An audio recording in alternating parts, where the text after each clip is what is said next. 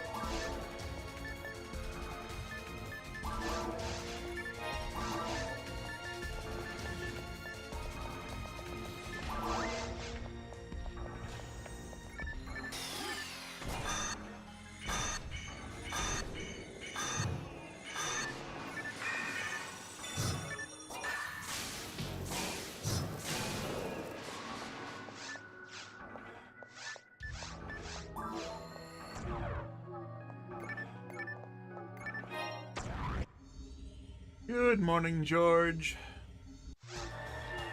Thank you. Honestly, I just didn't feel like streaming yesterday, and I just wanted to play slightly. Bora ended up coming back around, or becoming available around like 5 p.m. and then told me he just wasn't up for playing, so I'm like, alright, that's fine. So I just kept playing offline by myself, piping, alternating between piping and running max attack, finding 2 Millilies, and wondering why they didn't drop items. Well, the first one didn't drop an item, then I realized I've never seen an item there. Because that lily isn't touching the ground, therefore it's above ground, therefore it's flying, therefore flying enemies can't... It's flying above a pit, specifically. Flying enemies can't drop items when they're above a pit. That lily is above a pit, and I got that one to be a Millilily twice. I was not pleased. But I ended up getting it still. So now I go and get the other things. I've patched that lily. I don't think he did. I don't think I've done max attack 1C on Silverant enough times to realize if that lily specifically is patched. I can go try it. Yeah, fair enough. Sorry, I'm still a little groggy. I got up like a little longer than an hour ago. Made food. I was going to exercise and instead got distracted by watching YouTube videos.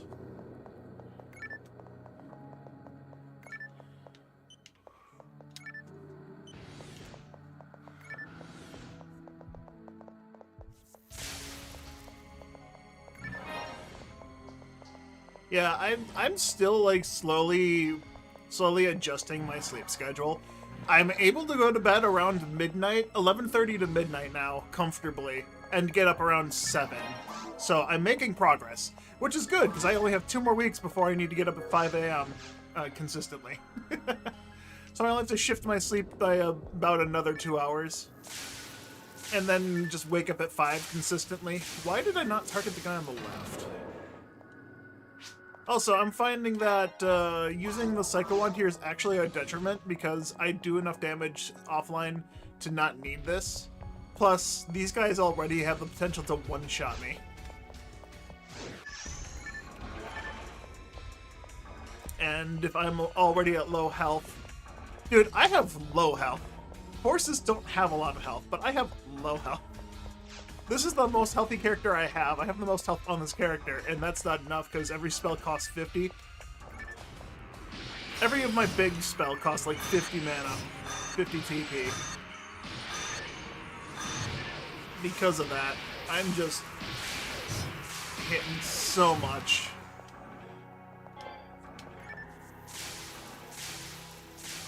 Oh yeah, it's very risky, but it's definitely necessary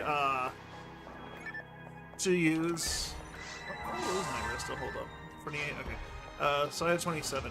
But it's definitely necessary to use it when I'm going online, for sure. Oh yeah, very fun. When you get double bar of TP effectively. It's very nice. Plus damage bonus to boot.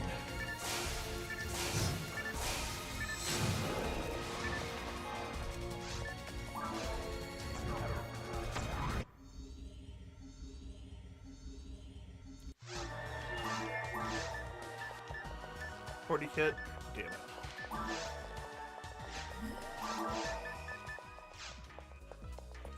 30% damage to all raw techniques.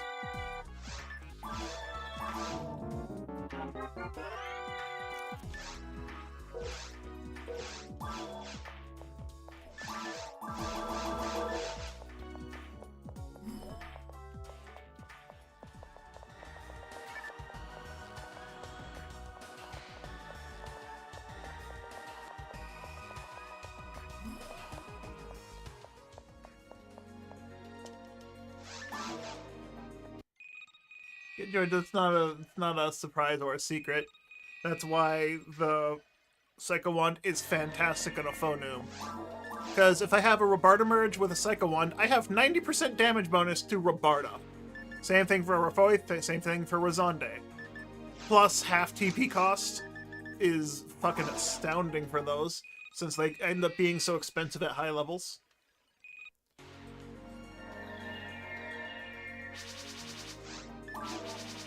Yeah. I mean, I'm just short of doing 600 damage to enemies in offline, which they're not the most resistant to techniques offline, but like the things that they are weak to, they take fucking massive damage from. But if I go online with all my damage bonuses, I'm dealing less than half the damage I deal offline. Which is absurd. That I get nerfed so hard online that it would take a full bar TP just to kill 2 enemies. If I didn't have the Psycho Wand. And with the Psycho Wand, I can kill 4 enemies. What ID do we need to get the Psycho? This guy. Purple. Purple Numb Millililies. If you haven't seen me do it or talk about the hunt, there are other Psycho Wand IDs. I believe every color ID has a Psycho Wand hunt of some kind. Or not every color ID. Hold on, I can look up really quick. I'm sitting down away from my computer. Gotta reach forward.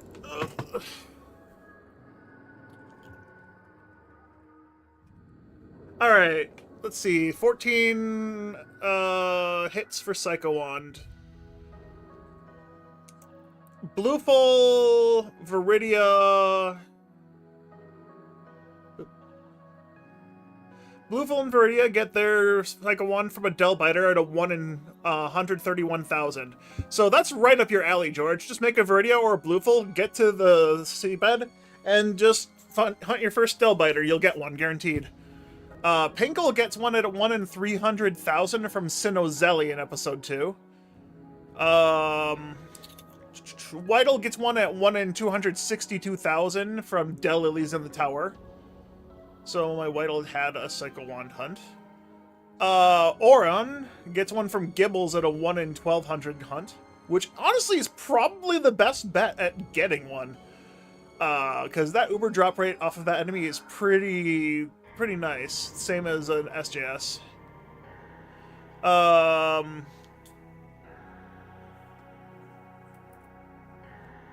Oh, there was 10 hits for Psycho Wand. I have 14 because there was a Twin Psycho Gun was also being hit. Alright. Where else do we got one?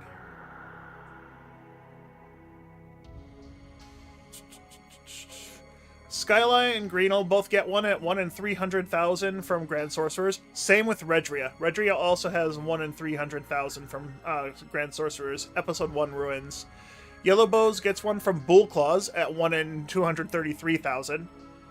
And the one I got was Purple Numb at 1 in 205 off of Millililies. Which is about equivalent to what Gibble's drop rate is, actually. So yeah, every color ID except for... No, every color ID gets one. Every color ID gets one. Somewhere. Yeah, Viridia, Blueful, Pinkle, Whittle... all get episode 2. 1, 2, 3, 4. Auron also gets one in episode 2, so that's 5. 5 in episode 2, and then there's 5 in episode 1. And the episode 1 hunts, 4 of them are in the ruins, and 1 of them is in the caves. Yeah, 3 of the 4 in the ruins come off the same enemy, where the last one, Yellowbows, for some reason comes off of Bullclaws. Probably because sorcerers have an enemy part, and Yellowbows is the enemy part ID. So you need that. You need that that sorcerer wand to be available, which is silly as shit, honestly.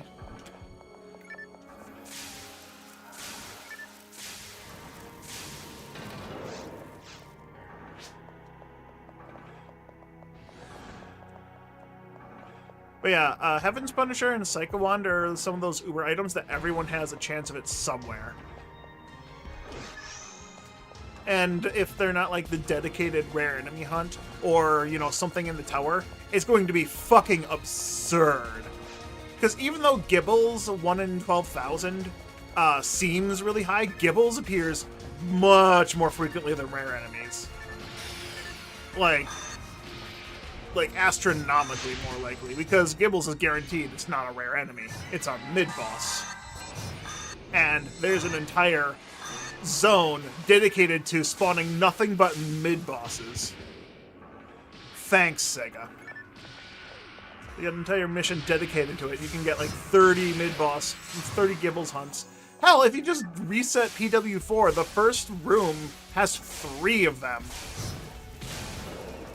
You get 3 Gibbles like in the first 3 minutes of a hunt, and you could reset them indefinitely. Definitely makes it a lot easier when you have super easy access, which is faster. I got 62 milliliters before I found my second one, which I am severely above the average for, which I was surprised. It should have been 60, but I'm sure 2 of those. Actually, there was another case. I had a case where I accidentally killed an Oblily right before I killed a Millilly. And the Oblily dropped the rare weapon that they dropped, which was LNK, the mech guns. And if I'd killed the Millilly first, like I was trying to do, I would have gotten the Psycho Wand there. Basically, because it rolled, the game rolled a weapon, and it rolled high enough odds for it to be a rare weapon, so I would have gotten the Psycho Wand, because the LNK is a 1 in 213 drop, while the Psycho Wand is a 1 in 205 drop. I should have gotten that on, like, Lily 31 or something like that. Probably less than that. But I fucked up. That felt really bad. Just knowing how Rorgigor, when he did emulator testing, showed that that's possible. That if it has the rate, the drops, the drop rate on the thing to get it off of one enemy, you should be able to get it off the other enemy, as long as it's the same type of item. But yeah, finally got it. I honestly wasn't expecting it last night with how casual I was going. Every hour I was getting about 2 milliliters, which is severely above my average-ish, but I was alternating between piping and just running a mission, and I got like 5-6 levels because of that. Oops, I didn't do that.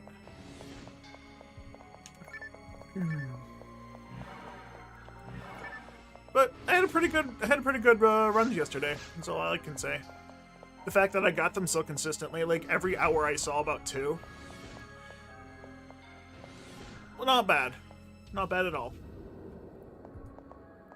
I think I started with like 40 hunted before I started yesterday. So I had 40 milliliters before I started hunting, and I ended with 62. So I got like 22 milliliters yesterday. That's a lot. I've gotten days where I just hadn't gotten nothing.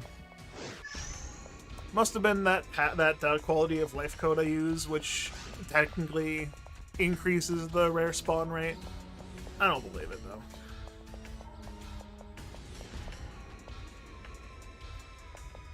I don't think it affects it that much. I have to buff myself.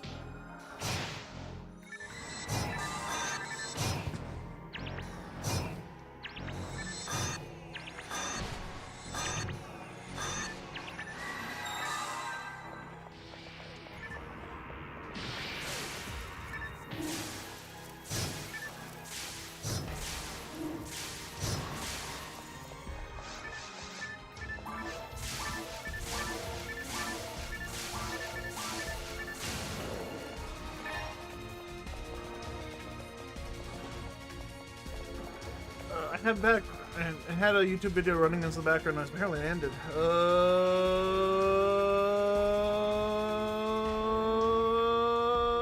Right, it's fucking 9 in the morning. My normal shit I normally watch isn't available until fucking noon.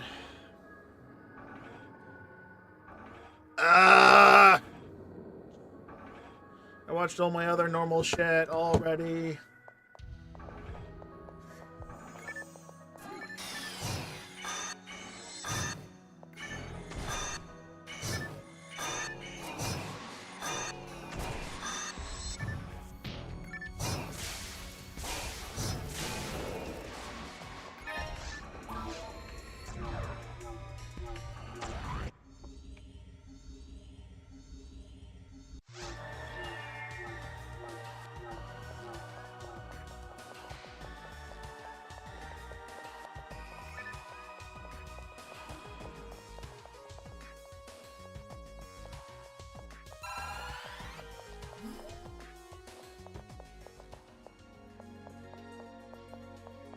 Do I have YouTube Premium? No.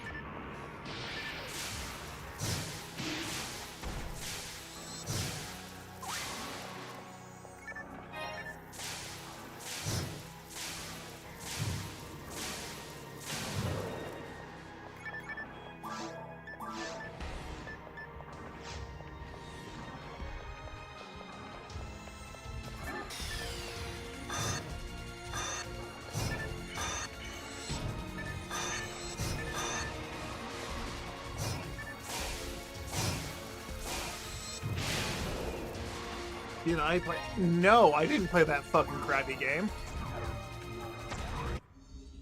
George, I stopped buying new gen games. Anything that's new gen, I'll wait for reviews to come out, and I'm not surprised when they're trash.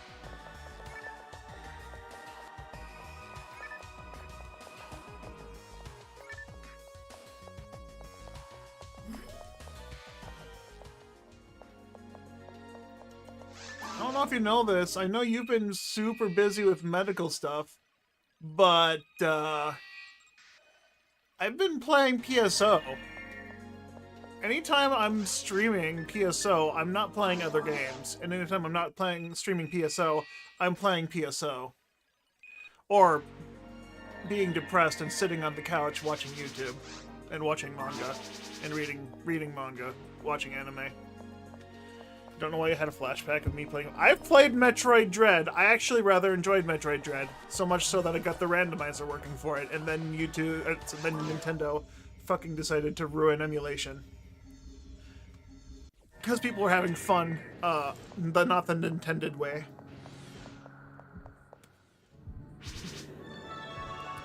Last new gen game you bought was Witcher 3 on PS4. It didn't fit in 25. I bought Witcher 3 for $5, tried to play it, and then regretted spending money on it. That game was awful. I don't know how it got super hyped, and nor do I know why people love it. Like, I had such a bad time in the first 3 hours of that game. I was fighting the controls so hard. There was literally no reason to play that game. And when, what was it, Cyberpunk 2077 came out? Yeah, when Cyberpunk came out, made by the same people who made Witcher 3, I was like, I'm not surprised if it's going to be trash. Which, turns out apparently it's good. I've never played it, don't have plans on playing it. But, like, when it first came out, it was fucking hot garbage. And I'm like, I'm not surprised. Look at the quality of Witcher 3. That's terrible. You don't like... Then you're... George, that's like 25% of this game is talking to NPCs. You gotta talk to an NPC to start a mission and then to end the mission.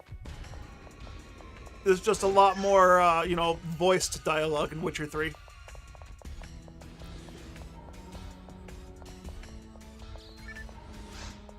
Or rather, you know, I played Witcher 2 for a bit as well. I couldn't understand it because the controls weren't self-explanatory.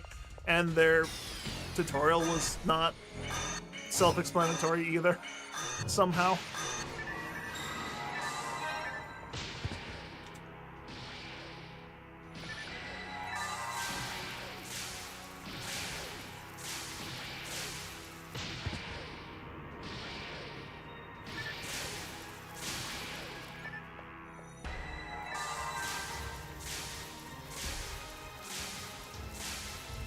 Making decisions, then don't make decisions, just mash the button.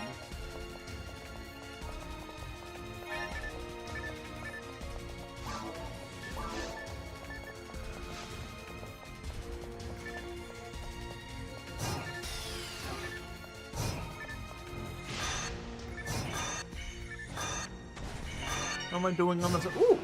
Aw, a photon dropped. God damn it.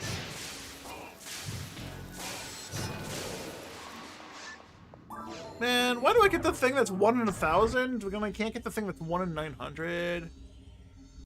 How am I doing on the Sunday? I'm doing pretty good on this Sunday. I woke up early finally, and I need something to do before, I'm planning to go to my brother's house for both his birthday celebration and the Mother's Day celebration we're going to be doing. My mom's coming to visit him as well. So I'm just going to head over there so we can do a dual party. So I'm just trying to kill time until about 2 p.m., roughly. What game you're still playing this game? Yes. Yes, I am. What's the name of the game you're playing will be the next game you're playing on your YouTube channel? Phantasy Star Online, Episode 1 and 2. Or Episode 3, The Card Revolution. Or, Phantasy Star Portable 2 Infinity. One of those, maybe? Maybe Phantasy Star Zero again. I don't know. I do mostly Phantasy Star related stuff on my channel because it's just what I've been doing for the past 13 years.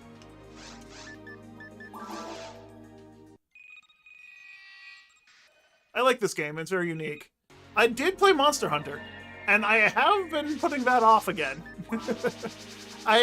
I'm in between jobs right now, so I am able to play games very, very much a lot of games, while I'm also recovering from the physical pains that I received from my last job.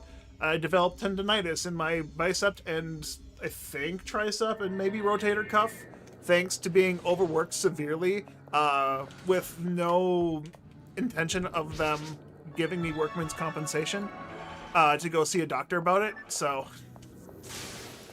yeah, so I left that job and found a better one. I hope it's better anyways. It should be better, a lot less heavy lifting, but a lot more paperwork and different schedule than what I'm used to. Since I came off of a second shift job, I'm now moving to a first shift job, trying to adjust my sleep schedule as well while playing games.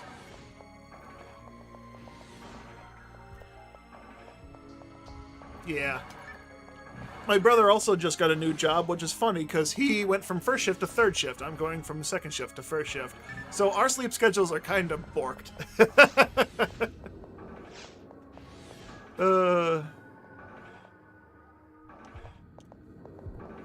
We're both going to be exhausted. But hey, we're hanging out today. It's going to be a chill day. I gotta get my brother a bunch of cheese. I have 10 pounds of shredded mozzarella I gotta give to him. And then 5 pounds of shredded Swiss cheese I'm giving to my mom. That's the remnants of the spoils of my last job. The last of my spoils, anyways. George, I don't know why you're asking if my brother's the good-looking one. You can't marry him. He's already married with children. That and he lives in the States, so you don't want him anyways. But both of my brothers are good-looking, I think. I don't know. They look better than me anyways. I look fat. And my younger brother I've been told looks like the splitting image of me, just, you know, not fat. But going back to the other question, have I ever played the video game Monster Lab for GameCube? I've never heard of that game, no. Haven't played any of the GameCube games. One game is interesting, I need to try out Monster Lab I had for different consoles. Yeah, never heard of that game. I'll have to maybe look into it, I don't know. But if you're recommending me play it on stream, I play PSO. If I'm not playing PSO, if I'm playing games off stream, they're probably not PSO. Because I don't really stream games that aren't PSO anymore. I used to just stream whatever I'm playing, but that doesn't turn out so well. When I tried to make streaming as a profession, it just kills your viewership, for sure. That, and I know there's a bunch of people that come and watch me play PSO, just to lurk, and a lot more people that come to play PSO, or watch me play PSO, that actually interact with me, and if I'm not playing PSO, they don't talk to me. Which kind of sucks. And I'm lonely, because I play PSO all day. And it's kind of hard to keep that up every day.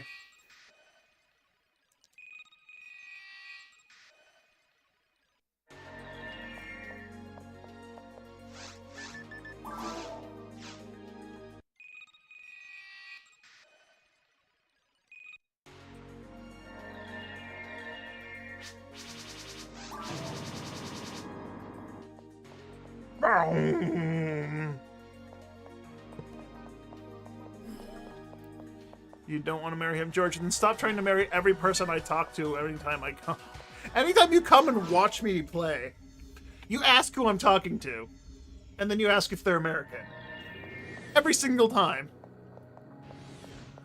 You kinda can't deny that at this point, George. You're trying to use me as a fucking middleman to get married to someone else.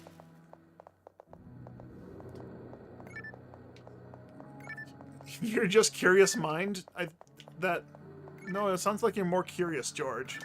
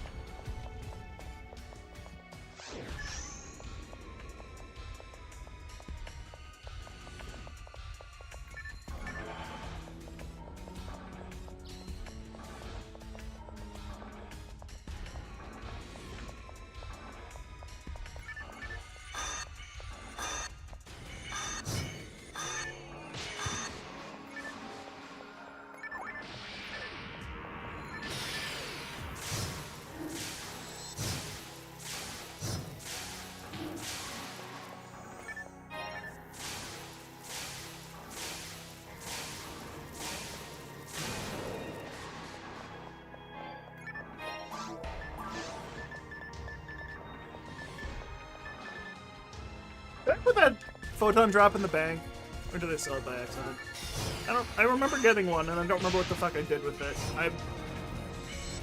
Oh, man.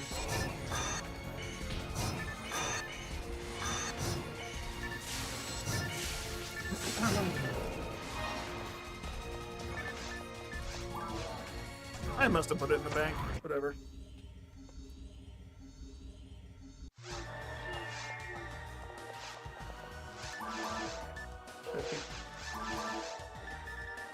I must have put it in. Whatever.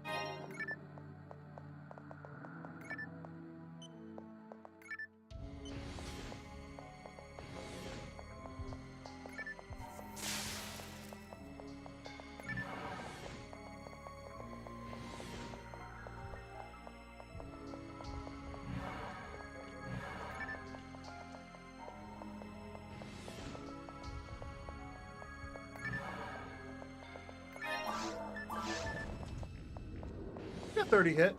Unfortunately, not good enough, but it got 30 hit.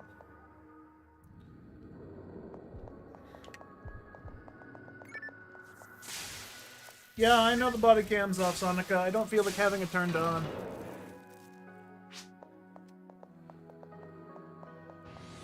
In the game, what am I playing for?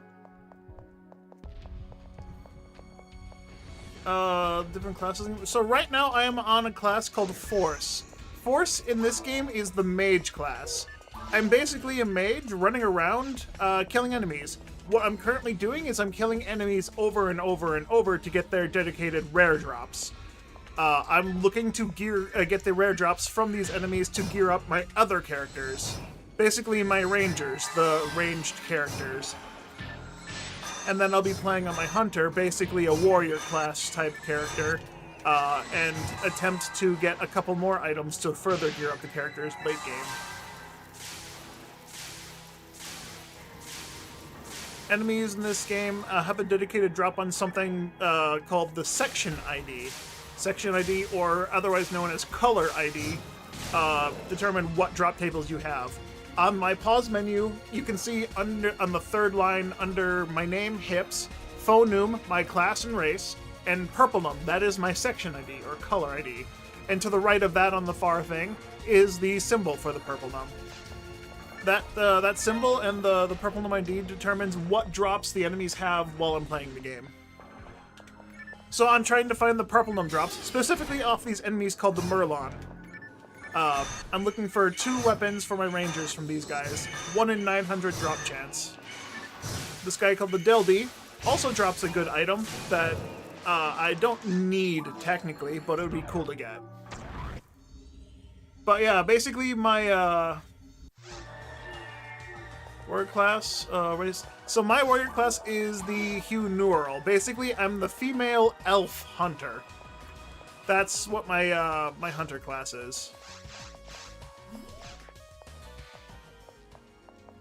So it looks closer to a human, honestly.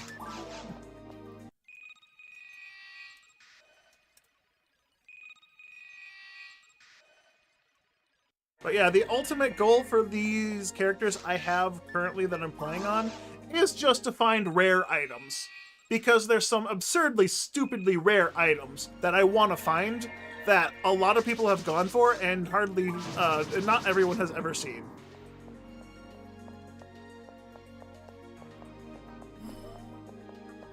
Yeah, Huni by their nickname.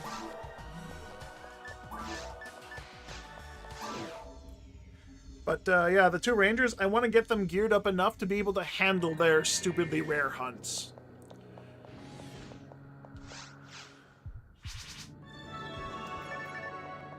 What race is there for the hunter and warrior? So for hunters, you have your option of human, Hugh-Mar.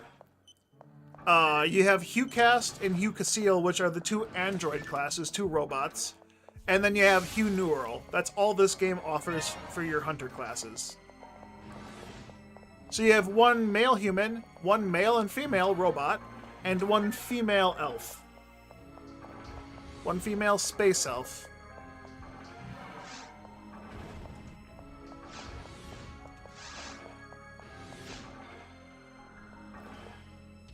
Those are the selectable races for your hunter in this game.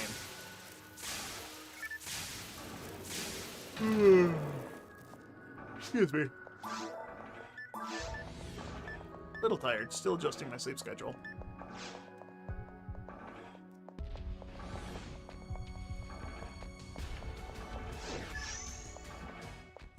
They added male and... yeah, male Lumens and female for PS0.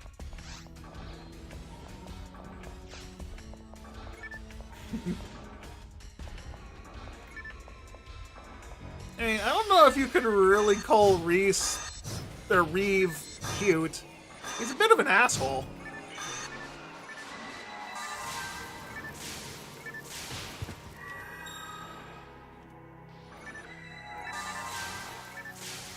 Ow. I chose the female elf. As I stated, I chose Hugh Neural. Female elf. That is my hunter class. I have one of every character in the game already. But for the 4 characters, I'm specifically trying to gear up solo, offline, and online. Or self-found, rather, not solo. I will be playing out with other people on these characters eventually. But, yeah, I have one of every single character in the game. I have a lot of time put into this game, and all my characters are pretty high mid-levels.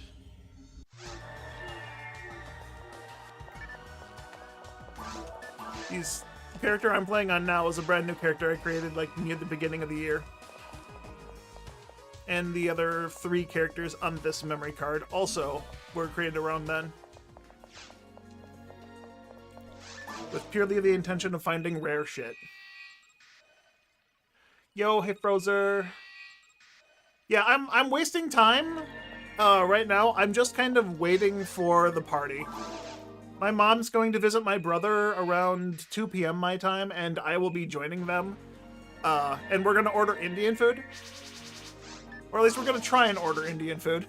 I don't know if the shops are gonna be open. They should be.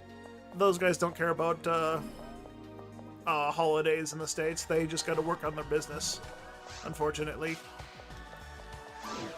How many lilies? I got up to 62 millililies. It took me 62 millililies, which is still better than the average of 205. What drops for weapons for your hunter? Right now, I don't really need to look for hunter drops. I'm not looking for anything specific for my hunter. I'm looking specifically for my rangers. But for things for my hunter, I would like to find a double saber, which is just a twin-handed sword. Think Darth Maul. If you know Star Wars and you know who Darth Maul is. But yeah, if I were to get another weapon, it would be just basically a giant stick that can hit things fast. But I'm not looking for my hunter, I'm looking for my rangers. I need the spread needle, which is basically a rifle that shoots 5 projectiles that hits a large group of enemies. If I find it, I'll be able to show it off. It'd be cool. Yeah, thanks, Frozer.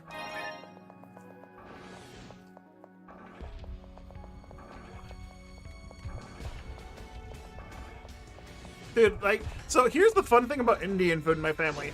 My brother is, like, stereotypical white. Mayonnaise is hot to him.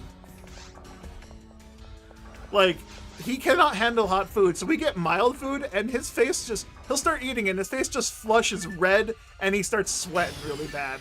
And I'm sitting here with my fucking medium dish being like, this isn't hot enough. This is disappointing, because they gave me stereotypical white guy medium.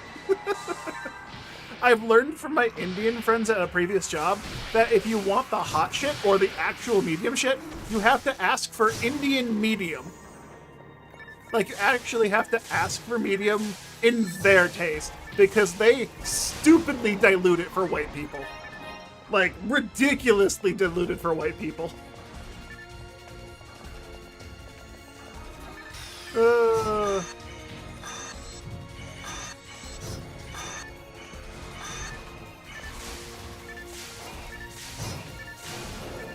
Yeah, I know, right?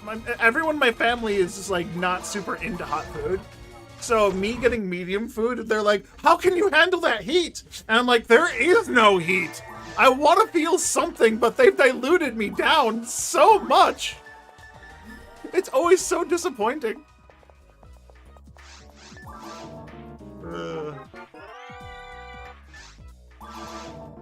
You're white, but you like spicy?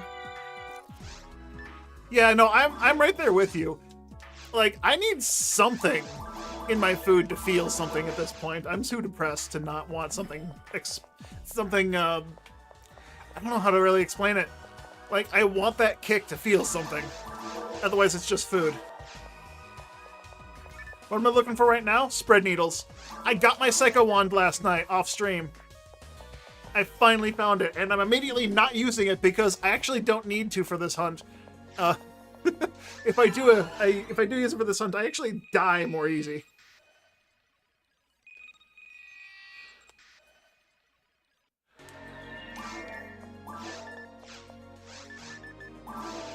I got one photon drop from these guys, so maybe I move on to the other thing. I found I actually, after I did my Psycho 1 hunt last night, I went online on ShitHack to look for I did Max Attack 3 resets to kill the Cannabin Ring, and I got a fucking Kasami Bracer. Kasami Bracer is a 1 in like 1100 vanilla drops for the for hunter armor. So I have a Kasami Bracer for my hunter if I ever get her that high to use it. But I was not expecting to find that, honestly.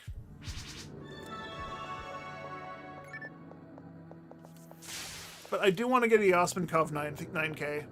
And I don't feel like going online and doing temple area stuff right now. So Max Attack 3 resets are going to be the way to go.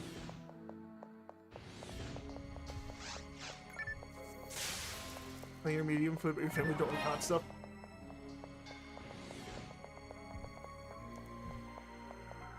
Yeah, we get Indian food, they like it as well.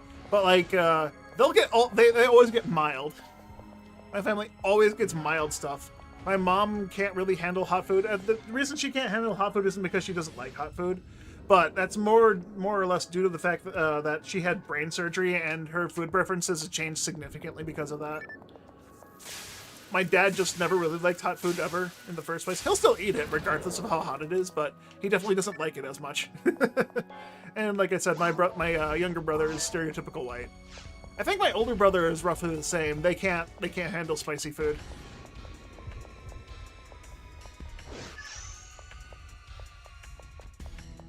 Your mother makes a Jiga. Ooh, spicy sauce from Georgia, and your dad puts it in everything. Pretty great. Nice.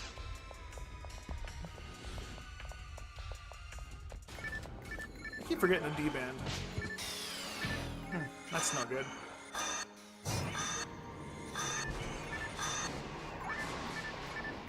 Alright, so the drop rate for the spread needle off of the Merlon guys I'm looking for is 1 in 900.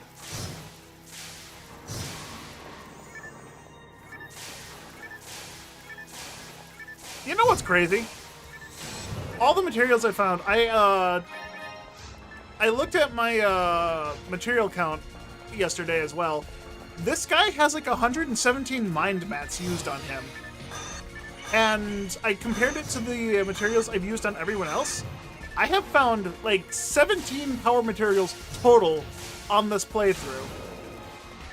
Compared to 117 mind mats. Like, how the fudge did I find so many more mind mats? Isn't Yellow Bows easier? Not really. Purple Numb, Greenel, and Yellow Bows have the same drop rate for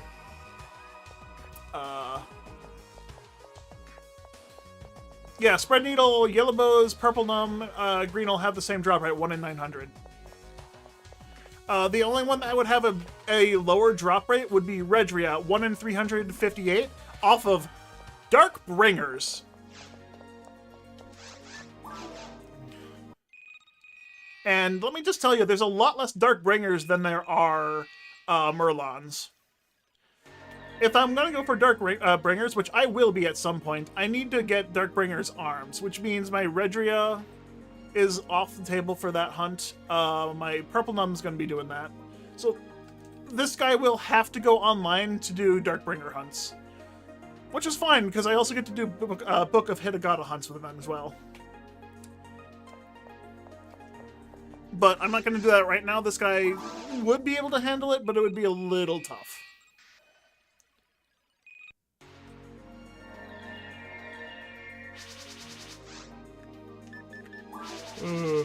We do not hunt bringers. I need to hunt bringers just because I need the bringer's arm. And I need at least one. I need one bringer's arm for the tower, because my Greenel, or my Viridia, excuse me, head will be going into the tower. My Viridia will be doing tower hunts, and I need that as a minimum. I have a hit Demon's Laser, which can supplement that for a bit, but I'd much rather have the Bringer's Rifle, considering that it has like plus 50 accuracy over a laser, and I can put 50 more hit on it, so plus 100 accuracy over a fucking base laser.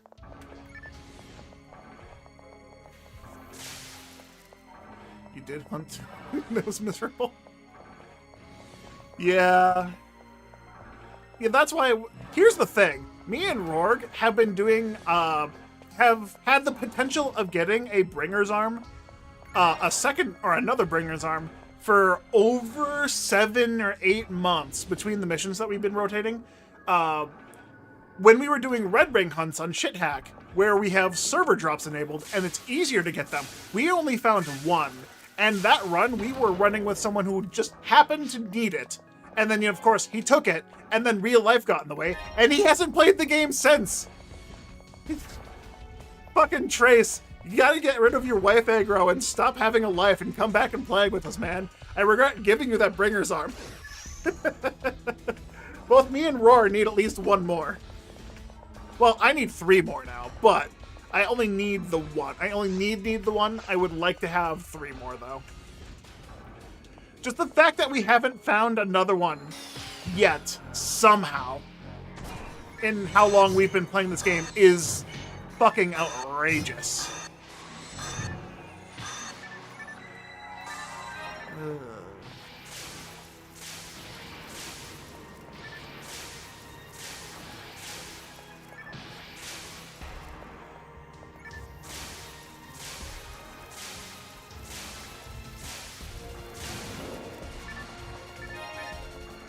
Alright, after this hunt, I'm gonna go online. I'm gonna save quit this and then just go online. I'm gonna try and get my hands on a Yas. I'm gonna alternate between Spread Needle and Yas hunts because I need 2 of each.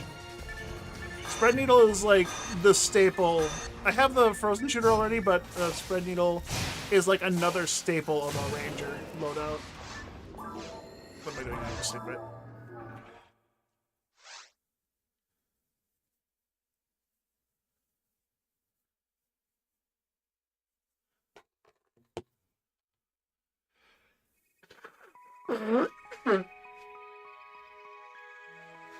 Maybe I'll take a break from just, you know, running this guy, because...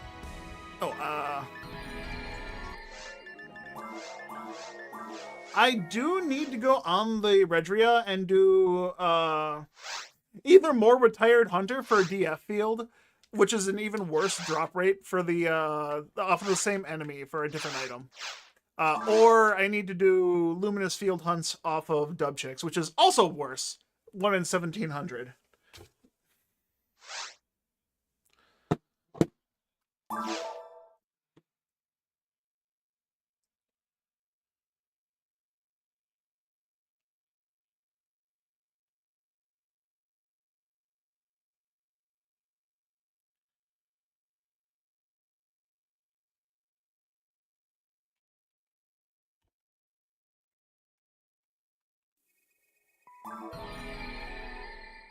Alright.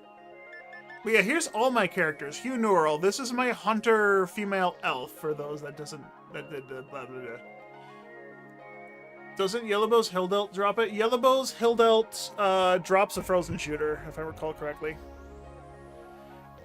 Sorry, Luminous Field. Yeah, Yellowbow's... Sorry, yeah, I'm thinking Hildator. Hildelt, Yellowbow's is Luminous Field. I don't have a Yellowbow's. My rules for these characters is I'm only allowed to look for the items that these 4 characters have. So I can only do Viridia, Whitel, Purplenum, and Redria. That's why I'm not doing getting one off of Yellowbow's. If I really wanted to get something, I'd just get an Aura Field off of Orin, piping for Lilies.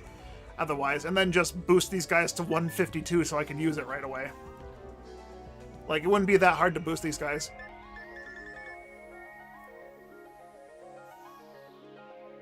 Honestly, I also need to do challenge mode on one of these characters. Probably Hips would probably be the easiest, but I'd like to get my head to do challenge mode to get him some mech guns. I have the photon drops to put demons on it, and demon mechs go hard in tower. Like, really, really hard. It's nice that their IDs fit their colors. Yeah, I made these characters and, you know, fully customized them and shit. Harder than Tekker? No, nothing's harder than Tekker. Tekker's the hardest.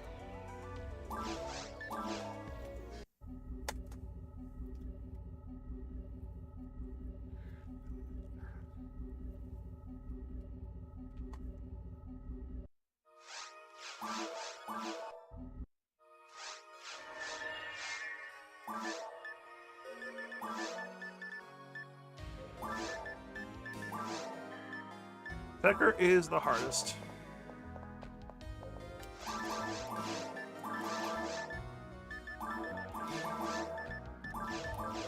Server drop. So because I'm on a private server, I am a fan of server drops. That boosts the drop rate of my Yasminkov that I'm looking for from a 1 in 900 to what's 25% better? It's like 1 in 700 something.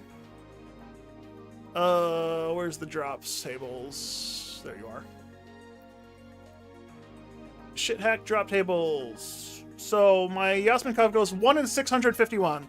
So I have a 1 in 651 chance of finding the thing I'm looking for off of the single enemy. With a 1 in 1463 for a Kasami Bracer, which I still somehow fucking found. I found something that's twice as unlikely to find. Which, it's fine because the first enemy I kill is the enemy I'm looking for, and then I let the other guys explode for extra experience. Yes, there are 8 cannons per cannon, so it makes sense that I got one. I was just a little surprised when I did see it, because I just let them explode, and then I went to go pick it up, and I got fucking multi-hit by lasers from the guild chicks that spawn afterward. Which is funny. It's like, I guess I deserve that. Yep. And then I let them explode, and I just quit.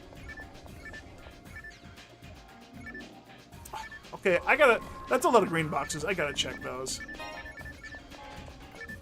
Upgrade. Alright. That was worth it. That's a 2-level upgrade for my Razonde.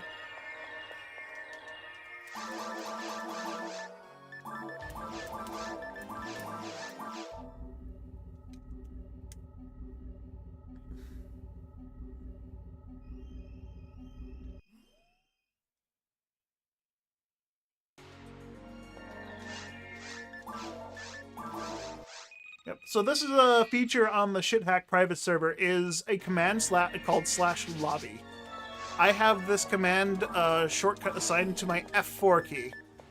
This will just take you back to a lobby if you're in a mission. It's really nice. It's a very good quality of life thing that the server has. The other server I play on doesn't have that. So I barely get to use it ever. Because I'm not very frequently here farming for this stuff. I'm usually farming for things on their vanilla drop rate, just because the guy I play with likes to look for their shit at the vanilla drop rate. He will look for duplicates at the increased drop rate that Shithack has. But yeah, getting 8 cannons for experience is nice. Plus the drop at Kasami Bracers, I guess.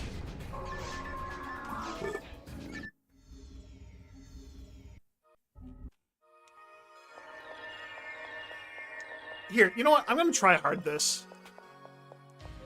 So if you go to, what is it, lobby 11 through 13, you have a shorter walk to the counter to go faster.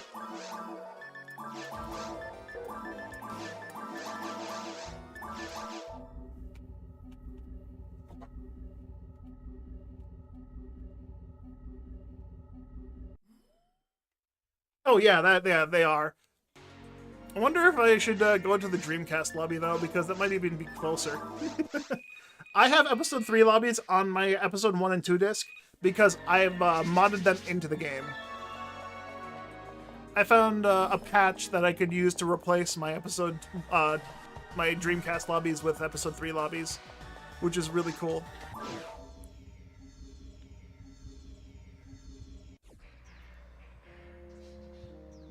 But there is one Dreamcast lobby yet I can go to. I think it's like 10.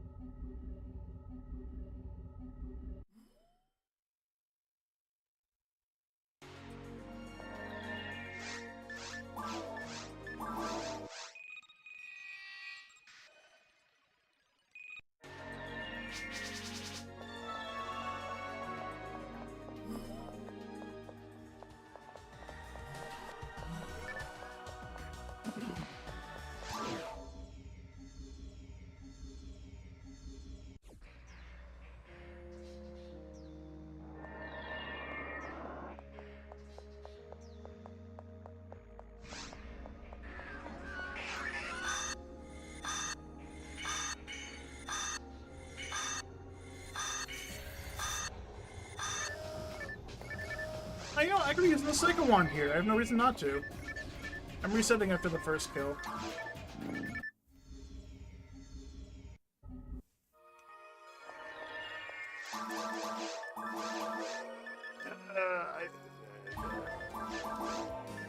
I just realized there was a question that was asked me a couple 20 minutes ago.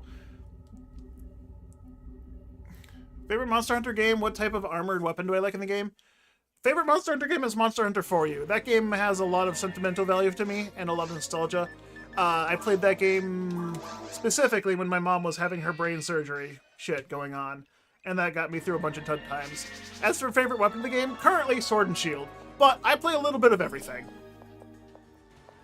I'm bad at bow guns, but I still play them every once in a while because in the current gen games they become much easier to use.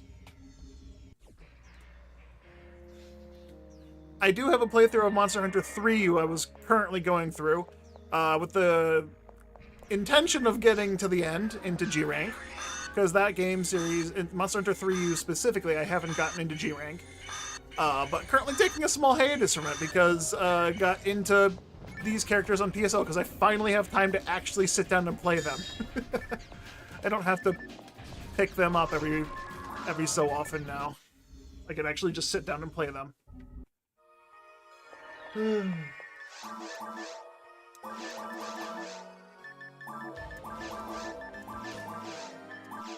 tried to start playing the first Monster Hunter on PSP? Suck. Boy, you suck at it. Yeah, the first earlier game Monster Hunters are so much harder. Like if I were to pick up Monster Hunter Wilds and start a new character, I could get to the end of the game in like 30 hours. Like easy, hands down. Like, that game is so easy. I literally pick up a sword and shield, and monsters cannot touch me. I am just able to use iframes of the back hop. I'm able to use the iframes of the slide attack. I'm able to fucking perfect parry everything with perfect timing on accident. Because I'm not good at blocking things in time. I just accidentally hit the block. Like, I hope I can block this. I hope my animation doesn't stick me here. And I just get really good at it by accident. But, like, earlier games, they don't have those. You fucking... If you block, you lose half your sharpness on Sword and Shield in 3, which is absurd that they had shield sharpness tied to your weapon. Or had the shield tied to the weapon's sharpness in 3U. Like, I didn't know that at all because I didn't play Sword and Shield in 3U. I played Dual Blades. Dual Blades and a little bit of Switch Axe, I think, and Longsword was like my primary. Dual Blades and Longsword. Kill a Pipe. I don't know why I looked at these. I didn't need to. God Eater really spoiled with how easy it is. I played through God Eater 1 with the intention of also playing through God Eater 2, but after I finished God Eater 1, I was like, mediocre at best. Didn't feel like I was actually being challenged for anything.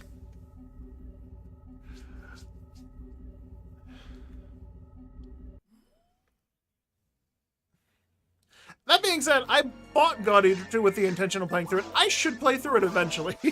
I don't remember how long ago I bought it. I think I played through God Eater 1 just to, get acquainted with the game series and what it was about. And I don't remember how long ago that was.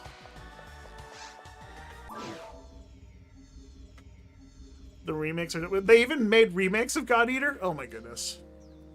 Yeah, I don't remember how long ago it was. It was a long time ago.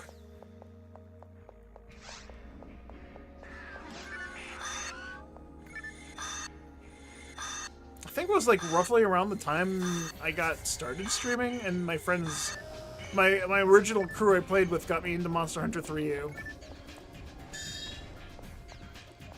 Because I was looking for the Monster Hunter type-ish game. Oh, I have a branch of Paco Paco. I need to turn that into a Striker or Chow.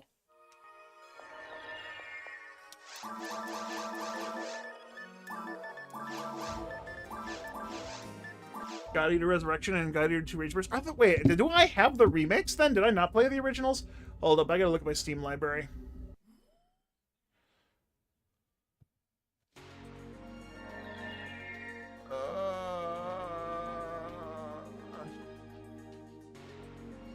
Oh, yeah, okay. I played through God Eater Resurrection. Last played 2016. Okay, so I played 10 years ago. I played through the main story of God Eater Resurrection, beat the main story in about 18.7 hours. And then God Eater 2 Rage Burst, I played for 49 minutes before I realized it was like, don't care anymore. OGs are for PSP? Okay, that makes sense. That's why I never played the OGs. I didn't have very many PSP games, and the ones that I did, the games that I played on PSP were like very weird off third-party titles that I don't think I've ever seen anyone else ever play anywhere. That and the demo for PSP, Phantasy Star Portable 1 and Phantasy Star Portable 2. I did as much as I could in the demos of those games. And then I never got the games themselves. Just the demos, not the games. That being said, I wish I'd played the games back then. Because I actually do have a playthrough for PSP2i on emulator that I've played through on stream. And I do intend to go back and continue that at some point. But at this point, I think it's been like 2 years since I touched that game. Yeah, I get sucked into this long string of doing stuff in PSO because this is just my main and favorite game I've ever played. And so I will just keep doing this. I mean, I did the same thing for PS0. I made a Hugh Neural in PS0 and very disappointed that she was shafted for items. Is there a quest drop on? Ooh, Ultimate Hunt Tower is available. I don't know what drops in the tower on the Ultimate Hunt. All I remember is that quest is kind of bullshit at the first room.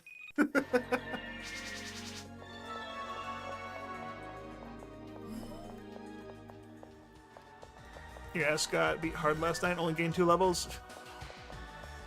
Yeah, that sounds about right.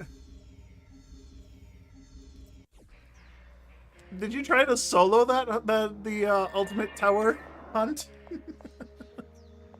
Because that is not meant to be solo, that's meant to be played by people who have overgeared their characters in a full party of 4. Because it is definitely not fair.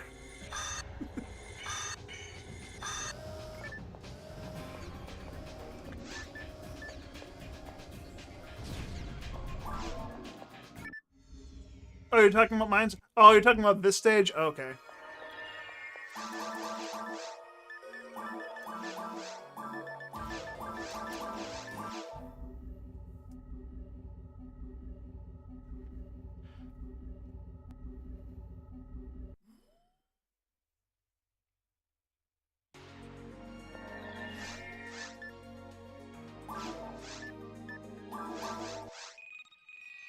What they did to God Eater in terms of difficulty is a crime. I don't even remember the setup I had in God Eater 1 Resurrection. Like, all I remember is I shot a gun and I kept shooting the bullets. And then when I ran out of bullets, I just kept hitting with the sword until I had more bullets or something like that. And, like, the hunts didn't take any time at all, and I didn't feel any, like, struggle or challenge, and so I just kind of like became boring after a while. It was just like a slog because like, oh, I have to hunt this guy again for more shit. I'm just gonna keep running with what I got. Because it's not providing me a challenge anyways. There's no reason to get any upgrades if the monsters aren't gonna get harder.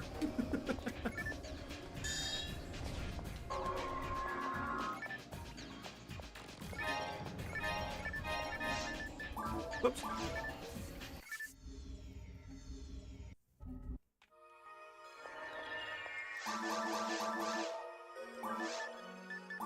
So Sonica, you said the mines are giving you trouble. Are you still playing on your Huni? Did you play it on a different character, or was it just your Huni? Because if it's on your Huni, then yeah, I can understand why that struggles. Just your Huni, okay. Yeah, that's online solo Huni in the mines is not gonna go very well. Online solo as a hunter is not going to go well. Honestly, Huni probably has the best chance of it, but I would prefer to be a cast with the confused traps. But if you run out of confused traps, you're just kind of borked. In the first part of the game, that's normal. Difficulty is supposed to get considerably after a certain point in the main storyline. Once again, in burst storyline, but the resurrection broke the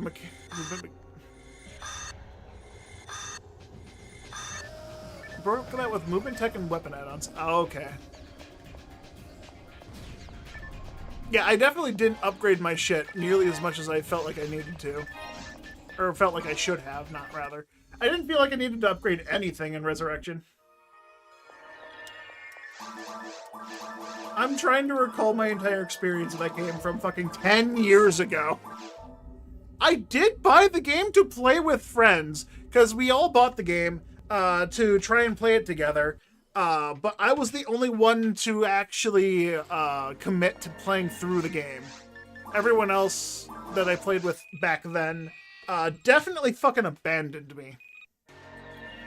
They just felt like the game wasn't fun for them, which is fair. I bought the game, though, so I wanted to put the money's worth in. I guess 18 hours is decent for what I don't remember what I paid for it. 49 minutes in the next game is definitely not enough to justify the price I paid for it, though, regardless of what I paid for it.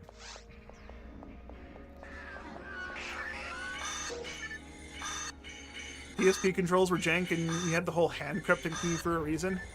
Dude, I always hand crab every controller I play with. Even on GameCube controllers, I'm using my index finger for movement a lot of the time. Specifically holding down on the control stick. I use my thumb to hold up.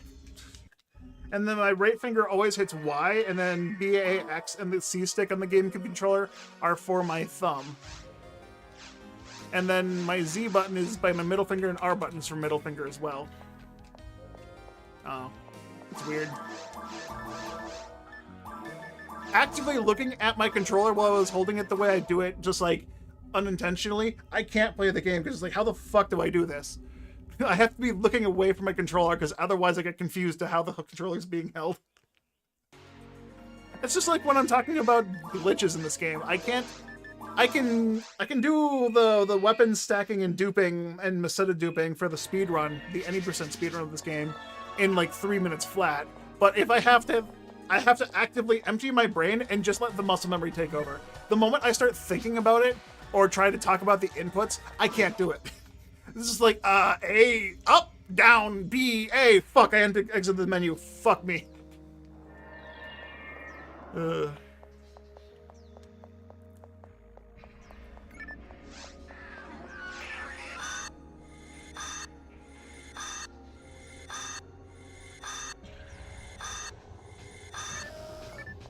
Alright, see how I'm doing 381 damage? With Robarda Merge and a Psycho one! I have 90% bonus damage! 90% bonus damage to my Robarda! And I'm using it on an enemy that's weak to Robarda! Why am I doing only 380 damage? That's nothing! Dude, I'm doing the same damage as a fucking hunter does with like heavy attacks at level 100 with a fucking sword.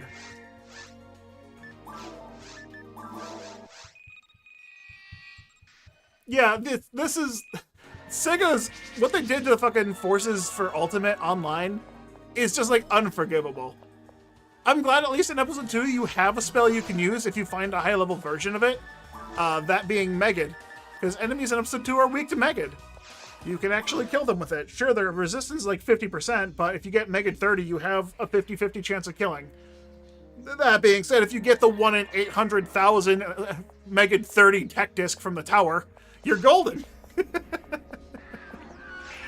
Or, you know, you just find a random Megid 30 or 29 floating around and use a wizard technique to max it out. That is also acceptable.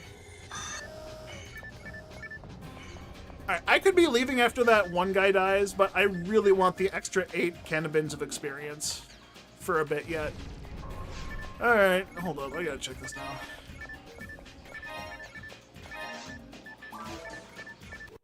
Those guys one-shot me if I'm not careful. I don't want to use escape doll.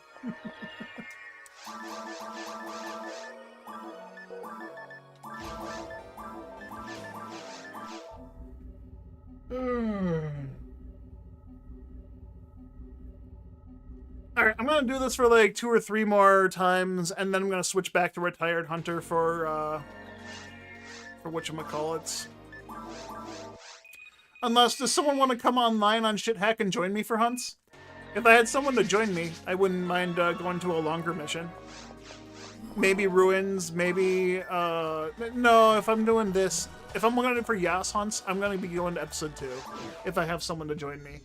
The only reason I'm not going to the temple right now is because the enemies are fucking terrible resistance-wise. If I'm going to the temple, I'm going on Silver, I'm going super hard. I will take vanilla drop rates on super hard to play as a force any day over 25% increased rates.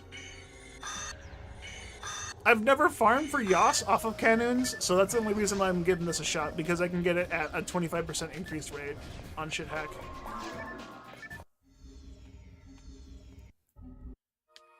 How much XP do they give? That's a good question.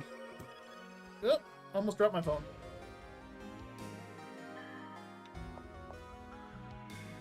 Let's actually pay attention to how much XP these guys give.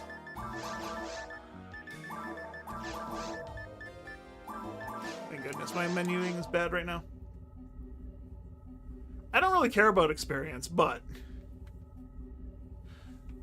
I'm just here for the item.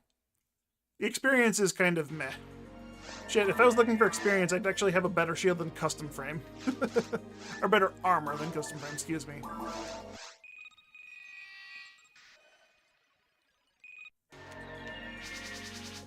I chose the right mission, right?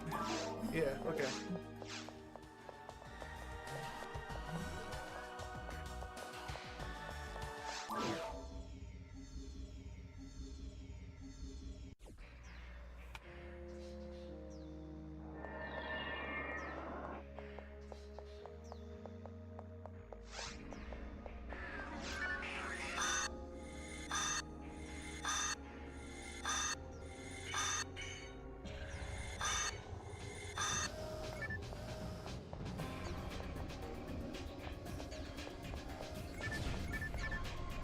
$320.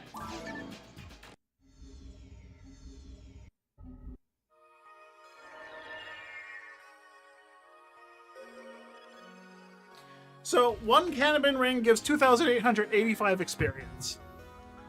Online.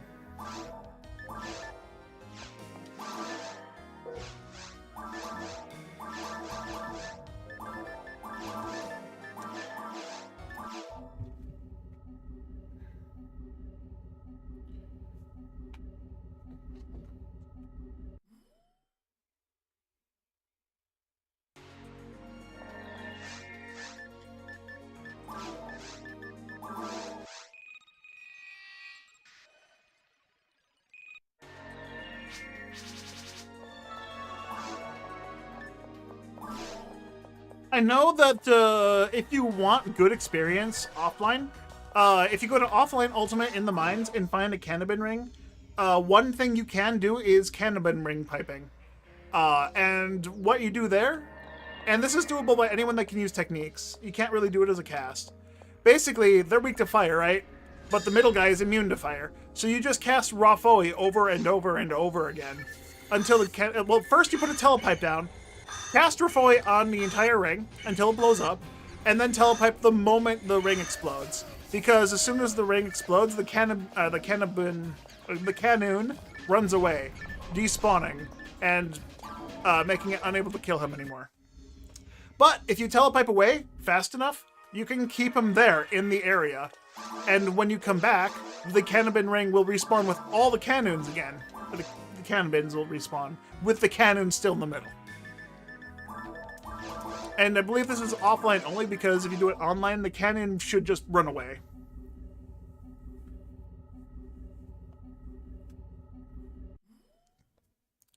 You should try to play console PSO sometime, because trying to learn controls on PSO BB after you hooked it up to Steam controls makes your head fuming. Here's Here's what I recommend. Remap your controls. Remapping your controls for the Blueburst for controller is definitely a must, because I remember Blueburst default controls, right-click stick-in or R3 is the start menu. That's never the start menu. A GameCube controller doesn't have an R3. Barely has an R1.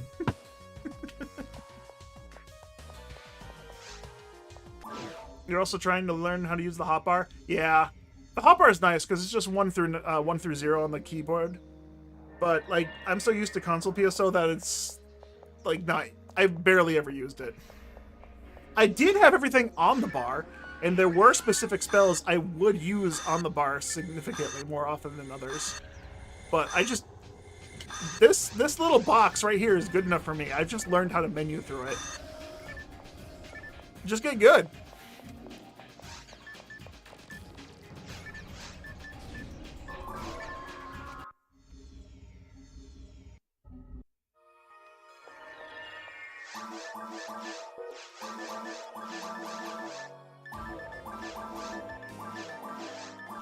Yeah, when I played Blueburst, I always used controller as well.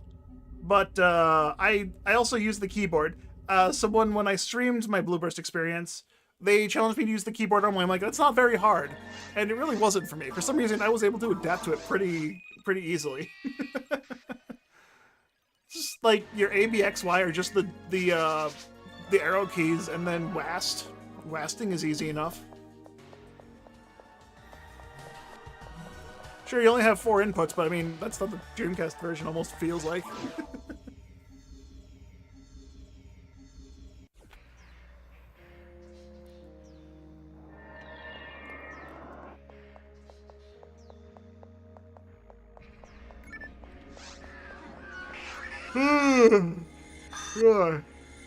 Excuse me.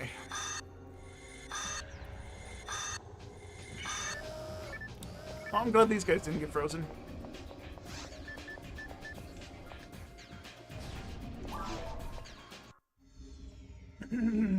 Alright, one more. One more, I'm going back to Retired Hunter to look for, looking for a spread needle instead. What is the drop rate of this in episode 2 on Shithack? Whoopsie, that's the wrong one. I didn't mean to get rid of my chat.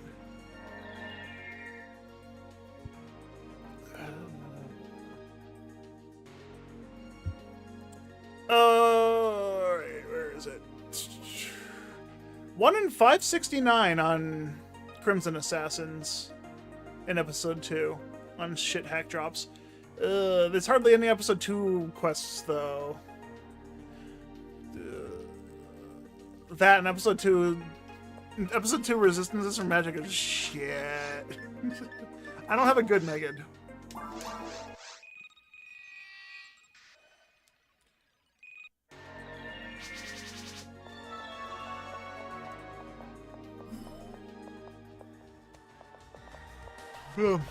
Ooh, I have my second one now. I should actually be going to Silverant and doing some super hard quests. I need to get rid of most of my shared bank.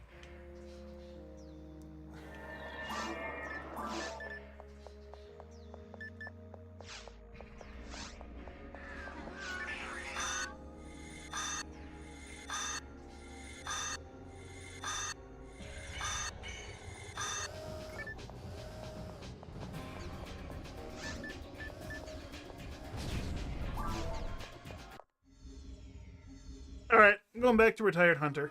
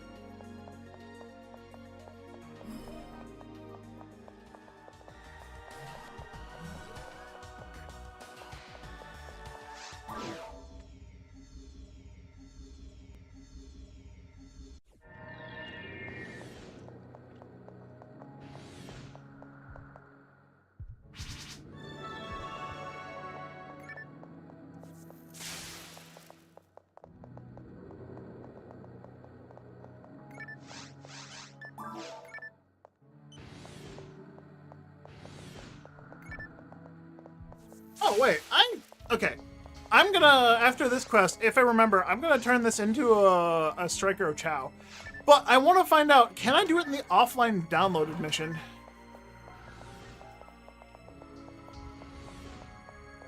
Is that the Mother's Day jingle? What jingle are you talking about?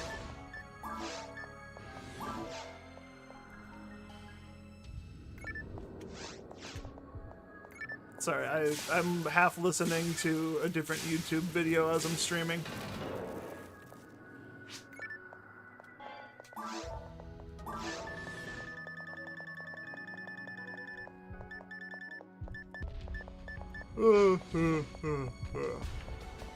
Good.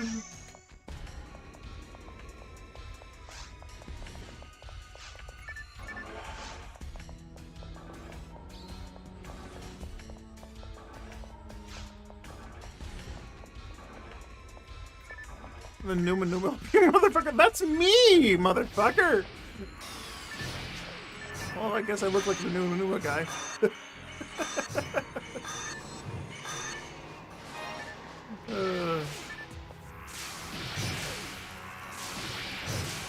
But no, that GIF is literally me being a wacky flailing inflatable tube Carl. That is the premise. I was just flailing like a tube guy. Someone clipped it, and now it's perpetually there forever to burn into your eyes.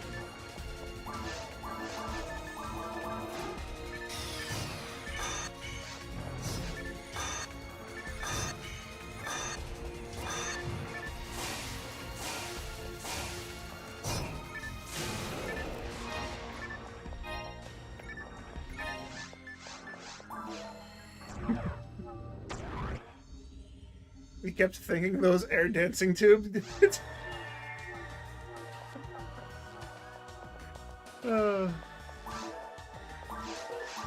Yeah, thanks for stopping by to watch some PSO. This is like the only thing I play, and I've been playing it for 13 years, streaming it for 13 years. If PSO was popular enough to make me make a living off of streaming, I would have been famous by now. But unfortunately, there isn't a big community for it. It wasn't until like the middle of last year where PSO started becoming popular again. I need some scapegoats on this guy because I ran out.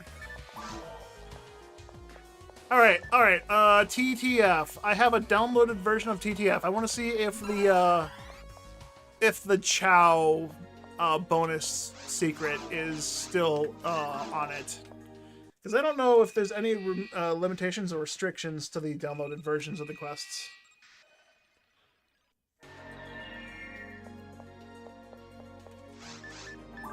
For anyone that doesn't know, when you have a Striker or a branch of Paku Paku, you can turn it into a Striker of Chao by either making a Chao Mag with a Heart of a Chao Mag cell, by getting a Mag to have even stats, so you need 30 on every stat, at level 100-ish.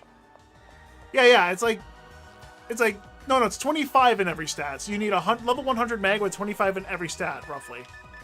And then you can use that Mag on a branch of Paku Paku. Or, Sega made another way to do it, because getting a Mag Cell is kind of a bad thing, because Mag Cells suck to get, because they're like once a holiday. You come talk to that thing when you have a branch of Paku Paku in your inventory, and then you leave. Did I just get fucking jizzed on right before I left? Fucking monkey jizzed on me right at the end.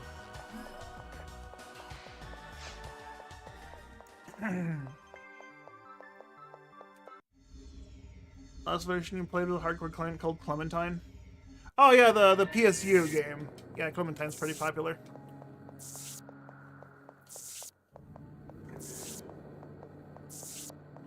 Say Acro Fighters are fun with dual. Yeah, as far as I'm aware, Clementine was just being a private server for PSU. It had a lot of content from all versions of the universe genre of the series, including the portable games. They included into their thing. The Verilix is pretty popular. There's also Goth. a lion who streams PSO sometimes. Yeah, Verilix doesn't just like exclusively stream PSO. He is a multi-content creator, which it's hard to do that. I don't think he makes a living off of streams, though. He also does it like a hobby, I'm pretty sure.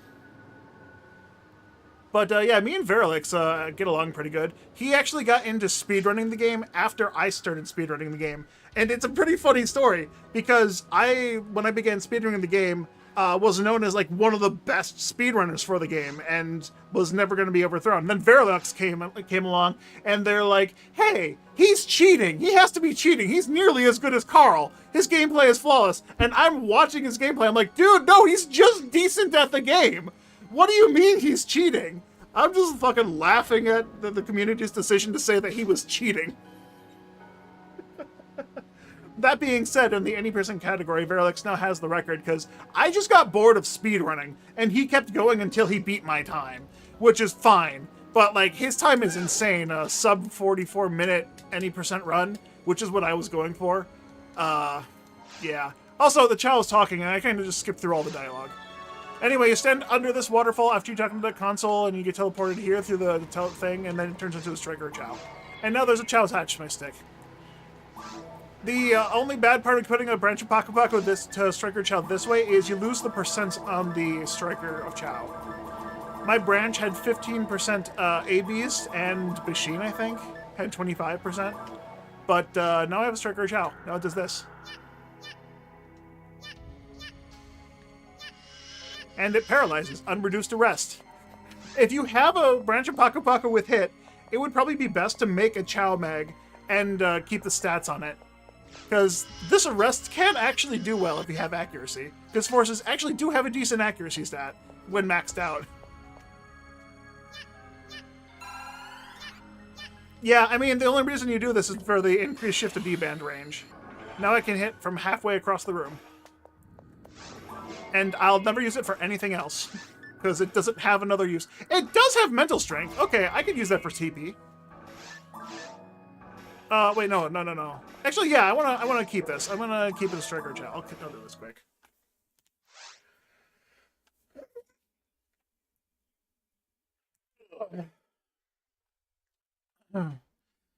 Back to like Vera being a content creator for PSO. I know he's more popular because he does speedruns still. He does glitchless speedruns. I don't care for glitchless speedruns. If I'm playing glitchlessly, I'm just gonna play the game casually. And I know what I do, looking for rare items, isn't nearly as appealing as speedrunning. I know a lot of people that used to watch me for speedrunning still stick around with Verilix and another PSO speedrunner, AK Diley. If you want more PSO content. He does longer categories, all missions every Sunday, or working on a ROM hack that he's been working on to change the game up a bit. Definitely check them out. They're good friends of mine, but definitely check them out if you want more PSO content. But yeah, most of the people that used to watch me now watch them and don't stick around with me because apparently my casual content isn't nearly as entertaining.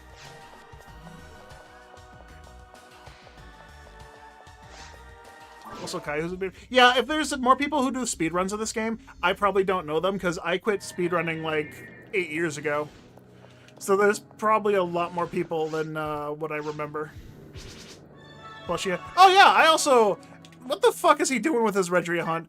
That dude has said he wanted to do C-mode with me and Rorgagor, and he hasn't fucking reached out to contact us about it at all. Like, he said that fucking like six to 8 months ago. But yeah, I hang out with Fleshy. I used to do Blueburst content with him a lot, and that was like 10 years ago.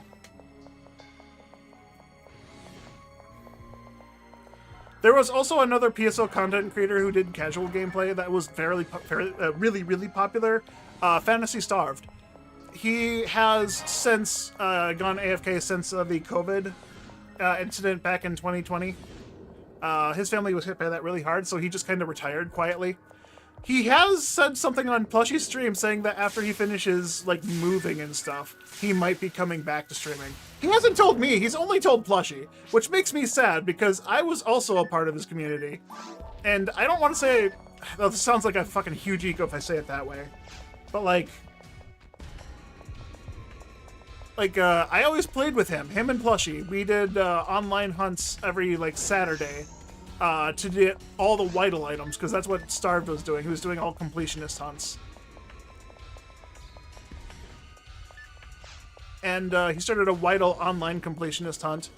And, yeah, he just kind of just disappeared. Plushie tried to continue it with me and fucking gave up after the first stream. And I hadn't heard from Plushie again since then. But, yeah, I know Plushie's doing well. How far is he into his Redria rare hunts? Because I don't... So here's the thing. I don't watch Twitch anymore. There's one or two content creators on Twitch I will tune into on occasion, but I just don't watch Twitch anymore. There's too many fucking ads.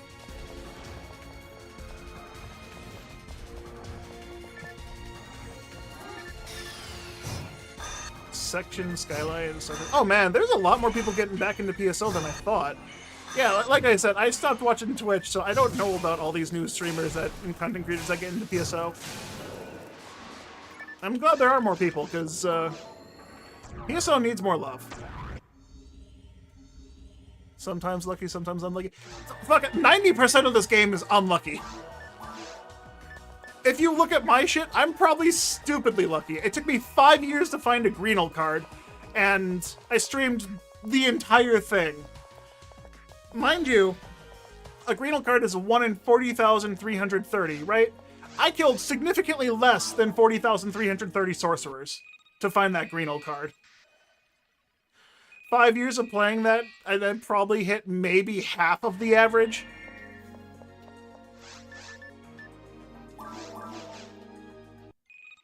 Phantasy Star Day, specifically Skyly streams mostly Phantasy Star games. Alright.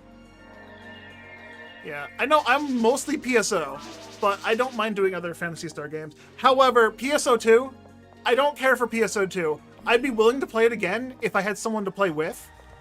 I'd go through the game again on a fresh character with someone who is starting out fresh as well. And then there's PSO 2 New Genesis. I'm not touching that game again. That game is awful. That's not a Phantasy Star game. That's just fan service.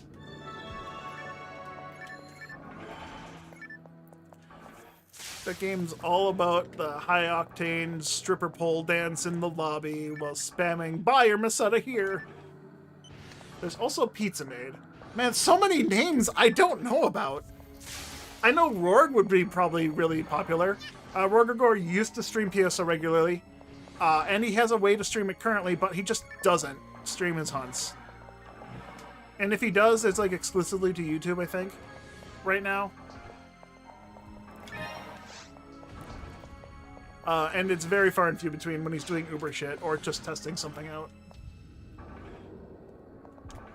But man, a lot of new names. I should check out some of these people.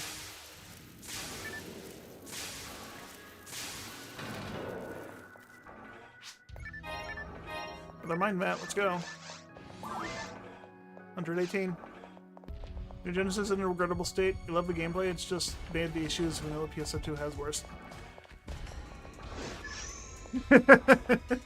Yeah. I did play New Genesis for a while. When I built this PC I have, I did play it, and I streamed my dailies. I'd stream for 15 minutes and then quit playing, because I just do my dailies. The thing that I got really upset with is having to collect Masetta, and I had so many people come in and say, getting Masetta is easy. You don't have to spend any money to get it. You just need to go to the player shop, which costs money! Not Masetta, it costs real world fucking money to get to the player shop. Sure, you get a 30-day free token, but like, once that ends, you have to fucking pay for that. That's pay to win. I don't pay money for shit on bad games. No, no, no. I already felt like a pay to win terminal. Yeah, yeah! Well, I'm glad that someone's at least of the same mind. Rather play retail out. Oh my god. That's pretty bad. You pay for a challenge? Don't! Play PSO and get it for fucking free! You can effectively get PSO for free. You know, I'm not telling you to download an illegal ROM hack, but There are ways to borrow, wink, a copy of the game, wink, wink, to get this.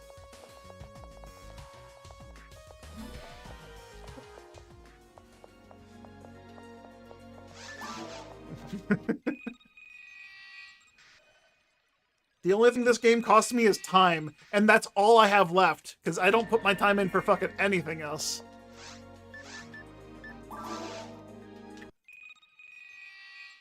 To be fair, Sega won't mind if you yar it. That's what it feels like currently, yeah.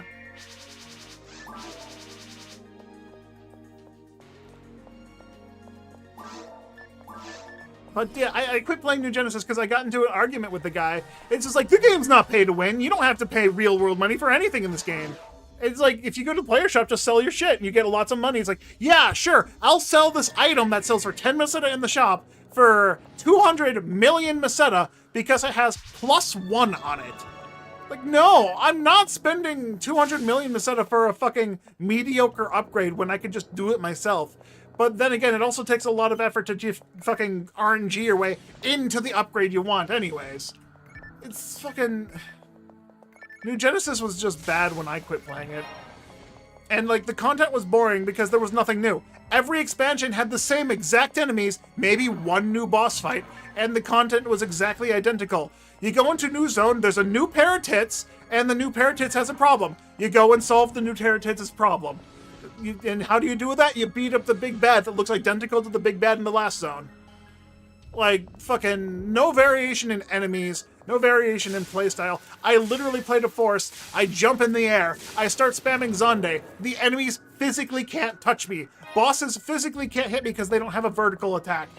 Like, just fucking... why? It was bad. There was no effort. I was just mashing a single button the entire fucking time. Who cares about enemy weaknesses? Just hit them with Zonde because it tames to all enemies in the group.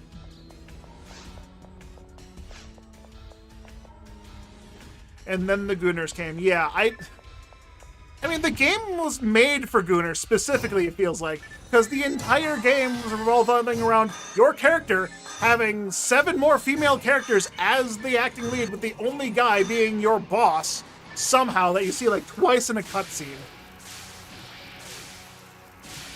Gooners are the worst thing that happened to PSO2. I don't get it. I genuinely don't understand it.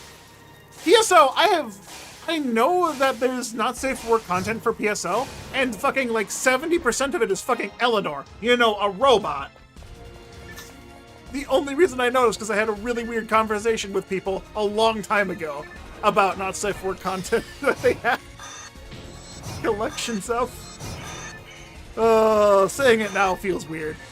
But they shared their collection, and just like, there's nothing for this game. There's hardly anything for this game in terms of not safe for work content.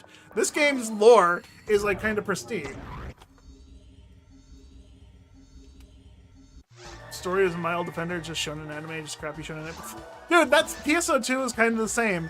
Like, if you've seen me do a playthrough of PSO2, I took great offense to how fucking terrible the story was. The guy who's writing the story has the average writing level of a fucking middle schooler. And they let him write the story for the second version of the game, which is even worse.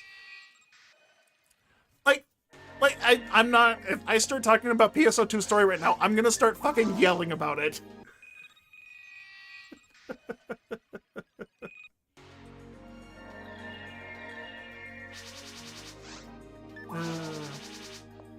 The customization in PSO2 was great, yes.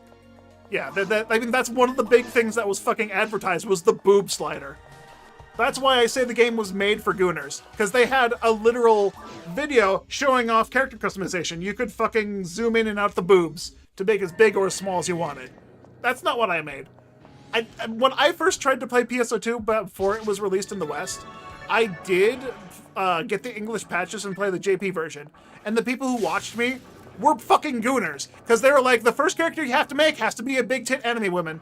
They have to be your waifu. And I'm like, fuck that. So I made a guy with a pompadour and called him Best Waifu.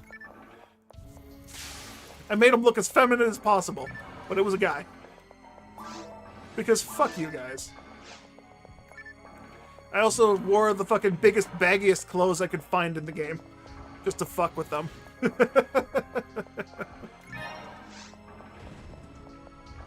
Your man was a chunky lady because you... There's nothing wrong with that. Nothing wrong with injecting yourself into the game. And you loved it? Yeah. There's another person that I played PSU with that does the same thing. She injects herself into the game like that. Every character she makes is a chonky Newman. Nothing wrong with it! It just was fucked up with the clothing. They added fucking physics to clothing? I genuinely didn't know that. I never changed my clothing on the characters I played, so I didn't know there were physics for the games. I do know there was a stripper pole dance, and then there was a string bikini thing that barely covered nothing. That was like one of the last things I saw, because every fucking every loading zone, every city zone had one guy sitting in the middle of it with just fucking... All dresses kept flying up with panties open. Oh. Are you sure that was Are you sure that wasn't intentional at this point? That sounds like something Sega would do to keep the Gooners happy.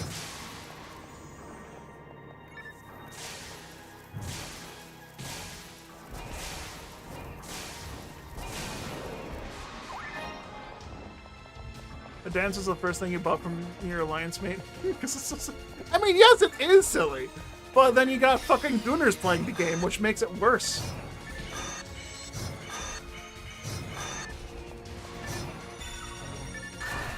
It was a Lolita dress and you're supposed to fly up like that.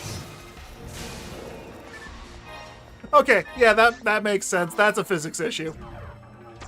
Unless the person who designed it intended for it to go up like that and doesn't understand how clothing actually works.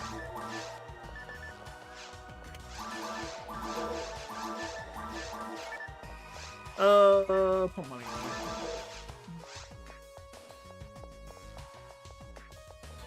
it. It doesn't when you play a thin stick girl, at least.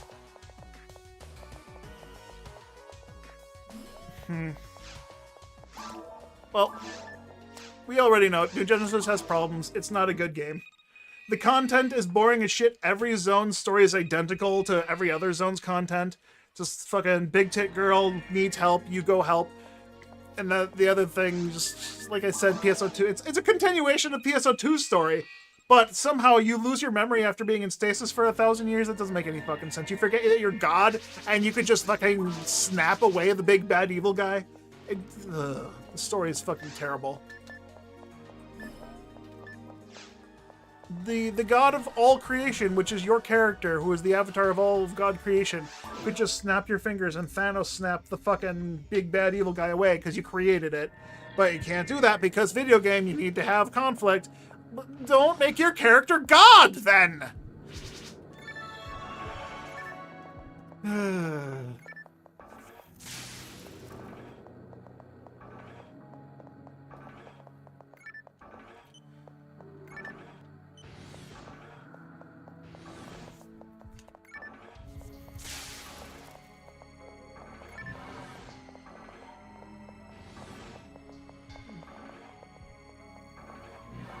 Only positive in New Genesis, you're able to make a decent femboy.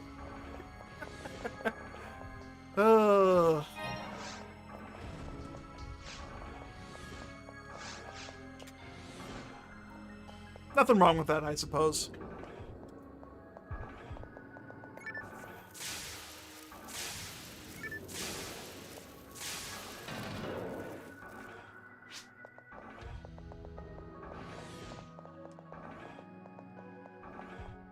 If I ever somehow manage to make streaming a profession, I might have to play New Genesis again just to get all the Gooners to give me money.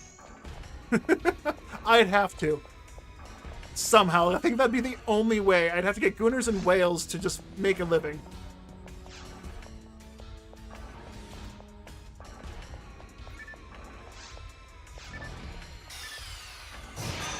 And I think that'd be a problem for me just because I'm about playing the game, not about playing the system. I play games to play video games. I don't play video games to fucking to goon. Like, what the fuck?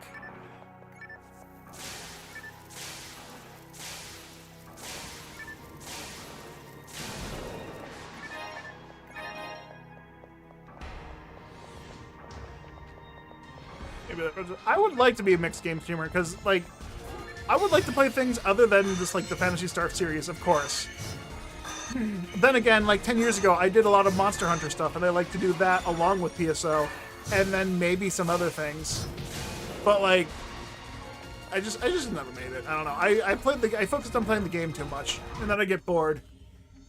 Then again, he's a VTuber. Yeah, I don't know about being a VTuber. I don't think I could afford that. Huge, muscular, big titty women characters. Yeah, that's Sonica. That's New Genesis. That is the state of New Genesis.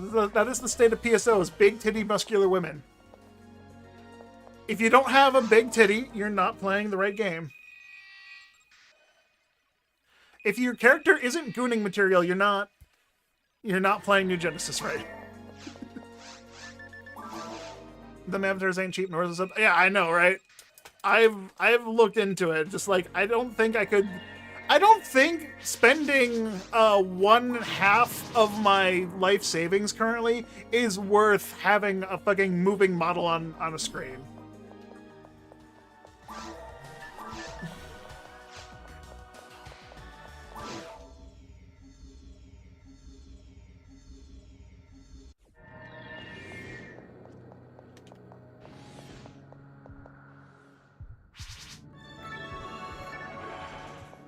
Man, what a conversation we put ourselves into. I'm just gonna say, anytime I talk about stuff that isn't PSO related, it always ends up turning into either gooners or someone getting mad at me for making fun of almond milk. Sorry, non-dairy alternatives.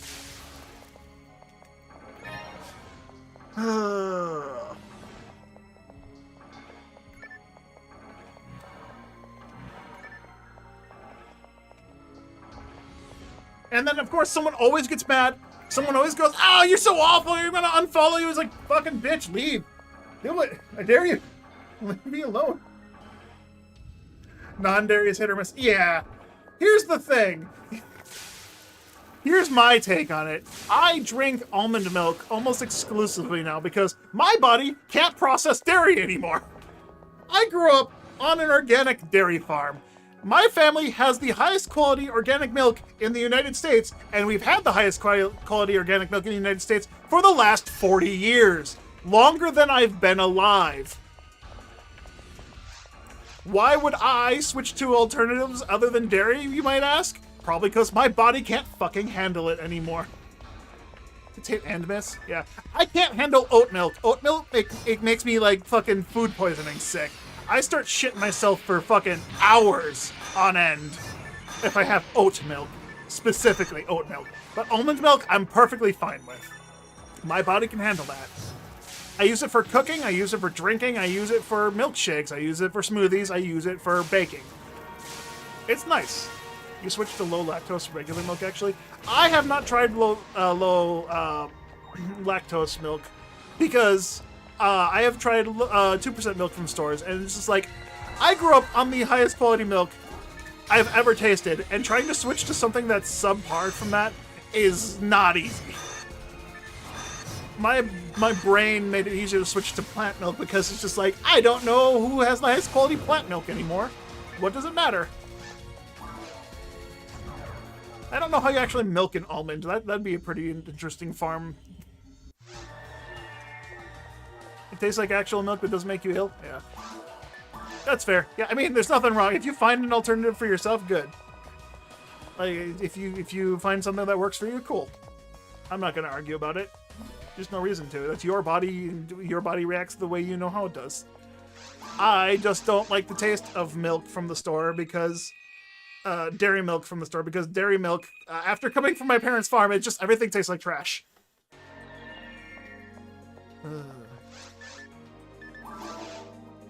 The only negatives is that it's a bit more sweet because they use something to make the lactose into regular sugar. Ah, okay.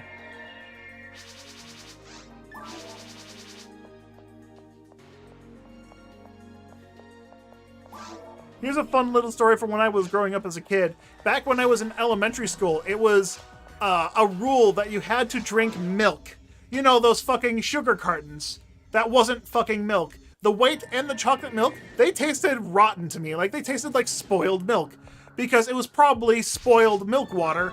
with about 7 cups of sugar in each fucking carton.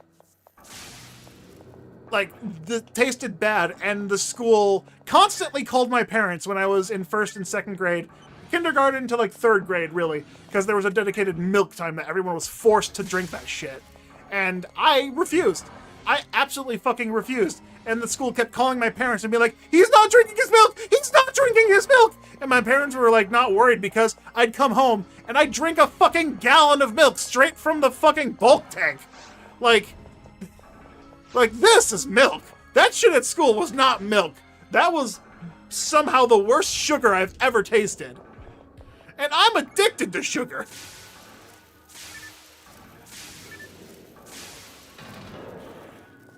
When they find a way to make sugar taste bad and make a kid not want to drink it. Oh, that stuff tasted bad. It just like felt like a slushy, like a really bad slush in my mouth. I never want to drink that ever again. It was so bad. You still find eating yogurt, sour cream, and ice cream? That's fair. Dude, I actually the same. I think for ice cream, it's you know what? Never mind. I'm not gonna say anything. I don't know how the fuck the science works, but I know something in ice cream is supposed to make it easier to eat dairy. And I can also eat yogurt. I don't eat yogurt all that often because I can't find a fucking yogurt brand that I actually enjoy. The one brand I do enjoy, the stores I go to don't fucking carry it, so I can't buy it. Why the fuck? They used to have it, and then they stopped having it, so why the fuck do you get rid of the one product I want to fucking purchase that was always sold out? It was probably always sold out because I never fucking bought any replacements for it. You ate goat milk yogurt not too long ago. Pretty good. Nice. Yeah, I don't think I've ever had a goat milk product yet. I might have had it without knowing it, but I haven't actively, willingly, or knowingly tried it. Not willingly, knowingly. Knowingly is a better word. Willingly makes it sound like I was being forced.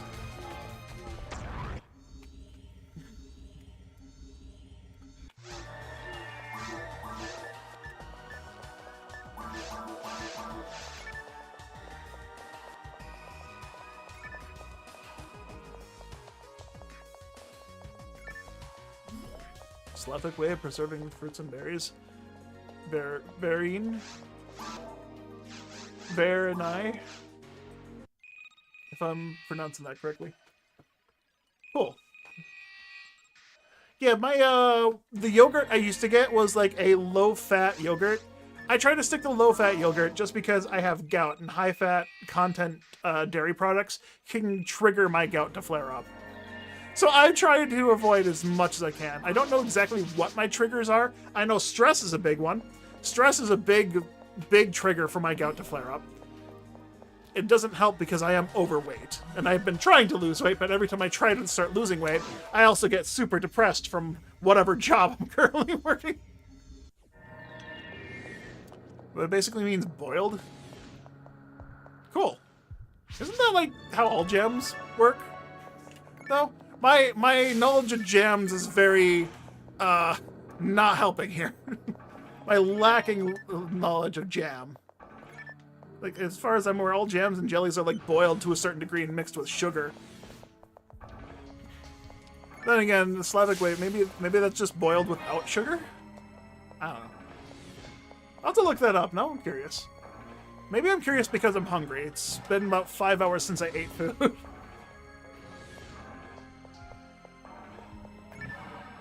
4 hours. I miscounted. I can't count. My sense of time is fucking very diluted right now. Oh, I gotta stand up.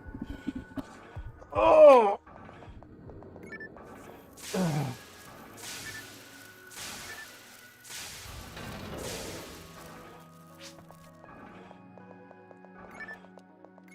Mana fluid. 60 hit? Oh. Damn, that could have been 50 hit and I would have had him happy.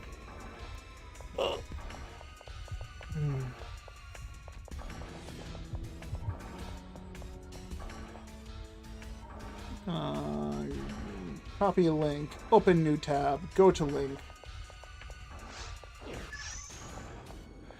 It's a dessert. Popular whole food preserve widespread in Eastern Europe, as well as the Baltic region, made by cooking berries or other fruits, more rarely nuts, vegetables, or flowers in syrup, sugar syrup. Similar to jam, except the fruits are not macerated and no gelling agent is added.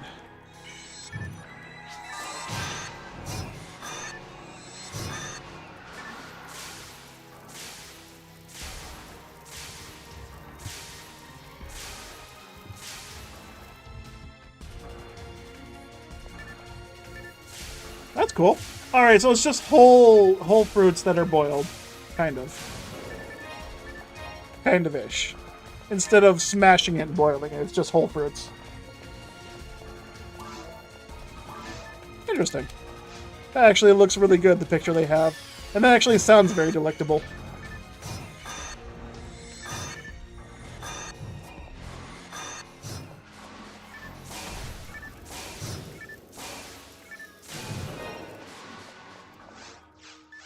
I just tried to slash lobby.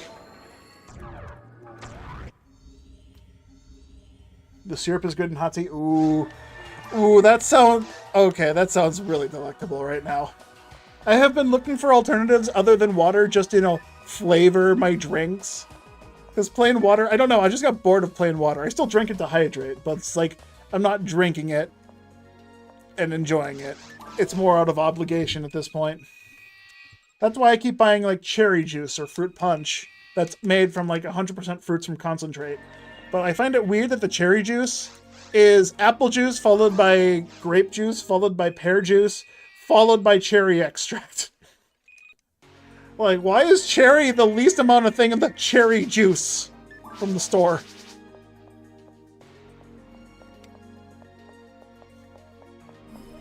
Well, at least it's all 100% from concentrate, so it should at least be, you know, fruit. And not sugar.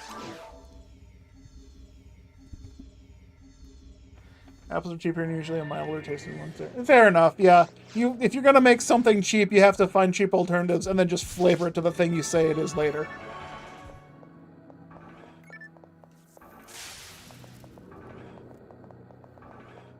They are for the bulk, yeah. That explains why the fruit punch looks like fucking apple cider. Because 90% of that shit is probably apple juice. It's fruit punch! No, it's just apple juice with a couple extra things. Speaking of drinks, my water is in the different room. I have to go get that. I was about to take a drink, but the cup I have is empty. This is the longest time I've actually commentated on stream, other than, you know, talking about what drops we're going for. Ooh! Ooh, that's the wrong item! Ooh, but red box! And it's a special weapon. Mahoo! Ah! Look how stupid this run is.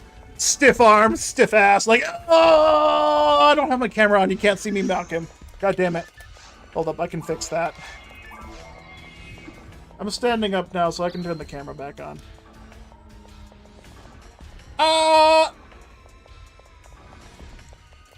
Anyway.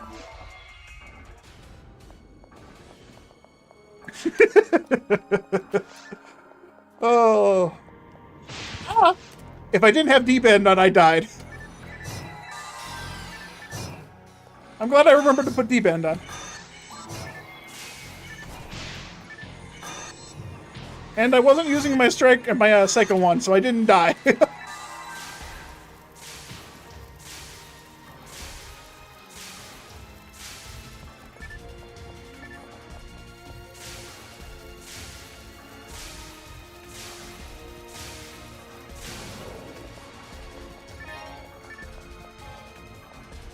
Switching considering Phoneural and Phoneum are themed around Kabuki. Fair enough.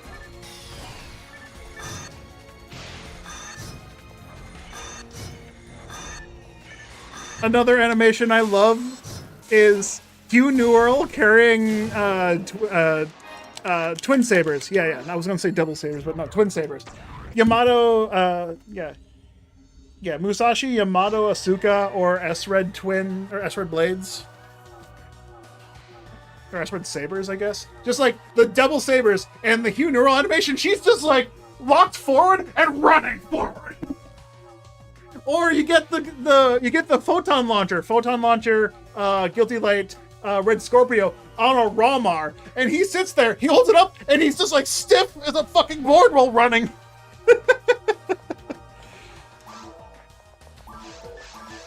Some of the most dumb animations in this game just make me giggle, and I love it.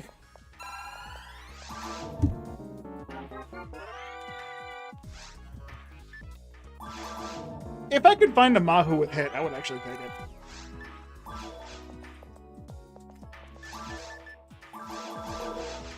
Oh, escape doll? No. Escape doll. Phoneum's casting with Rod are fun. Oh yeah, absolutely.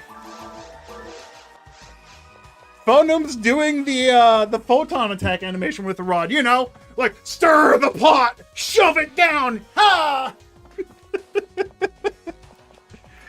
Gotta love Phoneum animation. Then casting like, yeah. Right, you can't see the lower half of my body. You didn't see the leg kick out and almost hit the fucking chair next to me.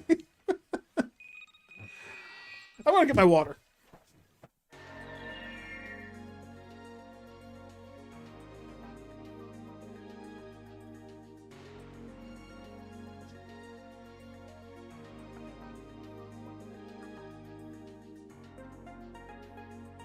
All right, now that I've got my water, I'm going to use the bathroom.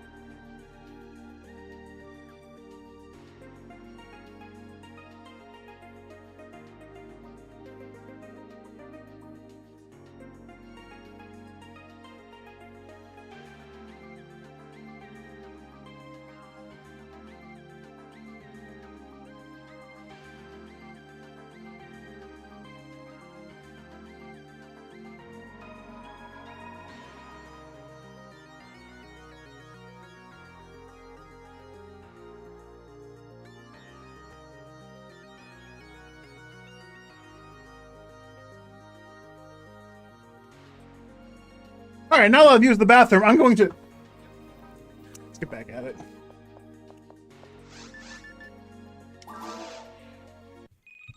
The wild thing is the casting being faster without weapons. Like, yeah, I don't know. I don't know why males cast faster without weapons and females cast faster with specific weapons. Like, it just doesn't...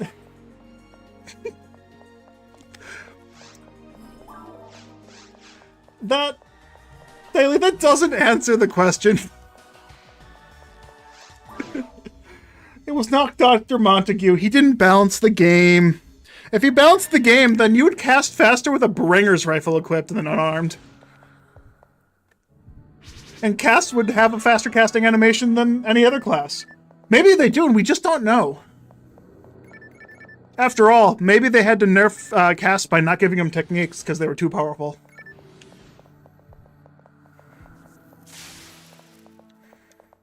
That's what it was. That's why casts aren't able to use techniques in this game. It's not because they don't have any mental strength. If they didn't have any mental strength, they wouldn't have any free will. If they didn't have free... most casts don't have free will. But the ones that do should be able to use techniques. Like your character. Bringing this game's lore into question.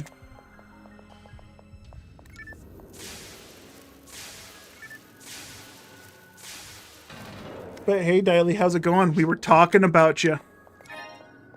Your name was included in a list of PSL streamers that have been popping up every places every once in a while. Blah, blah, blah, blah.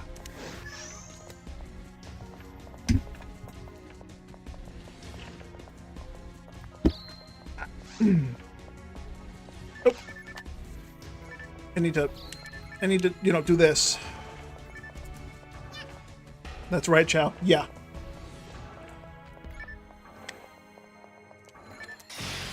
At least the lore is consistent, and PSZ also doesn't have... Yeah. Yeah, I mean, honestly, the fact that PS0 can't cast techniques, and it's like basically the same... It's good that it was consistent, considering the game was made by a third-party developer, not Sega themselves.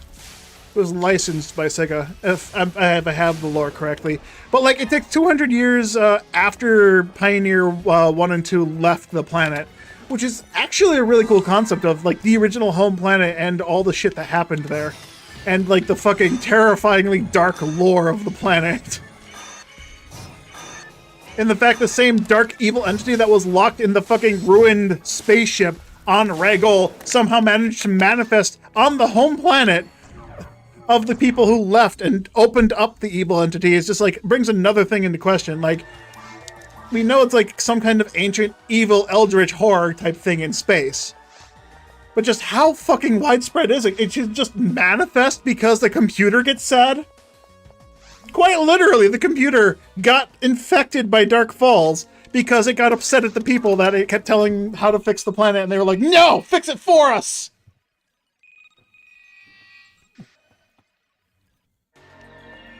Oh, was it made by the Sonic team? Do I have the... No, I don't. I don't have the original box. I have just a an empty box. Started as a PSO 1 DMake.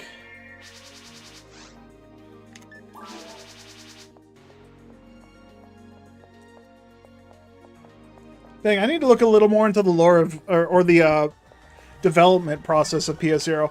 Because I know when you launch the game, Sonic Team doesn't actually appear. It's a different game company that appears as like the developer / publisher / whatever thing I don't actually know the name of. As this, like, the title, the company name that appears is not Sonic Team. So I just assumed it was licensed by Sega.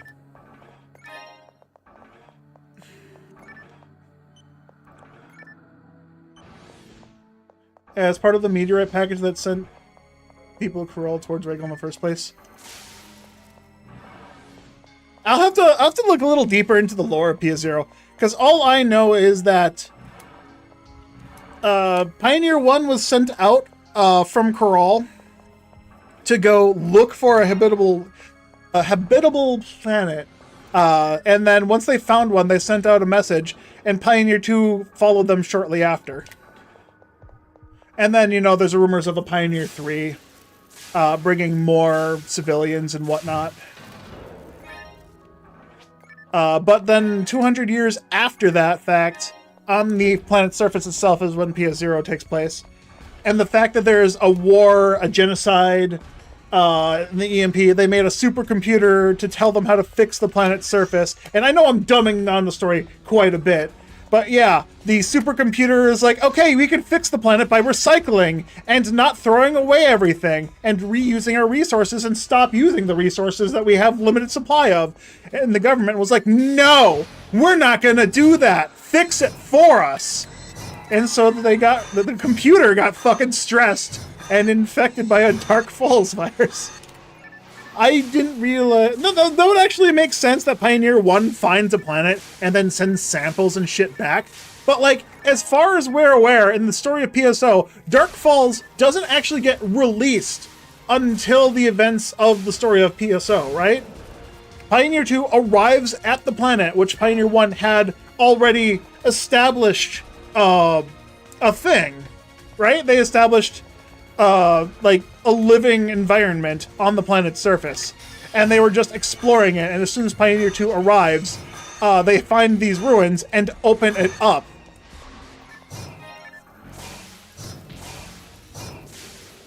Pioneer 1 only found Ruggle because Meteorite DF somehow sensed Crawl. But, like, here's my... obviously that's probably what happened, but it's just, like, my take on trying to make it all canonical is, like, Dark Falls was locked in this ruins that was already on this planet, locked for many years. And it looks like the seal for the ship contained Dark Falls, or the Profound Darkness, very well, considering that it only started affecting the planet with a giant explosion after they released the seal on the ruins ship. Yes, the lore is dumb. It doesn't really make sense. Fuck, here, let's talk about it this way. Episode 3, 20 years after the events of Episode 4 of PSO, fucking Space Red Ring Rico, or Ghost Red Ring Rico and Ghost Dark Heathcliff Flowen, they fucking ghost bang and make a living baby. Where did it spawn? The cutscene shows the baby spawn around the spot where Dark Falls exists. Who the fuck found that baby? There was probably no explorers there. The 4 great heroes that fought Dark Falls 4 times after the fourth fight, the spirit of Rico and Flowen decided, yeah, no, we're done with this. We're gonna just self-destruct. Like, you decided that after 4 combats, after the monster got stronger, you decided just to suicide? Oh, but your ghost spirit thing is still intact, and you guys meet up in space and make a fucking human baby child right where your body used to be, and right where Dark Falls used to exist. But you saved the world by self-destructing. Like, what? And then that baby grows up to be fucking Endu, who is a side character of Episode 3. He's not even the main protagonist. Fucking, if you're on the dark side of the story, the arcs, they are the main protagonist is fucking Beats. Or Break, or whatever his name is. Fucking, the fucking Phonum that was trained by Zoke's master, sorry. I'm getting the names wrong horribly.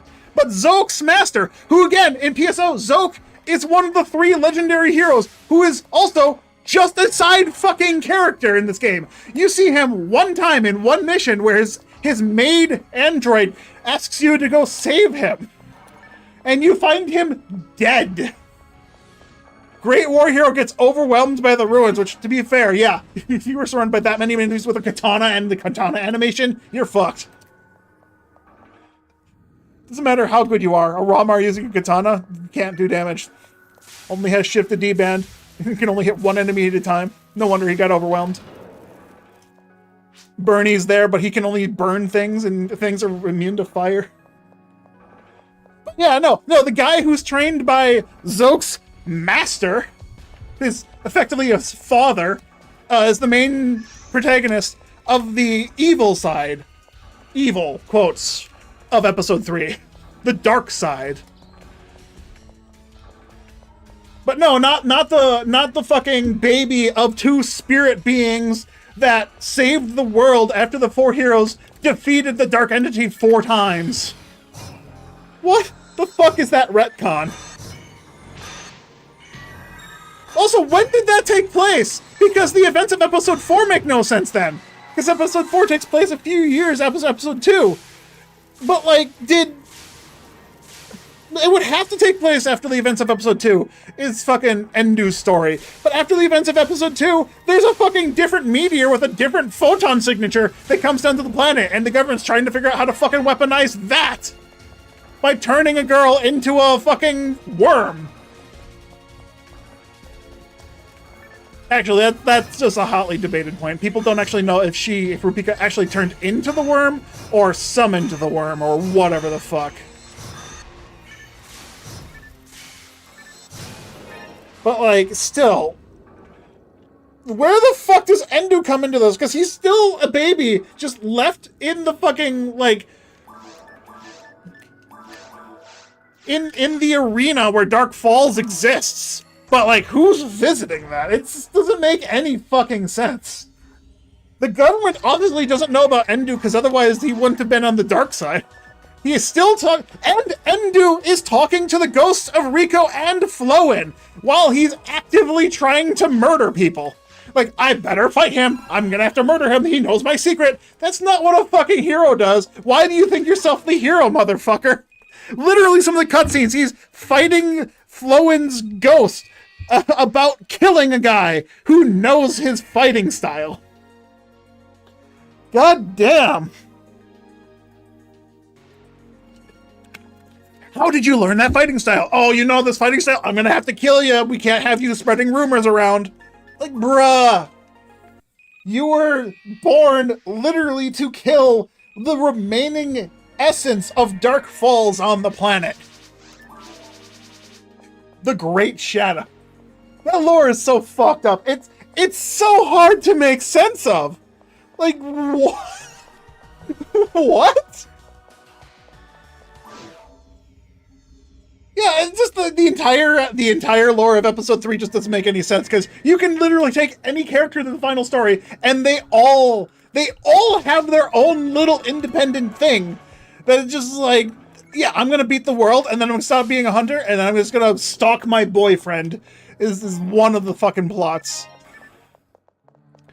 The other one is the master of Zoke, who just turns into fucking Relmitos because he did some fucking science-y thing to restore his youth and becomes a fucking child. That's the ending. I went with the true side, and I don't even remember his thing, but he's like, I finally did it. I redeemed Zoke's honor by killing the great evil that sent the evil things to him and killed him, or some shit like that. I can finally pass away with this young body that has another 70 years to live. Oh yeah, absolutely. Great music. The music has nothing to do with the lore. If the music had something to do with the lore, that'd be even worse. Oh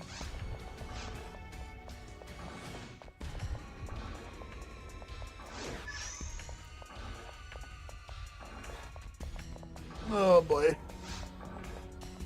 That's one thing I like about PSO. You don't have to play the game for the lore. Like, shit, actively most of the lore isn't even in the main game. You have to go out of your way to find the primary lore of PSO. Like, genuinely. If you want to find the lore, you have to do the side quests. And then you have to understand that the lore in the quests is, like, the real deal. Donoff, go be my fucking meat shield. God damn it. Yeah, there's also a lore book. That lore book is like, is that you're talking about the Japanese not translated one that's been slowly translated. It's so hard to come to terms with the story because it's nonsensical to itself. There's so many inconsistencies and like the timings just don't match up between lore drops. Like, anytime someone says something about the lore, the fucking dates change constantly. It's like every different lore drop is a different universe. People have translated some parts of it. Yeah, I'm aware that some things have been translated. If you haven't seen a YouTuber by name Sky's Not the Limit, he's been doing PSO lore dumps on characters specifically. His latest character was Dr. Montague.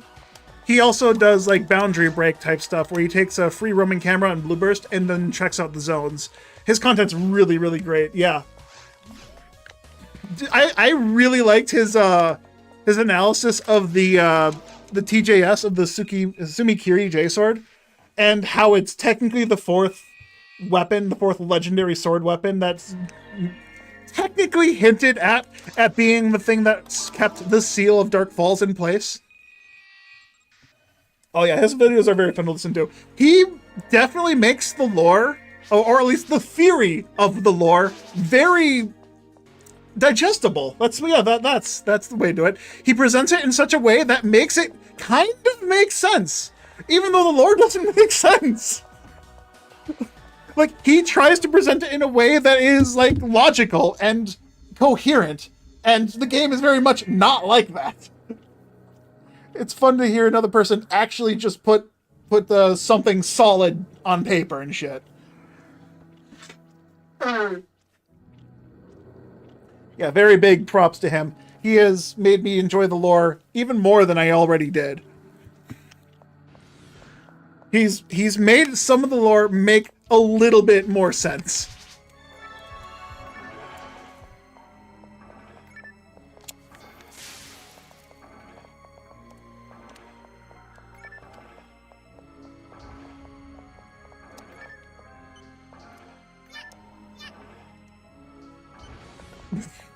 I didn't intend to actually attack with the Chow in the beat of the music. I just mispositioned myself and didn't hit the button.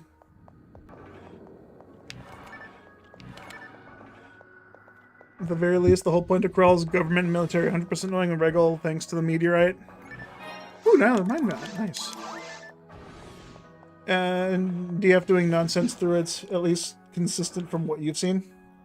Anything after that is dubious. Fair enough. You're the first person to come in here and talk about lore and talk about a meteorite that was sent to Corral. Because I have not heard that before. I have not heard that Pioneer 1 and Pioneer 2 were sent out on a mission to find a planet thanks to a meteorite that arrived on Corral's planet, or arrived to the planet. Never heard that before. If I have, I've definitely forgotten about it because it was either presented as such a minor detail that it wasn't important or something else. But I genuinely do not recall in any of my memories of lore that's why Pioneer 1 and 2 left. Why did they go to Mars? Did they find D-Factor there?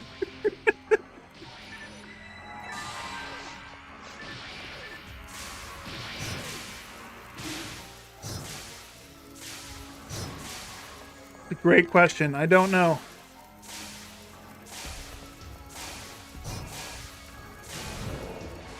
I have not seen a single red box. No, I found one photon drop.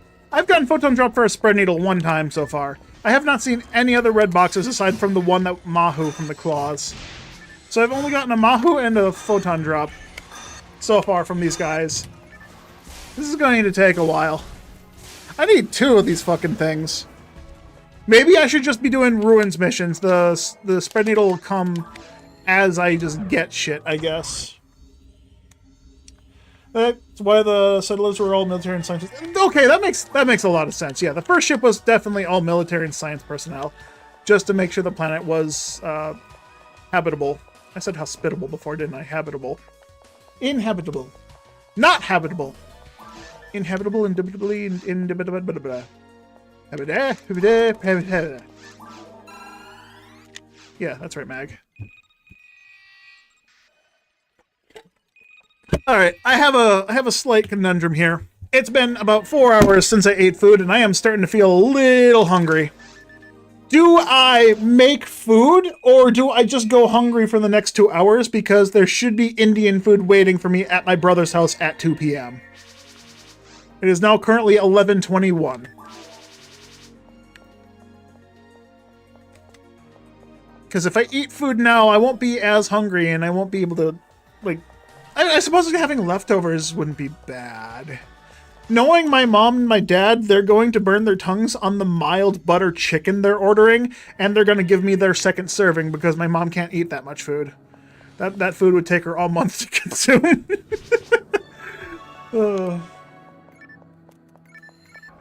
Pick a little snack. Yeah, a snack wouldn't be a bad idea. But what do I have for snacks? I have cereal, I have oatmeal, I have the fruit, I have oranges, I have a whole fucking 2 pounds of oranges I wanna gremlin over the thing, over the kitchen sink, but I don't know, I bought 4 pounds of oranges and I'm still making my way through the first bag, and so far I've had to like toss every other orange because they've been like dry and not juicy and taste bad. So I'm very hesitant to even touch the other bag. I've had one that tasted fantastic, but like the rest were either mid to not consumable. My tongue didn't agree with them.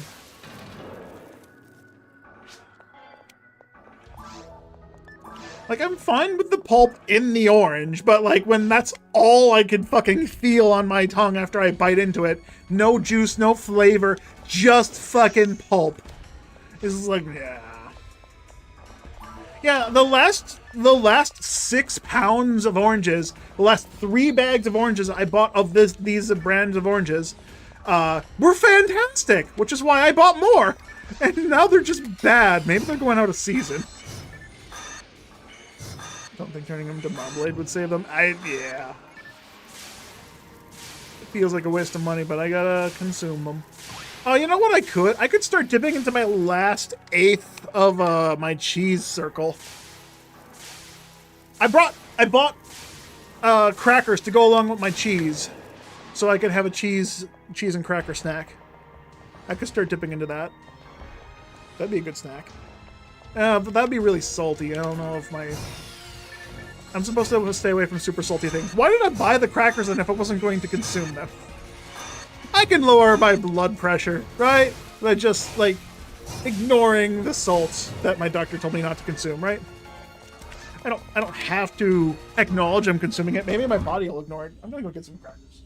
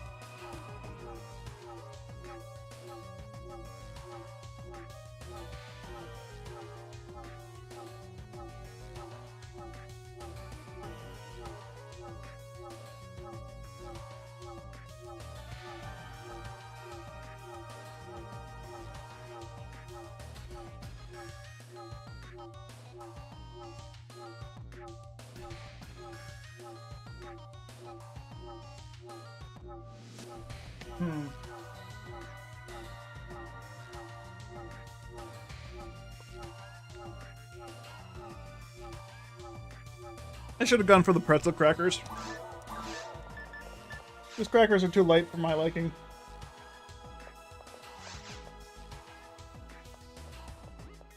Yeah, they're like fucking saltines.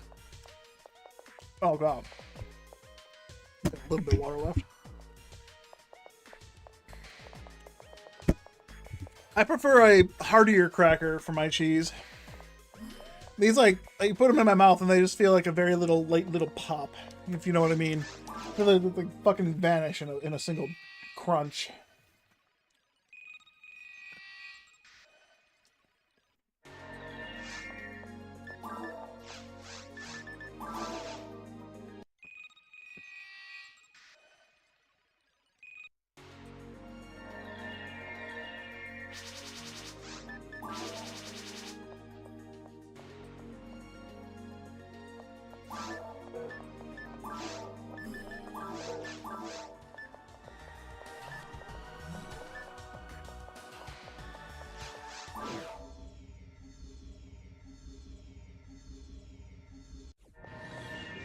I cut the cheese too big too.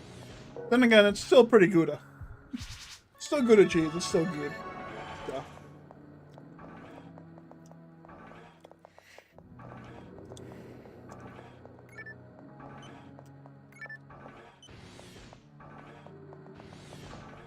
Cheese.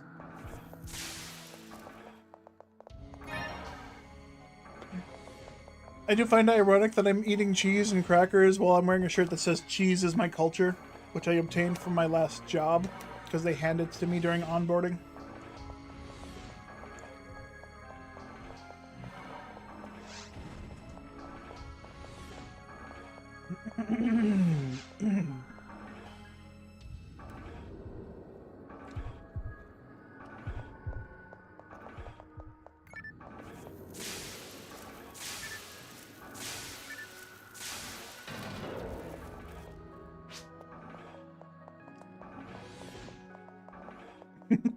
It's fitting? Not very well. The shirt doesn't fit very good anymore. It's a 3XL. I should have gotten a 4XL, but they didn't have anything higher than a 3X.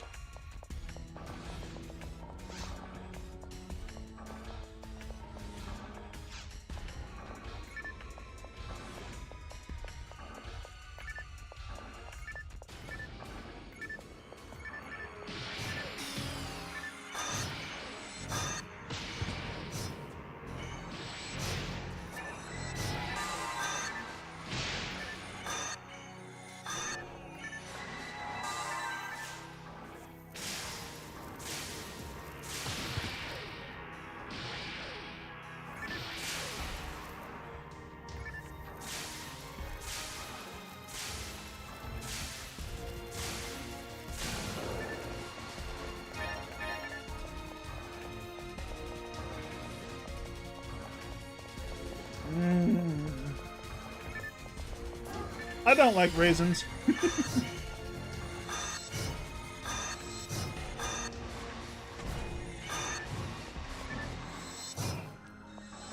Excuse me. Jizz on him.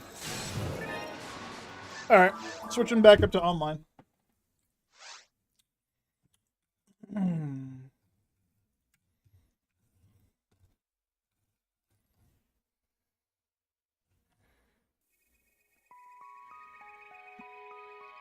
Eat them only in pastry or in chocolate. That's fair.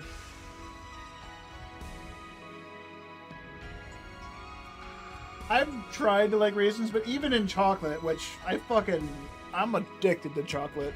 Even in chocolate, I can't stand them. I don't know, something, it's not the taste, it's the texture. It doesn't get past my tongue. It makes me not want to swallow it.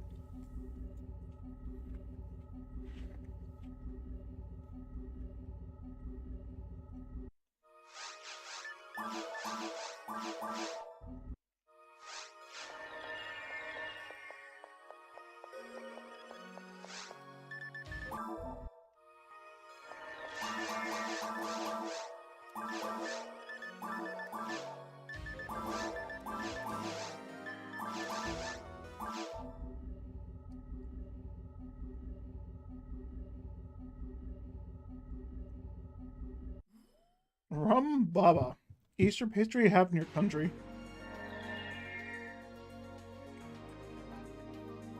I am curious about that. I want to look that up really quickly.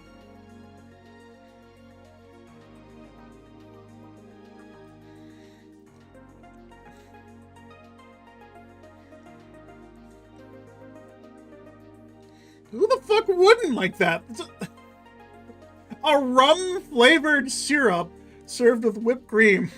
It's a pastry soaked in rum-flavored syrup, covered with whipped cream, fruits, or jam. Fuck! I should not have looked that up. God damn it! Now I want it.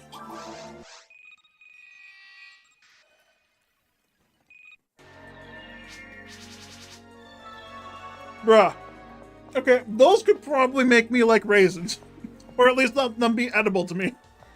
God damn. Those look good. I'm just gonna have to pretend this is sweet and not salty. Nope, not working.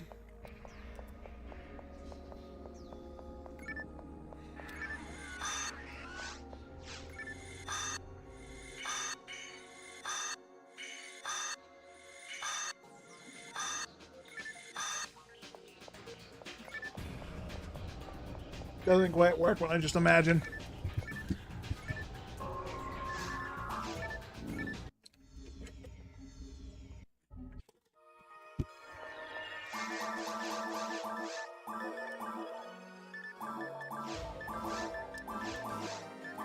Damn it. I'm gonna have to go pick up a cake on my way to my brother's house just to get that thought out of my mind now. Thank you. Thank you so much for making me fucking hunger for a fucking donut or a pastry. Oh wait. Oh wait, no, they close at noon. Fuck. I'd have to leave now. There's a donut shop in my city that's like open from like 8 a.m. till noon. And I've never gone. I keep threatening myself to go every year, and I just don't. Probably for the better that I don't, because as I see myself, I don't really need that.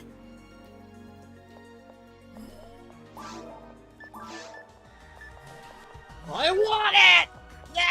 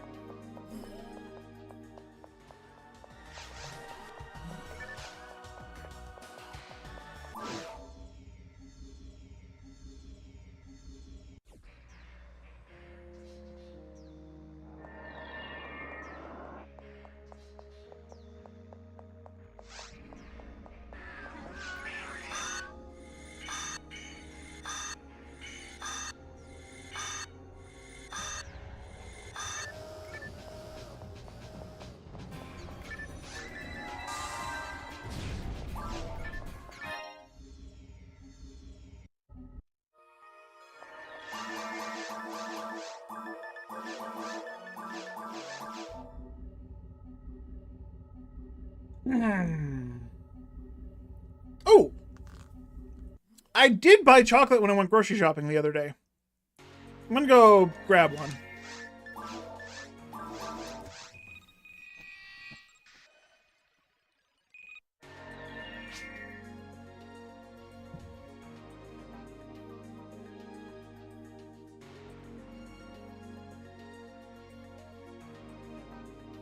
Damn. Me forgetting that I bought these were probably the only thing preventing me from eating them all. Now I'm gonna eat them all. They're gonna be gone. I'm gonna be mad that I ate them all.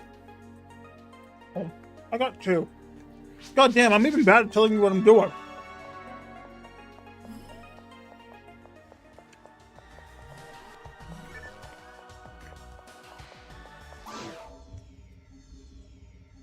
I buy these in case of emergency, or rather to help stave off my chocolate craving every time I have one. The problem with it is I like chocolate so much that I'll dip into them without realizing I've eaten them all.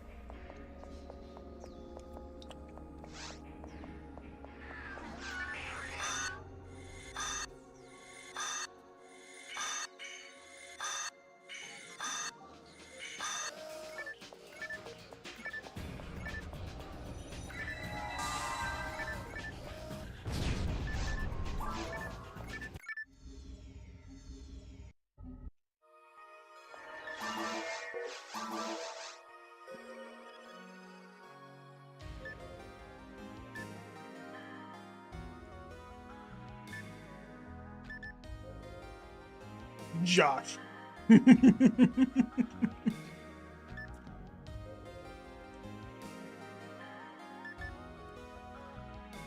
Never seen that guy's name. Game no longer active.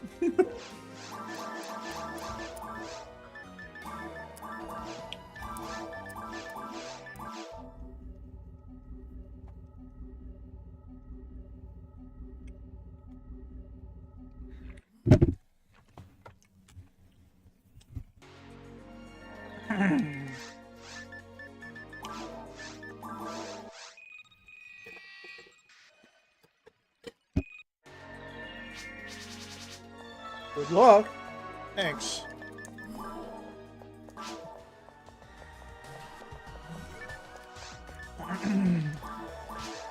Goodbye, everybody.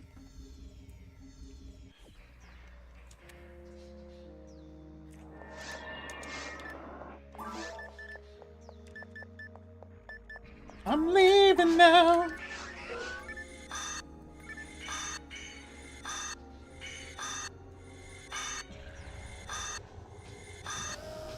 Wow, wow, wow, wow, wow. Bunch of whiners. Look at these babies always yelling at me.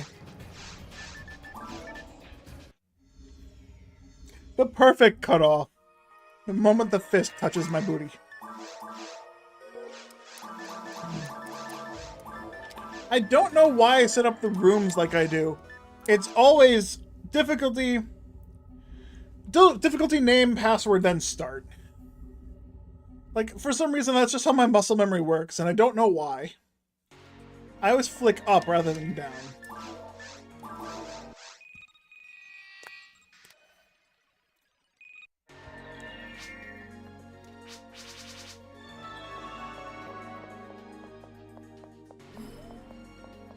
If it works, it works. Yeah.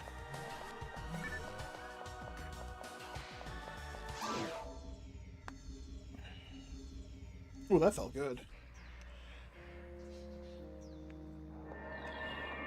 It was like tight pulling in my middle finger. It was like couldn't get it out and just squeezed it out. Oh, I'm too far in. I'm too far in! You're too deep! You're going to die! Wah! Wah! Wah! Wah! You guys are gonna cry yourself into a self-destruct. Where'd they go?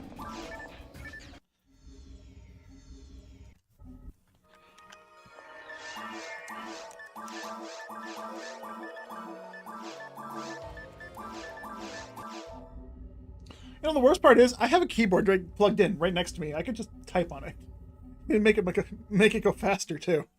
But my muscle memory is just too ingrained in the controller inputs. Oops.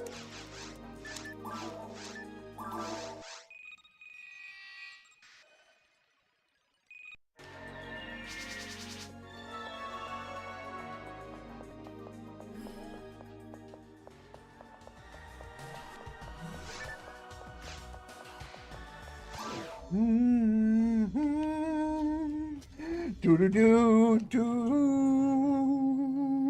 do do do do. I went to the wrong one. Ah!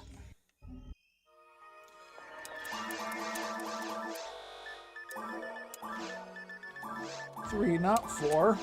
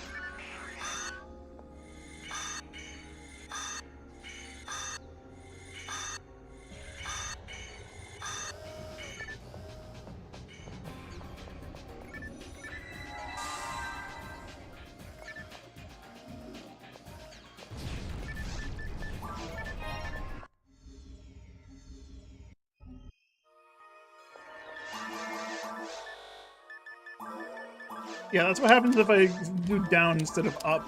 I go to the password instead of the difficulty.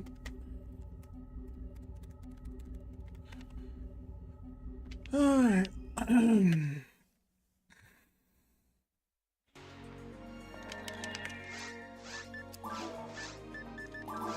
And this is really all I can do, is just talk with you guys while I'm doing these hunts. Because otherwise I'm just like clicking through YouTube videos or trying to find another source for my anime that I want to watch.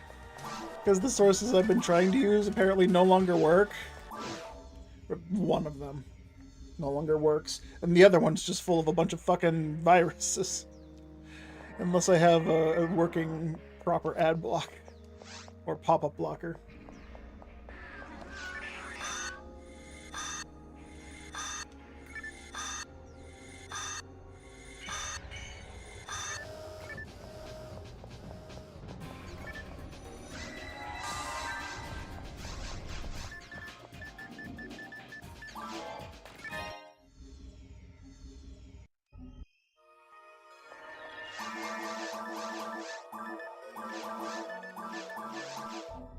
Alright, so 1 in 621 or something like that, right? So I need to 1/6 of 51. I need to roll a 651 sided die, and I have to roll a 1. That's how that works.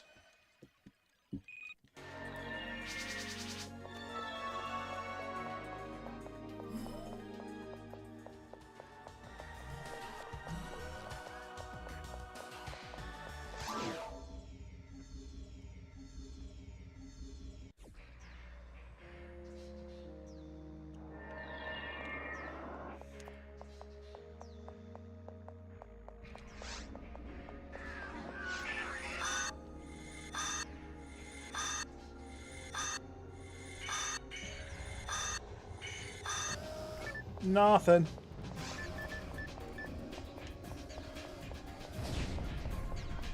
I gotta be careful if I get too close. Actually, oh, that was a mega upgrade. Fuck. Oh well. I don't like I need that anyways. I only care about mega 29 or higher.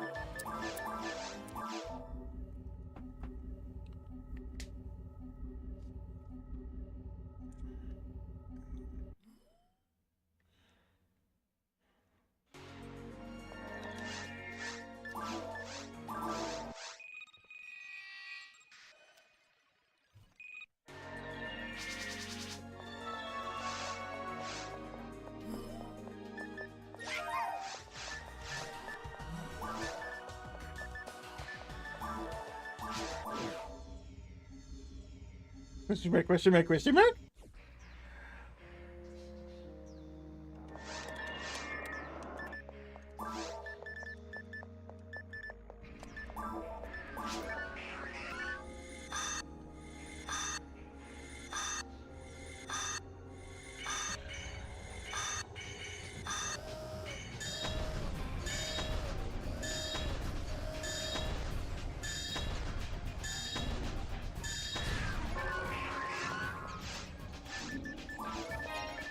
I don't know if that's faster or not.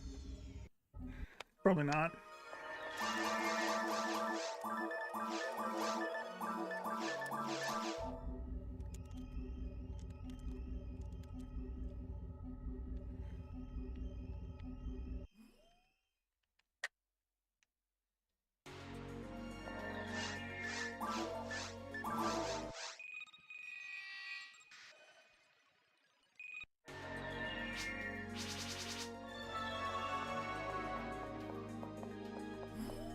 A little bit since I'm waiting for. I mean, that's fair.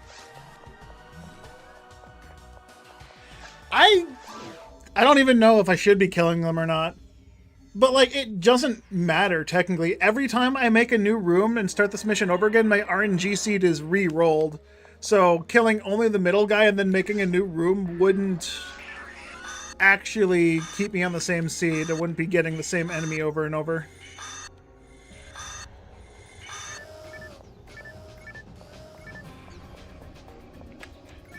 I think waiting for them to explode is faster than killing them if they just, like, start off instantly like that.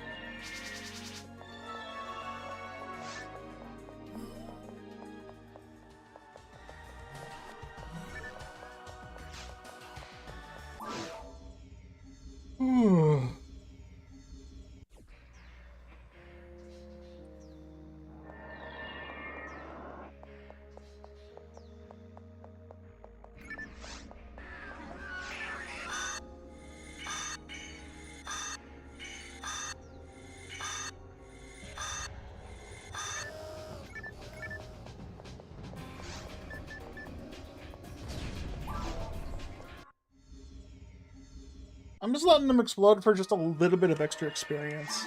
But if I want to be as optimal as possible, as soon as I kill the middle guy, I should be leaving.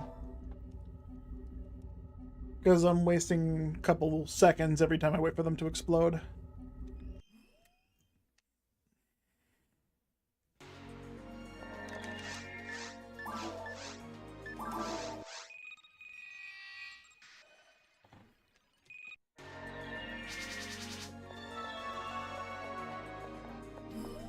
Yeah, the XP is nice. The more XP I have, the higher MST I have, the faster I kill things with. But realistically, the only reason I even want the XP is for the HP. Every level gives me health, and the more health I have, the easier I'll survive.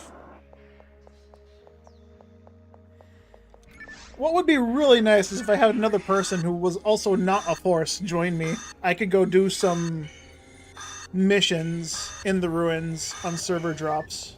If I freeze them like that, it's just probably easier to quit out or kill them.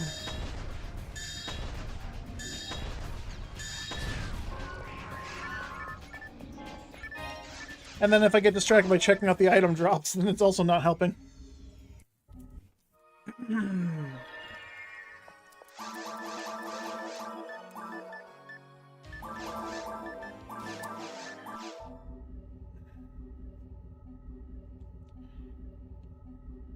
Yeah, I could do, you know, the normal thing and ping someone else to play if they want to join me in finding a, why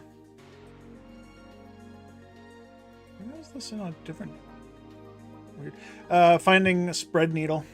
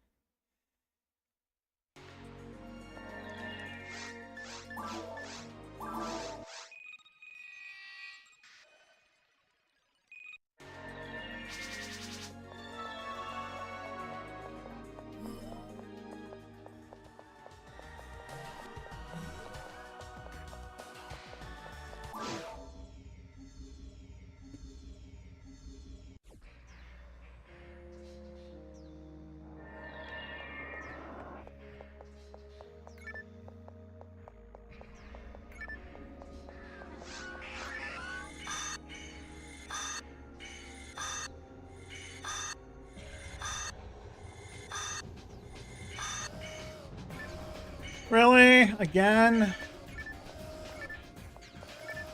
Oh, deck render. Also, that was dumb. I should not have let them surround me. I should either quit or kill them then, if I do that.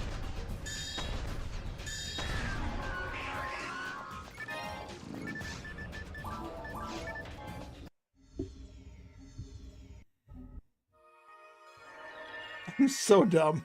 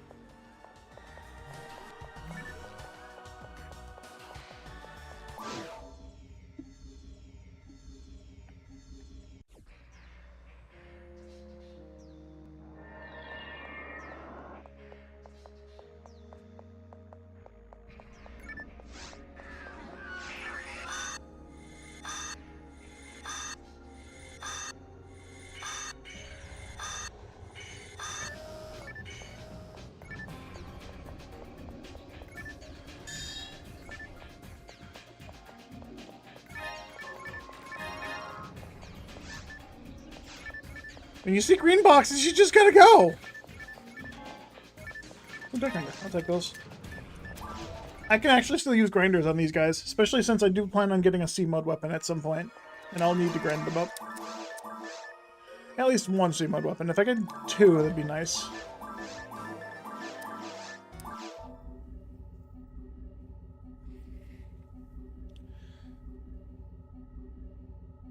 I wonder where the quest is on episode 2, though. And so here's the thing. I'm choosing episode 2 because episode 2, I have to hold forward for less than half a second to get to the counter. If I choose episode 1, I have to run around the pillar to talk to the quest lady. And because online server, every quest is available regardless of which episode you go to. I don't know if that's how it was in vanilla PSO when Sega ran the servers. But in private servers, they just have all quests available. Because it doesn't matter what episode you're in, it'll just load you in the correct episode with the correct enemies, the correct drops.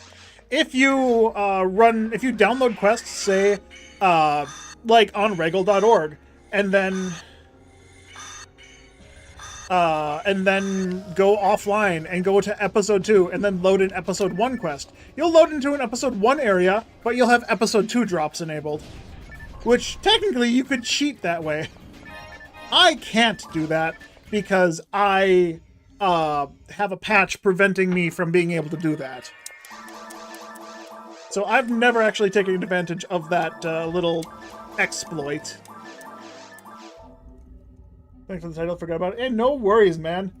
The only reason I remembered about it is because I looked it up yesterday. My brother's birthday happens to fall on Mother's Day quite frequently.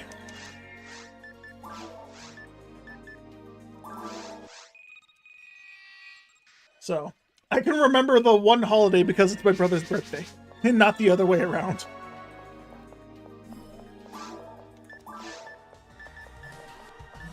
Die, die, die, grinder.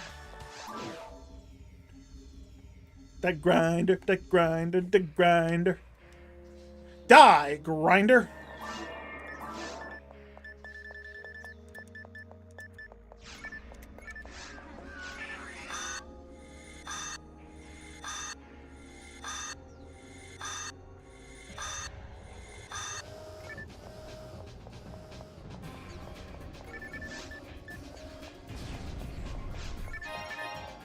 Try food.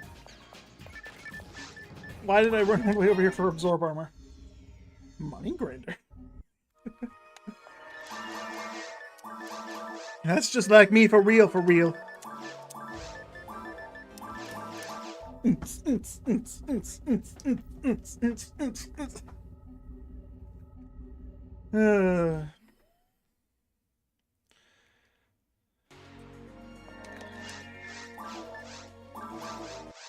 Well, I'd rather it be money than men.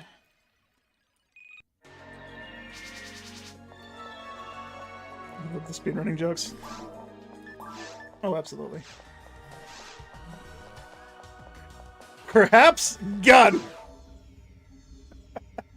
Oh, Tekker is hard. Whoopsie. What did I click?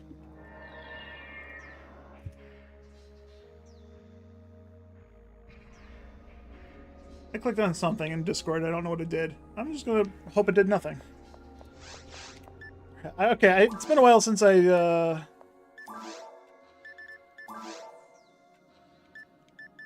This rank weapon... No.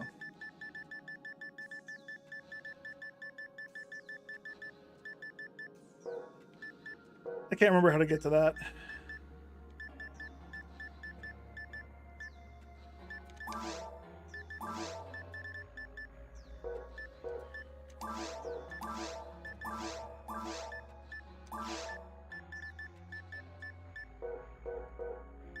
Man, I genuinely don't remember how to do that. Tekker in PSO1 and Dudu in PSO2 are the baby resistance. Yeah.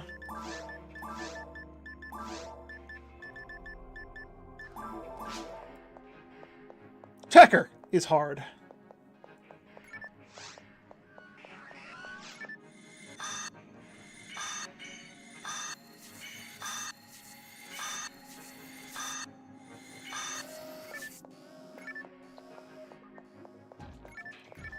It's not easy being a Tekker.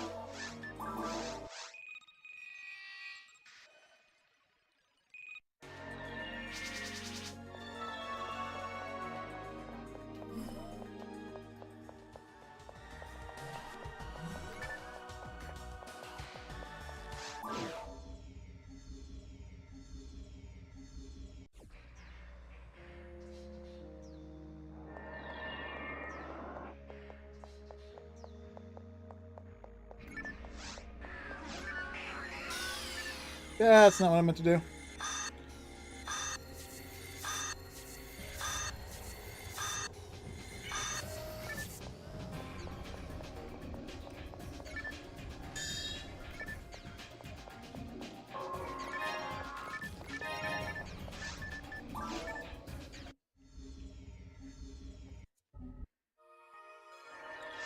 Alright, I'm gonna go back to Retired Hunter. Honestly, it sometimes just feels like the server drops aren't actually working.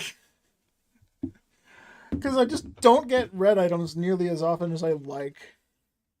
That being said, every red item is like a 0.01% chance. Or something like that.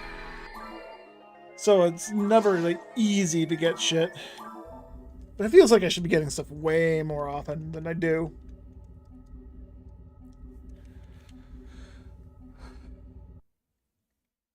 Yeah, RNG is a harsh mister. Honestly, the desire sensor probably has something to do with that. That being said, the desire sensor was rather nice to me because it gave me my Psycho Wand in 62 hunts rather than a 205. Maybe I've used my RNG up from yesterday.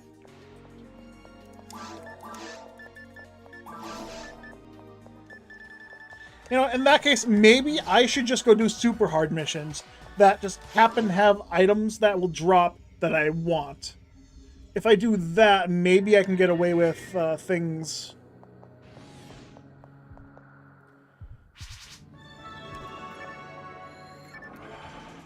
That doesn't sound too bad, honestly. I should really stop breaking these boxes. The only reason I've been breaking these boxes is because they can have green boxes that have higher level techs. And I am looking for a higher level Rosande. Which, that problem would also be solved if I just went to go do super hard missions. Because I could do super hard ruins missions fairly consistently, I believe. I actually have to try one out to see if I can do it. If not, I can bring Jade! I completely forget, if I'm soloing super hard missions, I can bring an NPC that can just fucking body block everything for me. I can 100% do those missions. Holy shit, I'm glad I remembered Jade. It's been a while. Jade is a NPC companion that you can actually activate to join you on quests on Silverant. Which I don't think Shithack has that ability. I'm glad I remembered that.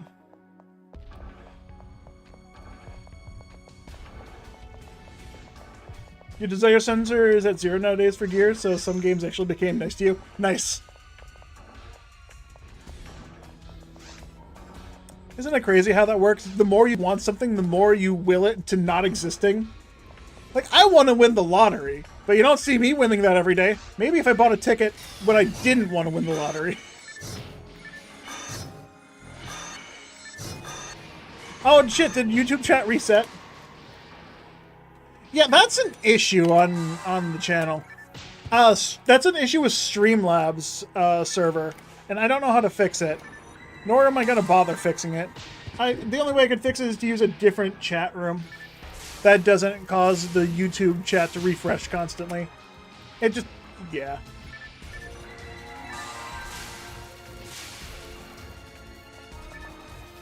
I mean, it's not a problem for me since I use a different chat window to read chat, but I have no idea how to put that chat up on screen as like a source. I can do the window capture, but I don't like doing the window capture because I actually scroll through different tabs of shit at all times. I don't want people seeing my tabs. Got no problem having people watch me spam jizz on things, but I don't want people looking at my tabs. You know what, fuck it, yeah. I'm gonna go on Silverant. Just got surprised? Yeah, no worries. That's just a normal thing. We just deal with it here. Alright, I need... yeah, either of these memory cards has the correct server on it. So this should take me to Silverant now. No, not the coffee!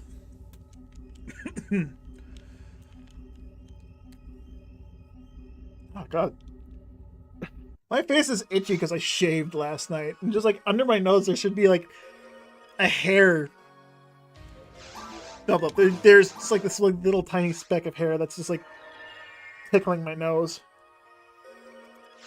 And somehow, after shaving, it just curved up and it's just, like, poking at it. It's, like, right on the outside of my nose. Is there anyone else on the ship right now? 57, what are they doing? Mag feeding? Oh, Relic Expedition 4. Are they looking for S parts? Off of...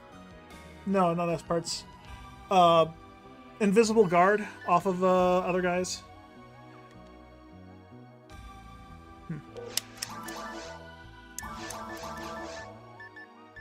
Rex Expedition.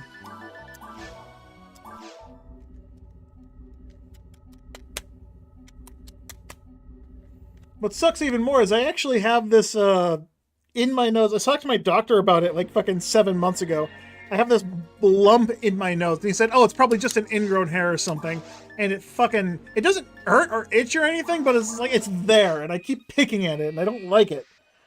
I don't want to scratch it off though, because that could, you know, be bad.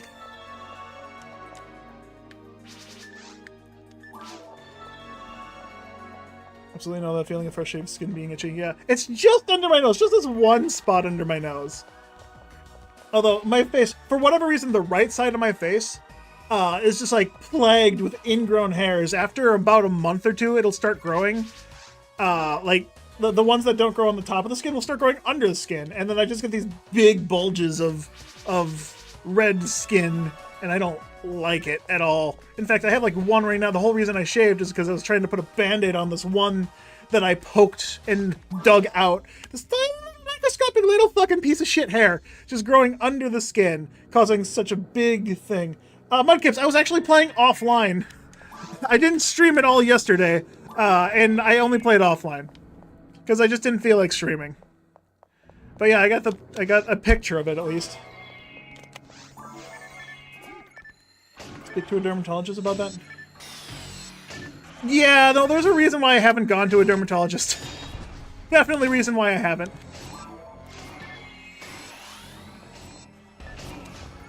Yeah, being from the US is the reason why. Because that's way more expensive. And currently in between jobs, so I don't even know if my previous job will cover my insurance for that. Like, I don't know if I'm covered by the insurance. I'm pretty sure they have to cover me until I have a new job, but, you know, you shady-ass US insurance shit, they scam people a lot. What is ice? Oops. Fine. There you go. Get him, Jade. I should have actually done the, I should have done the mission that gives me the double saber with 50 hit on Shithack while I was on Shithack.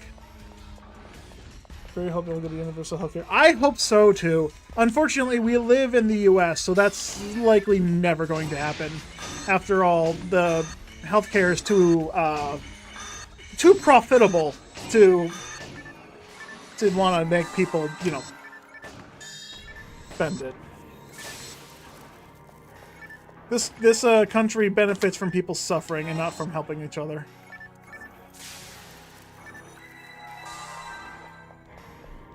Whole foundation of this country is making people suffer for sure.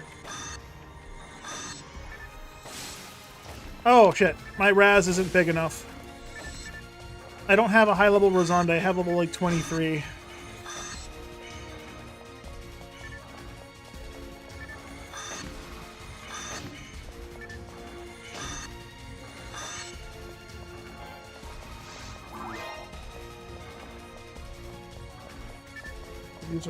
Smart enough to make my outfit. Yeah! Here's the worst part. No matter who we vote for, we lose. You have two parties, and you either have idiots that are trying to help you by stealing less money from you, or idiots who are trying to harm you by stealing more money from you. And everyone seems to like the plan of, oh yeah, let's let them steal more money. Why? I don't fucking know. The people who are actively promise to harm you, and everyone's like, yeah, let's fucking do that. Let's give them more money. They sound great. Like, why? And then you try to, like, argue and point out the flaws in their logic, and there is no logic. They're just fucking stupid. As a man with a brain who can think for myself, there's no thinking. There's literally nothing you can do to help these people. And it's upsetting, because no matter how much you try to help them, they think they're being hurt. It's like an animal, it's like when you're trying to clip your dog's fingernails or something, and they start crying and whining. I almost died. I almost forgot that I was losing health. It's like, the dogs don't know any better. They think, oh god. Okay, don't die. Thank you, Ives, for making those traps not hit for 800 damage like Offline does.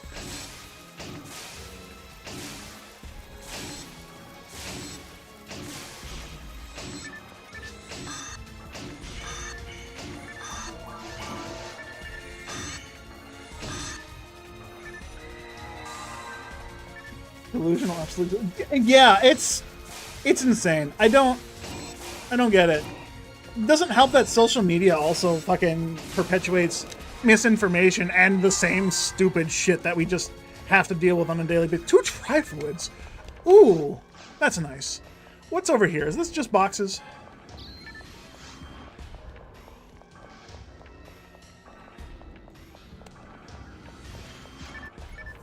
Like, you can't talk common sense into someone who doesn't want to be sensical.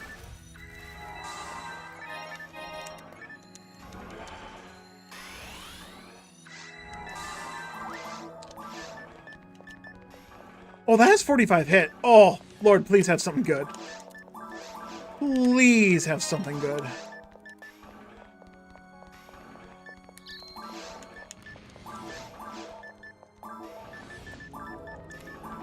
Alright, I'm gonna drop a trifluid here. And go pick up this other one so I have a closer one. Yeah, there's a reason why I try not to talk politics on my stream. Because you can't win. You can't win. The only way to win the game is by not playing it. What's the saying? You can't be an idiot in talking nonsense because they'll beat you down with experience.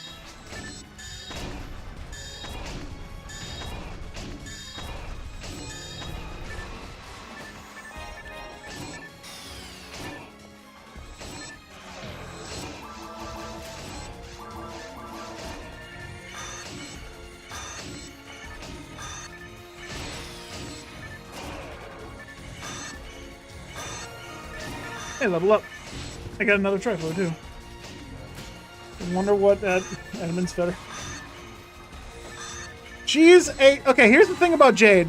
She is an NPC, but she also has a standstill shield on, right? She actually has gear, so she actually has stats. Unlike normal NPCs, normal NPCs that you have offline don't have any gear equipped except for whatever their weapon is, right? So... Jade has a standstill shield. She also has a proper armor, and she's a high-level raw Casil. So that means she's tanky as fuck naturally. Like, stupidly tanky as fuck naturally, on top of a ton of defenses. On top of being a force, I can give her a high-level D-band as well. Sure, my D-band's only level 23, but it's only a matter of time until I get a level 30 D-band. Like, that won't take much time at all.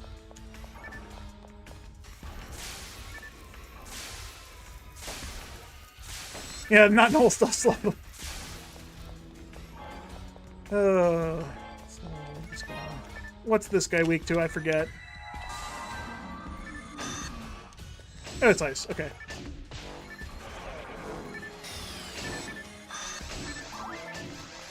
No. That was... Ah! Fuck, right, it stole my TP, so it does 4,000 damage. I also almost died there. So when you have a Psycho Wand, anything that removes your TP... How did she dodge that? Cool. Anything that removes your TP will also take from your HP. It'll reduce whatever TP cost by half and take the other half from your health. So when that thing steals 1,000 TP from you, it'll steal 1,000 health from you as well. Do I just take this now? I think so. I didn't expect it to just like instantly turn into steel health clock. I can put that away. I don't need those. Yeah, so I gotta be careful around Horsorers. I call them Horsorers. They're bringers, obviously.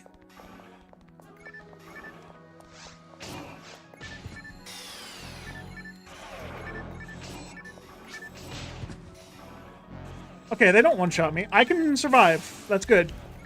This guy is built to be a glass cannon, so I need Jade to be the target. Or whoever else I'm playing with. They need to be the target. I can't tank it. I didn't build for tank.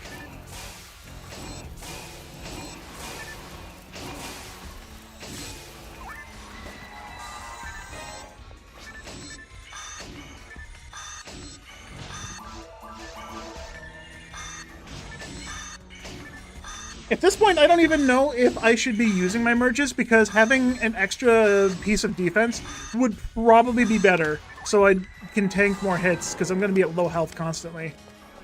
Having the extra damage is great, but when things already take enough damage to die quickly and I have double TP pool, might not be the best. Oh, what am I doing? What am I doing? I'm running in here like I'm full gear. I'm running in here like I am a fully geared character ready to fuck shit up. I am not a fully geared character ready to fuck shit up on this guy. He is partially geared and ready to die trying, as we've already discovered, because I let a Horserer fucking shoot me from full damage.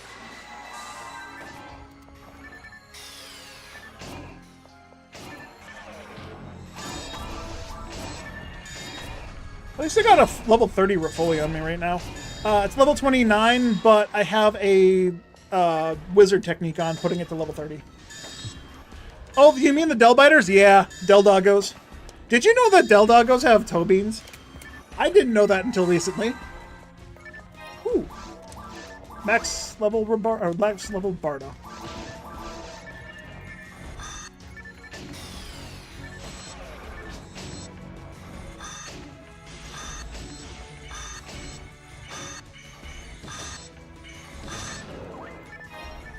Heard about it recently too. Yeah, because I found out because I ended up freezing the Delbiter in his upright hit you position, and it's just like you fucking have blue shining toe beans on them. Which mad lad decided to fucking program that on? I want to fucking touch them now. I want to squish the Delbiter beans. Like you would never think to see that. You could have just left it a dark thing because that's not even a real animal. That thing is literally an incarnation of fucking dark materialization from someone's twisted experiments from it was Osto. It was Dr. Osto. It was his sick experiments. But like why does they have beans?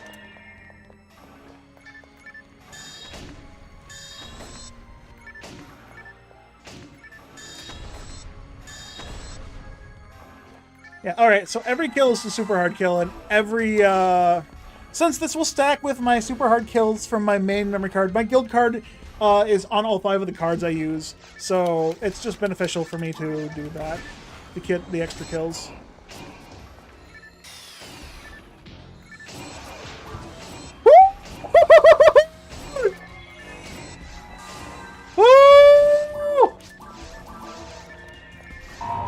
Oh god! Diley, don't scare him like that! Oh, that I don't know why that raid alert actually made me jump. Okay, I didn't die. Jade's not dead. We're good. Why is there Merlon running away in the distance? What are you doing, sir? Oh no! This is going very poorly, very quickly. Jade, help me! Yes! Keep one distracted! Okay, I'm fine.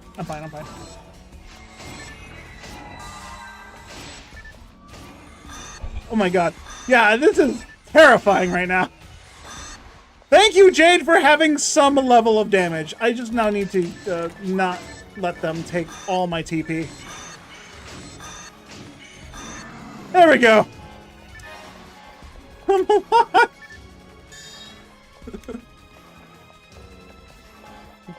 I wasn't expecting a raid, honestly.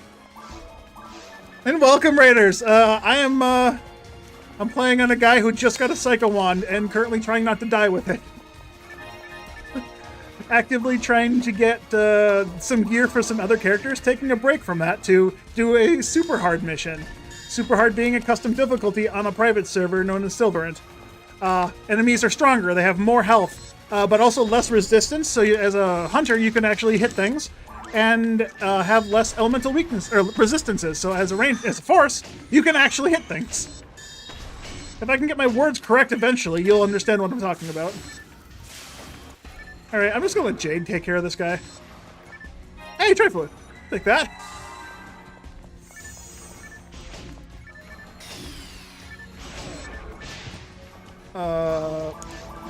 Yeah, I need the extra defense. I can survive with what I have on, but I need the extra defense.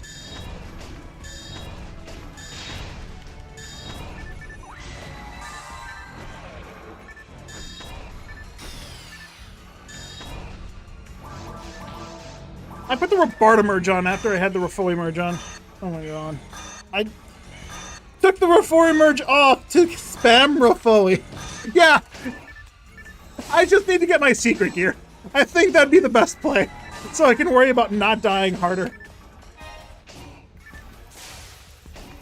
Oh, no, this quest does not give Trifluids like that. I'm just incredibly lucky right now.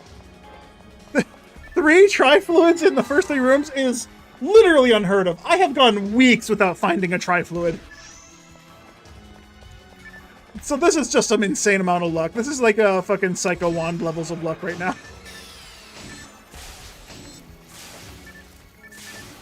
What I need right now is a level 29 Rosande, please, game.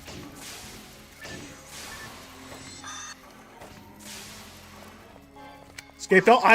I'll take a refund. Thank you. Telepipe.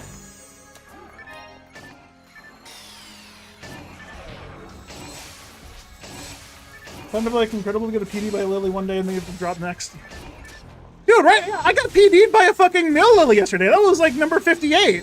And then 4 Mill Lilies later, like fucking 2 hours later, I got a Psycho Wand. It was an incredibly good day yesterday. And I just didn't feel like streaming. It makes me feel like anytime I don't stream, I just get really good luck. Same thing happened when I got my fucking TJS. I streamed all day trying to do another fucking Tri-Fluid, excuse me.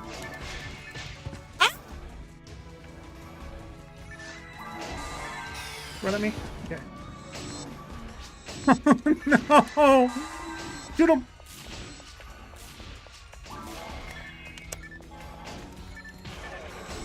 Freeze!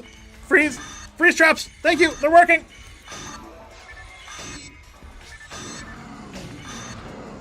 Alright, well they're frozen, I have no fear. Also, that Tri-Fluid was a perfect time because I had 2 Horserers that were coming to steal my shit.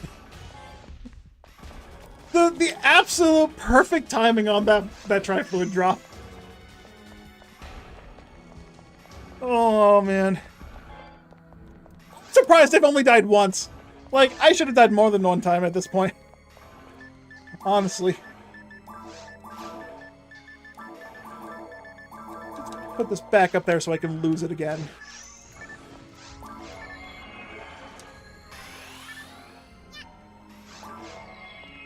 Yeah. Yeah. Yeah. I can't. I can't get that high pitched right now. Maybe it was from me yelling too much, but I can't target enemies either, apparently.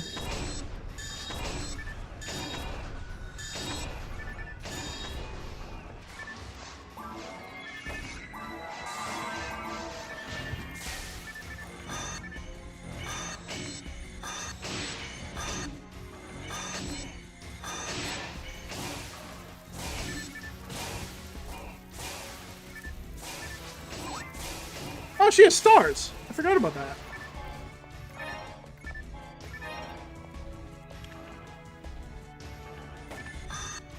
Freeze? Freeze? Both of them, please? Please, freeze?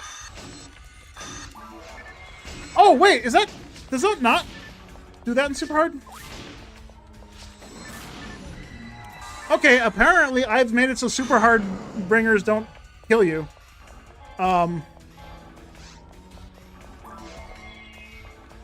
Well, now that I know that, I'm gonna have to remember that.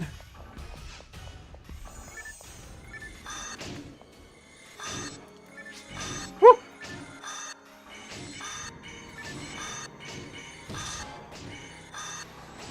It's fine, there's a healing ring around the corner.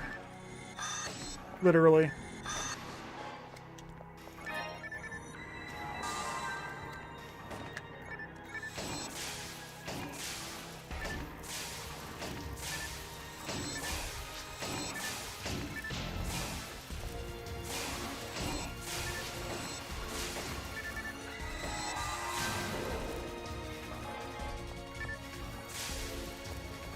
Yeah, I might need to just, like, not play PSO for a few days just to make my luck settle down and store back up. Because I used all my stored luck to get the Psycho Wand, I guess. I don't know what else to say. Like, I'm not getting anything now. Okay, that's not true. I got a Mahu and a PD. We're fine. Mahu and a PD today, that's fine. I also got a Kasami Bracer last night instead of a Yas. Just need to calm down.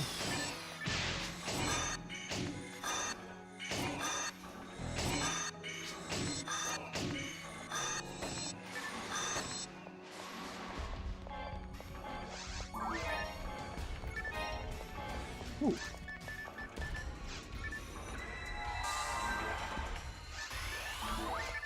Just enough to top me off. I forgot to rest though. Oh well. Alright.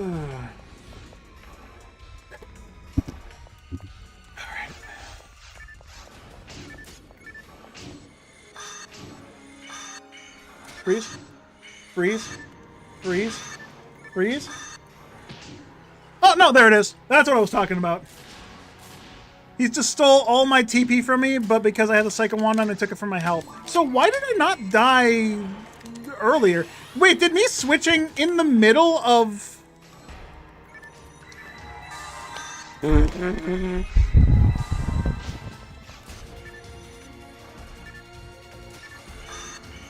Alright, did me switching to the Striker of Chell in the middle of it sucking just, like, prevent the suck from doing full damage?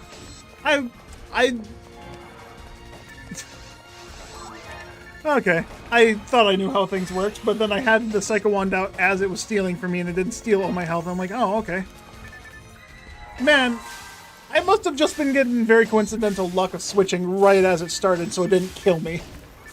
Because I thought it took it all at once. Apparently, it just goes very fast. If me talking about it means anything.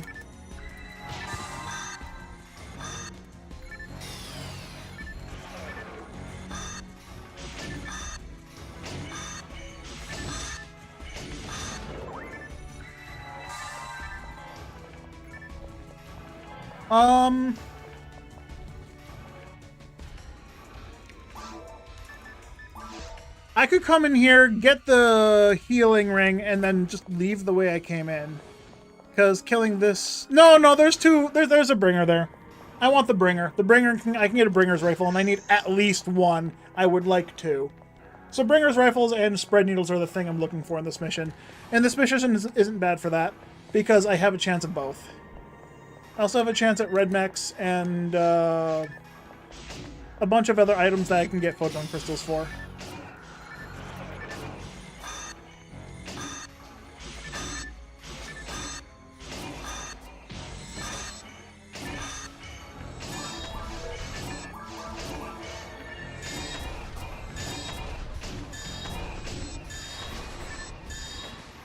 Very, very risky business using my merges here.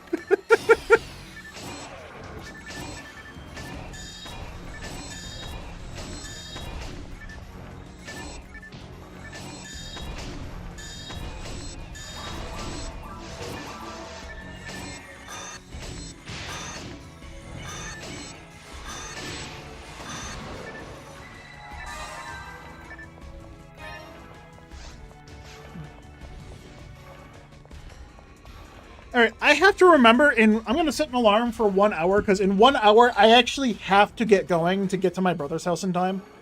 To meet my parents at the house. Timer, 1 hour.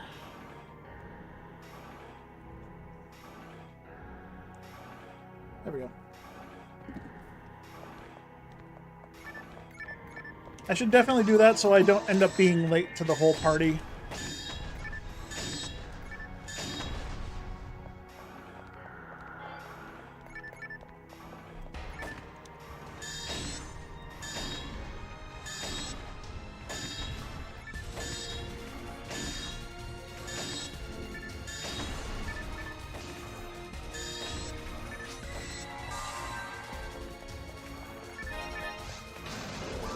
All right.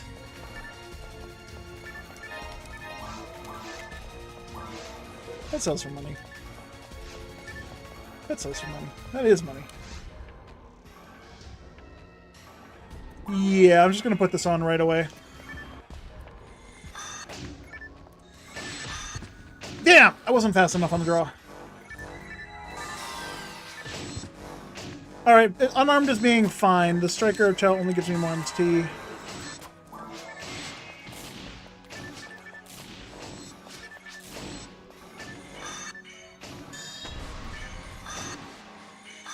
It's fine with the bulk.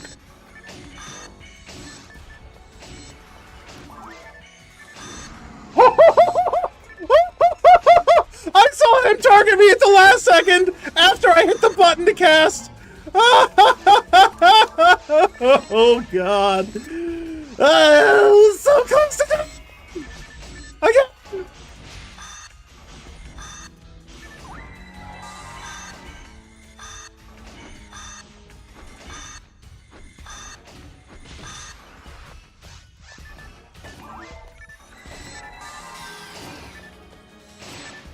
Oh, buffs. Boofs. Debuffs. My buffs and debuffs aren't level 30, so I don't have level 30 Jellin's, Lure, Shifta, or D-Band, but I'm very close on a couple of them.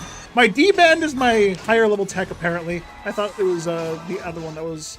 I didn't have my Rabarda merge on for those. Yeah, next time I pipe, I'm just gonna get my secret gear. The Rabarda merge isn't helping. It is helping, but it's not helping, if you know what I mean. Like, I'm focusing on the merges too much and still getting them wrong.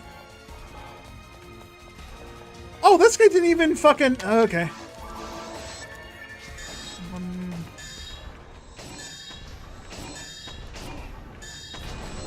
Yeah, I save one cast. Between switching merges, I save one cast. That's nothing. I'm dead. Is this gonna do 600 damage? No, it's not. It's gonna do 180 damage. Right, that healed me for 200, and I lost 20 health when it exploded.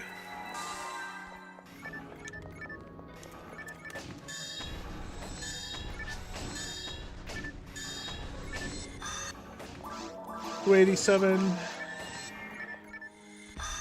341. Okay, the Rabarda merge is good against the Horserers. Maybe I only keep the Rabarda merge on and just not switch them out. That'll keep me from having my fuck-ups. My fucky-wuckies. My incorrect mundos. Besides that, I don't have my Rosande merge either, so I haven't been using it. It's in the bank. I have one, I just haven't used it at all. Because I haven't had a farm that required me to use it yet.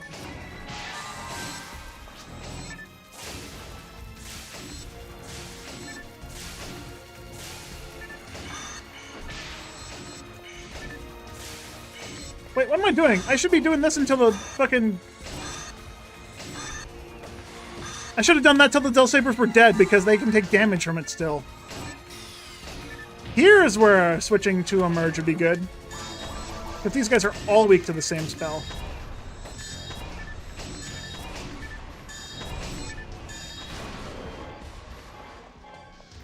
Ooh, that's actually... Do I have Barda 30? I do. I already have Barda 29 then. I don't need that.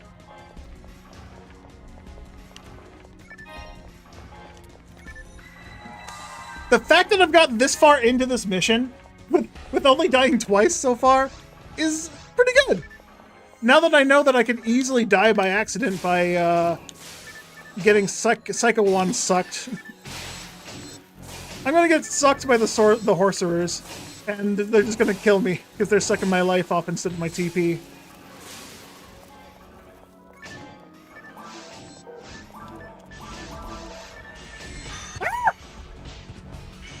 I didn't think he was going to punch me.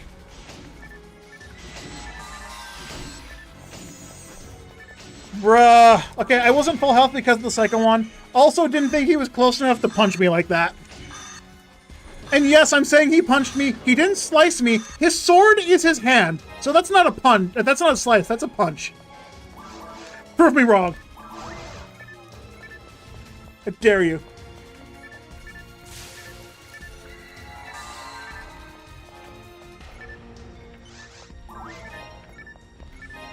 This mag already had 0 synchro, so I don't care about the synchro, but losing all my scape dolls sucks ass.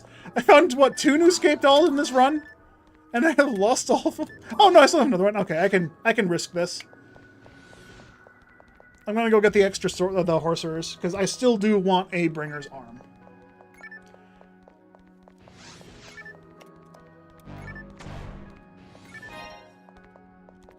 I should buff myself.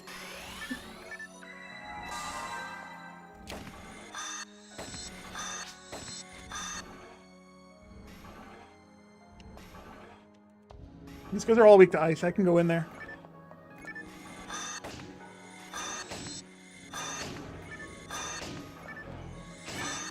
Oh good, it froze, it froze, it froze. I can safely do that. It was also a 1-tap away.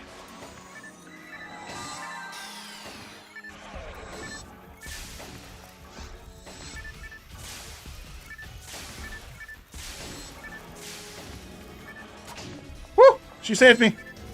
Thank you, Jade. I know this does more damage, but my Rosande isn't full room range just yet. I can hit most of the room with this, but it's not a full room clear.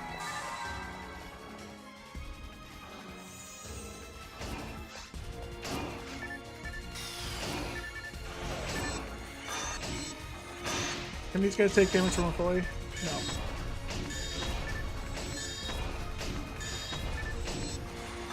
Yeah, if I let Jade hit those guys, they die. Because 5 casts plus Jade kills them. Okay, a little longer than I expected. I expected her to only take 1 or 2 shots, not 3 or 4. Okay. I did not prepare for that at all, mentally.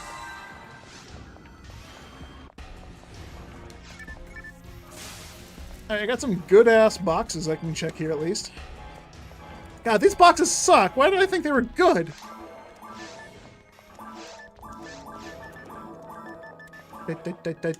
Grinder. Grinder.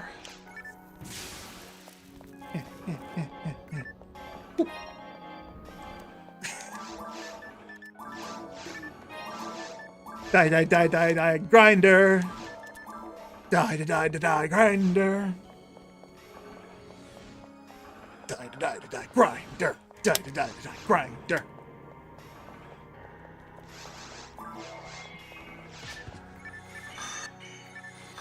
If I freeze both, I switch to the Psycho Wand.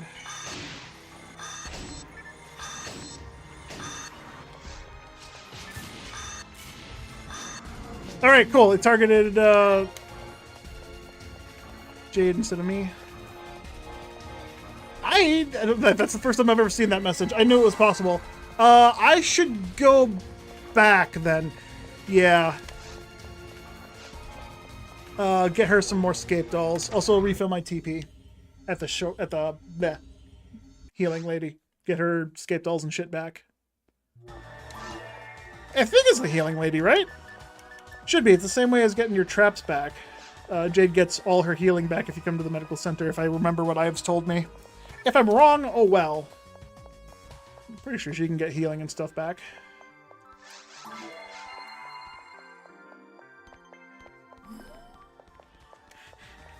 Ives, if you see this and happen to watch this exact spot, does Jade have a death counter? Like a player, have you kept track of her deaths? I'd be interested to see how many times she's ended up just being a meat shield for people. Somehow I haven't used all my fluids, thanks to the Psycho Wand, obviously, but also thanks to the fact that I found 5 fucking tri-fluids and 2 extra scape dolls. 45? 45. Please be, spirit! No! I don't have a 45 hit Demon Max! This is my second pair of 45 hit Demon Vulcans. God damn it. I'm still taking it, but I gotta get the 10% up and I gotta get the Demon's roll.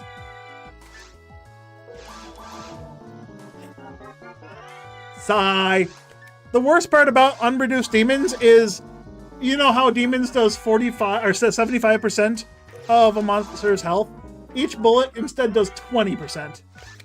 So to get the equivalent effect of 1 normal demon's proc, I have to hit more times than what a cast has to with demons, with an unreduced demons. Like, that's bad. This is so close to being full. I want to keep these HP mats for the Rangers, because they are in desperate need of having higher health as well, on account of them being low level. Actually, this is fine. This is fine. I'm going to empty some of these in a bit. I forgot I got that. I found that off of Millilily while Millilily hunting.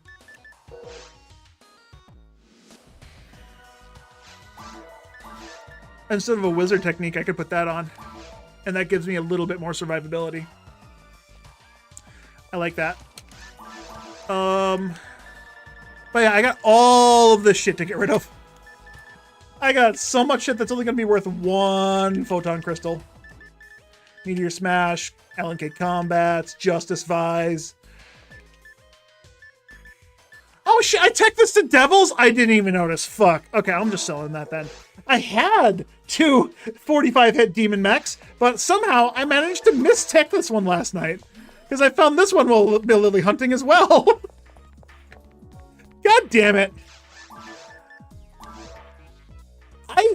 I could fix that.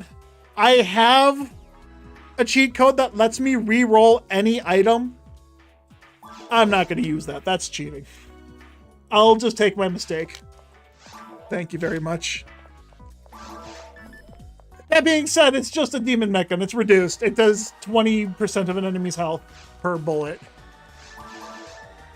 Which technically is still going to be better than other things. Alright, with Robarta Merge and Striker Chow, I'm doing a 625 to Horserers. How much do I do without that? Is it worth keeping just for the Horserers? No, in the large group, I'm going to worry about my defense more. Because the last room is going to be a clusterfuck. Yeah, I think it's time for me to start putting away my merges. Because they're good early game to help you with some damage fall off and whatnot. But I think it's time I actually focus on living. In that case, I need to get a better shield. Oh, can I put the cure paralysis away? I don't need to go to the caves anymore.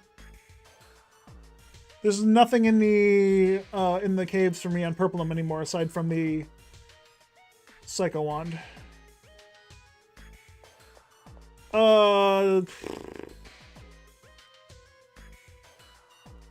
Smoking Plate would be the only thing from Crimson Assassins, but I don't really care about that.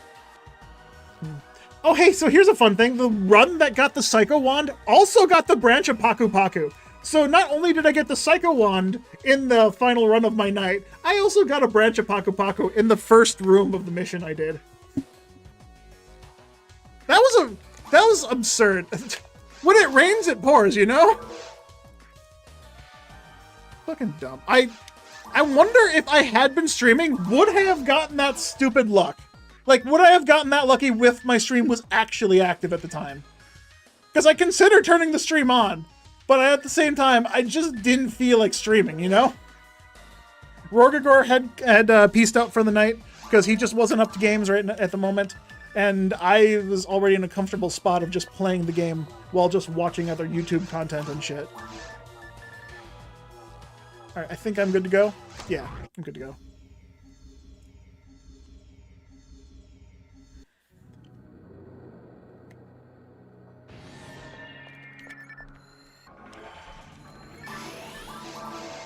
Alright, final room time. This is where I either make or break it.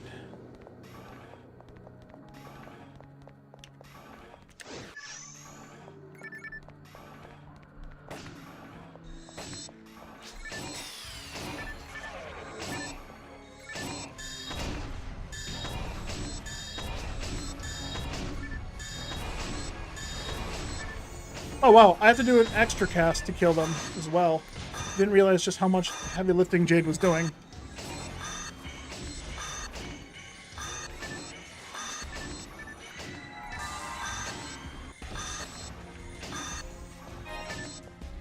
Ah! Okay, that defense from the Secret Gear actually saved me. Oh well, unfortunately Bullclaw's splitting.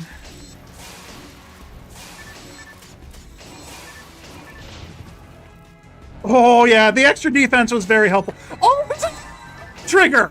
I thought this only had Rista! I have an invuln trigger on low health! Okay, the Dragon HP plus the extra defense was the correct choice. Without that combination of things, I would have died twice there. Already. The fact that I didn't even debuff those Deldies kind of proves that the shield was the correct choice. Defense is a good offense. If you don't die, you can keep hitting things.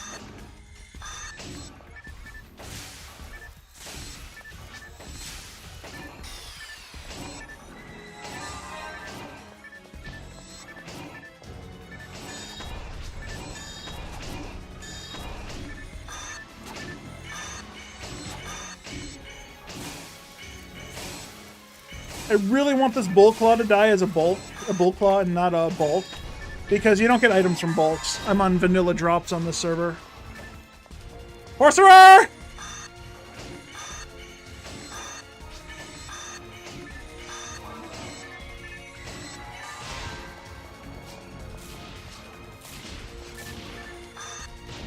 Okay.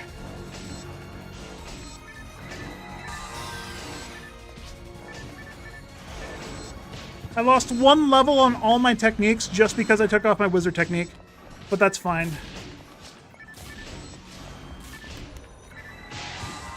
Alright, best choice there is just to keep running if it's about to steal from me.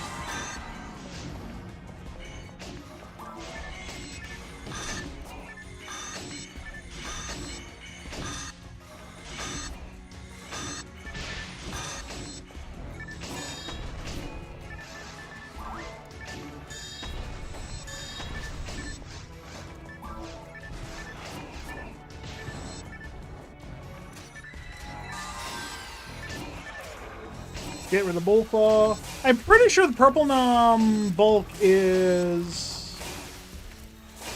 It's a DF field. Okay, so it is something that can be useful if I get it. I don't need to keep it intact. In fact, I shouldn't be actively trying to. It's not that important. I have a guaranteed DF... Guaranteed. I have a better DF field farm on a different color ID. Another Trifluid. Bro!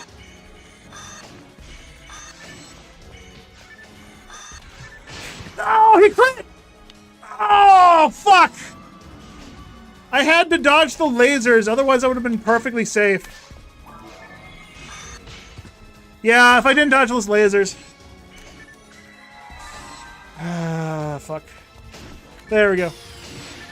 Yeah, that was unfortunate. I could have done a bit better to get rid of the things.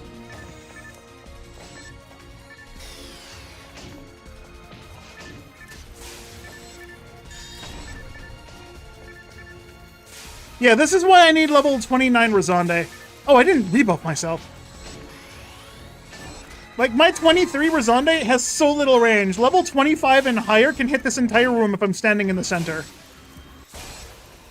I know I have a level 29 Rosande disc sitting on another character on another memory card, but that's off limits for these characters. I can't be taking that. Horsewear! Freeze! Freeze! Freeze! Okay, debuff. So I survive and Jade survives, and Gunners will actually help. Freeze! Freeze! If I want to go for the freeze, I should be probably spamming... Ah! Oh, that's not the right spell, but... That's an upgrade! That's a 1-level upgrade! Let's go! Slightly more damage! Yes, please!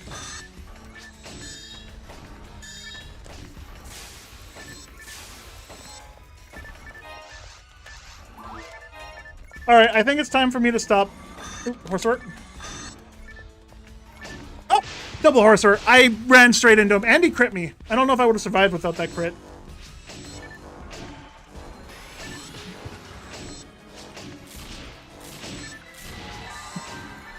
You piece of shit!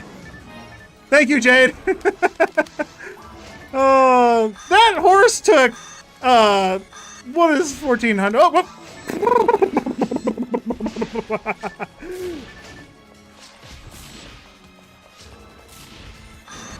Okay, 1 wave down. Surprisingly, I still died to the Horser, but not the way I expected to.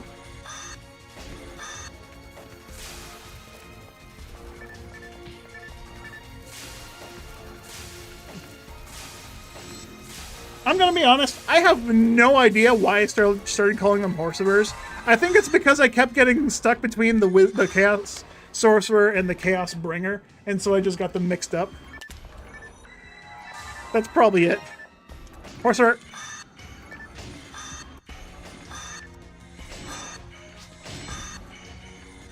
So 4,200 damage to a Darkbringer. Okay, don't kill me.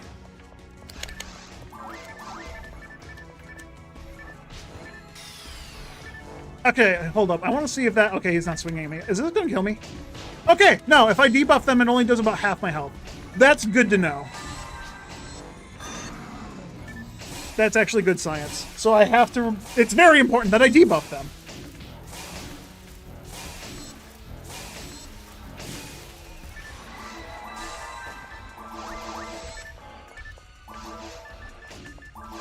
I don't need these monofluids anymore. I'm just going to spam them.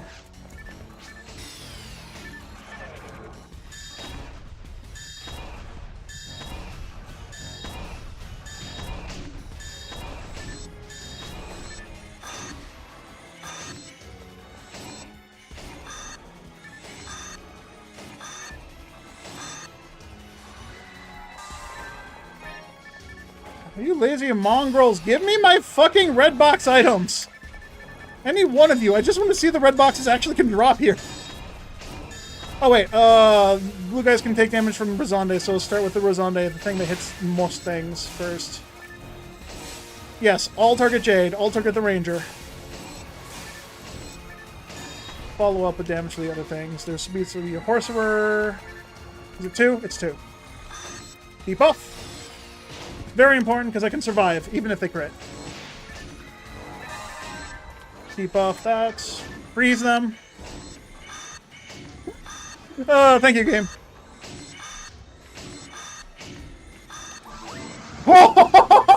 I fucking menu glitched!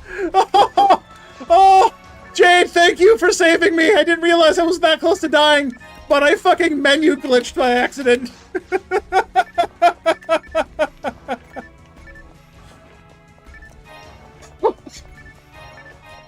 That was a close one. That was gonna kill me. I was gonna be so sad because that's a completely avoidable death if I died there. I still escaped all, yeah? Okay, I would have been fine. Still an escaped all. But would have been very sad to see me die like that.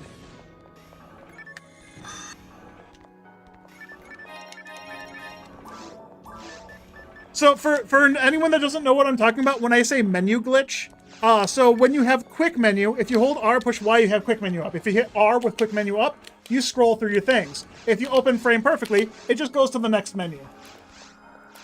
So if you R and Y at the same time, and unfortunately for me, I seem to do that very fucking frequently for no reason. Like, I actively, accidentally, frame perfectly open these menus constantly, and it fucks me over more times than I can count. I panicked there, and that's why that one happened, by accident. Yay! Alright, so my rule for photon crystals on this character and on this memory card. So I don't eat up every single bit of shop power that I have instantly.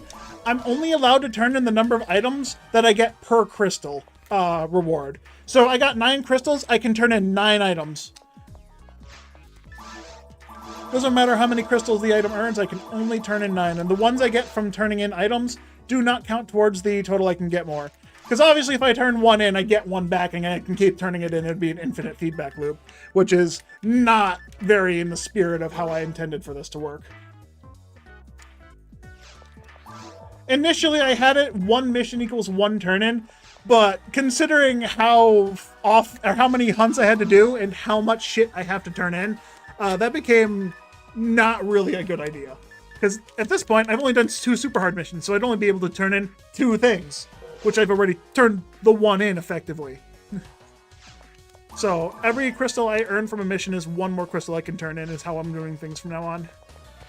But yeah, thank you, Ives, for making Jade. Thank you for understanding other players that aren't like me, that need help to get things done. Definitely needing Jade around. She is very helpful.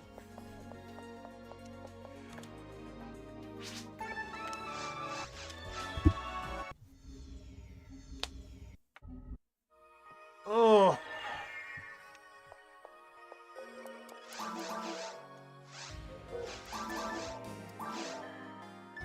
Alright, I'm just gonna go turn shit in really quick. I want to turn 9 items in just so I have some in my bank. I have half an hour left. Do I have enough time to do that quest again, or should I just go back to my other farming? I think I should go back to my other farming, as I don't think I can do that in half an hour not without someone else there. This is why you like games that have NPC helpers? At least good ones? Yeah, that's fair. Jade is a completely custom NPC that's not in the base game. That was made and developed by the guy that runs this private server, or at least this ship of the private server. And I gotta say, he did a fantastic job.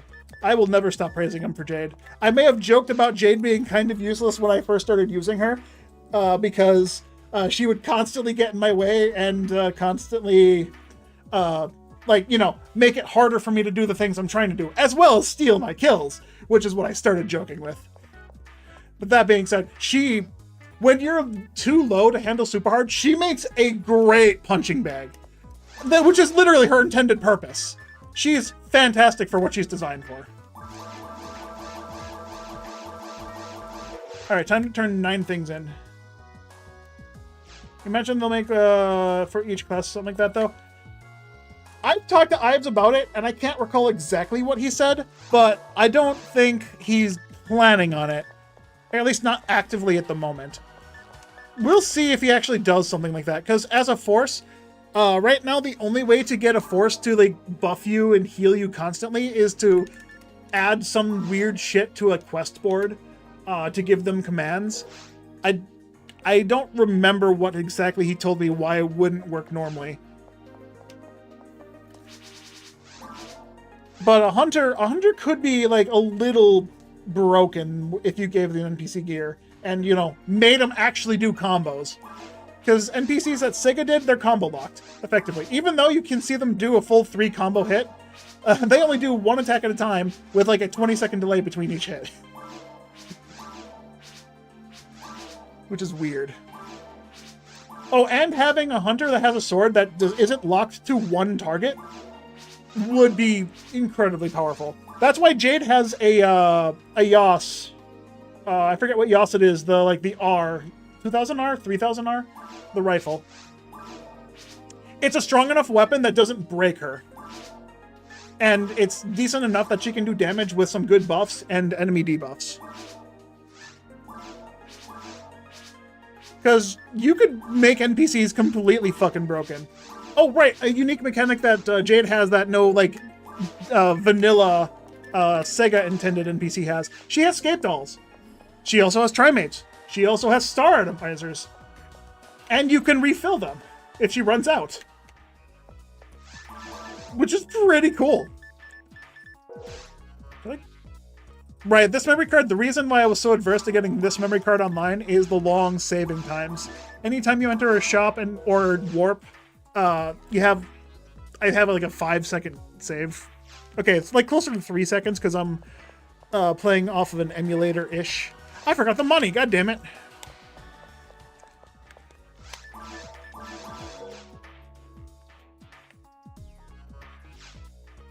You can throw stuff for her to pick up. No, you can't really make her pick it up. She just has them by default in her inventory. If you want her to refill them, you have to go to, I believe you have to come to the medical bay. And if you talk to her to heal yourself, it'll heal Jade and refill her inventory. I could be mistaken about that, but that's what I recall at the moment. Ives will correct me if I'm wrong.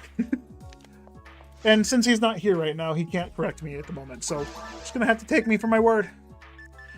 How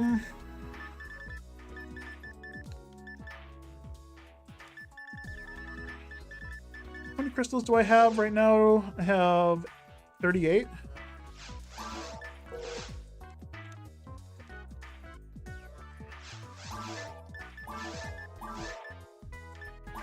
Yeah, I have 38 crystals, but I have enough money for... Do I want photon drops?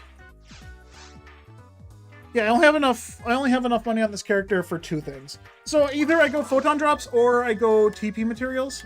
TP materials would be good because I can cast more.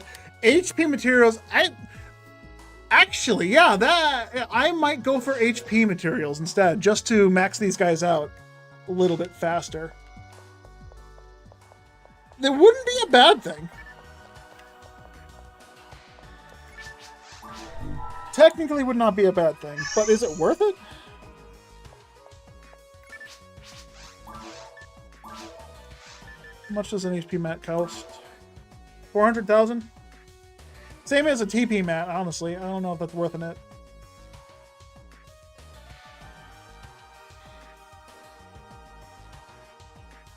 Yeah, more HP, less paper, but that'll also be solved over time by me getting levels. The fact that I can survive doing this right now is pretty good. The TP mats, the only reason I argue the TP mats over HP mats is because you cannot get TP mats as drops. But also, the photon drops would make sense as well, because I can use them for shit. I have enough photon drops to put demons on mech guns, which I need to do challenge mode to get mech guns then. S-rank mech guns. I could do that. I could get the photon drops for that, but what else do I use photon drops for? Aside from getting an S-rank weapon thing. For specifically these guys, the only thing I care about is getting demons on mech guns or demons on needles. And I don't plan on doing episode 2. I only care for episode 1 right now. Demons on Needles would be fantastic, though, for the tower. For certain spots, it would be fantastic. I'm thinking really hard about this.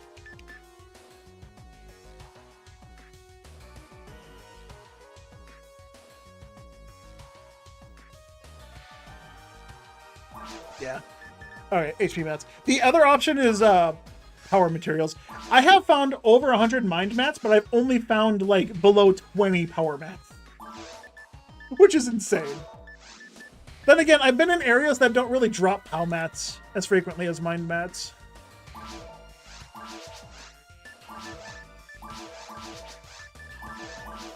Alright. I don't have any lucky coins. I don't care to see my deaths or kills right now, because those are tied to my guild card. Well, the kills are tied to my guild card. Do I just use these 2 HP mats on this guy then?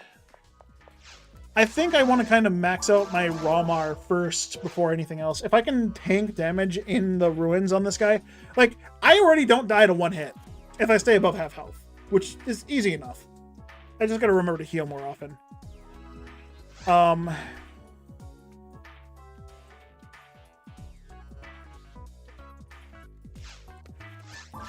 Actually, that might be better for putting HP on this guy because of my mag. Why'd I do that? I'm in the right menu. I have to just go from the bottom. If I put Nidra on, I go from 1386 to 1200 flat, but I go to 212 accuracy. I get, what, 52 ATA? That puts me up to like 154. I'd need a God Arm to get close to his cap. 2 God Arms to get close to his cap. I'm thinking about just having a double saber to steal TP. Because if I can start stealing TP, it doesn't matter what my MST stat is. Because if I have TP stealing, I don't have to worry about running out of TP at all. That being said, I'm not worried about it right now either, because I still have full Difluids and full Trifluids. I should not be even considering running out anytime soon, especially since I have a Psycho Wand.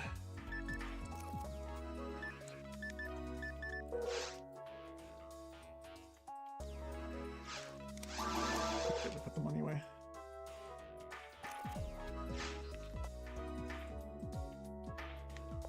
Yeah, no, the money just comes with dungeons. The only reason I turned in the money for extra items right now was because I came in here to turn in some items for the other currency. Like, the money just comes with time. I'm not worried about money at all. Money just comes with selling shit and picking shit up to sell and just doing the missions. The thing I'm worried about is getting these crystals. These crystals I can use to add hit to weapons, and I would really, really like to get a Bringer's Rifle before I have a full stack of crystals. But considering that I can turn in a bunch of weapons, each one of these is worth 1 or more crystals. Like, I got 1, 2, 3, 4, 5, 6, 7, 8, 9, 10, 11, 12, 13, 14, 15, 16, 17, 18, 19, 20, 9, 30, 1, 2, 3, 4, 5, 6, 7, 8, 9, 40, 1, 2, 3, 4, 5, 6, 7, 8, 9, 50, 1, 2, 3, 4, 5, 6, 7, 8, 9, 60, 1, 2, 3, 4, 5, 6, 7, 8, 9, 70, 1, 2, 3, 4, 5, 6, 7, 8, 9, 80. Okay, these are worth 3. So 7, so 70. Yeah, I have 77. I have more, right? Yeah, 78, 79, 80, 81. I have 81 items that are individual turn-ins for 1 crystal, right? So I need to earn 81 crystals to turn in 81 items. And a full stack is 99. So I have 2 full stacks right there with what I currently have earned. If I count the ones that have that are 3 crystals, I'm not turning that on, that's going to the thing. DB Shield, yeah, so that's 3, 6, 9, 12, 15. I might save that one. 18, I will save that one. 18, 21, 24, 27, 30, 33, 36, 39, 42, 45, 48, 52, 51, 54, 57, 60, 1, 2, 3, 4, 5, 6. That's 18 more.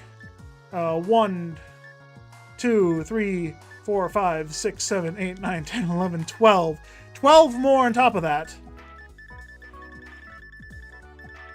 So yeah, I have a lot of things with a lot of crystals.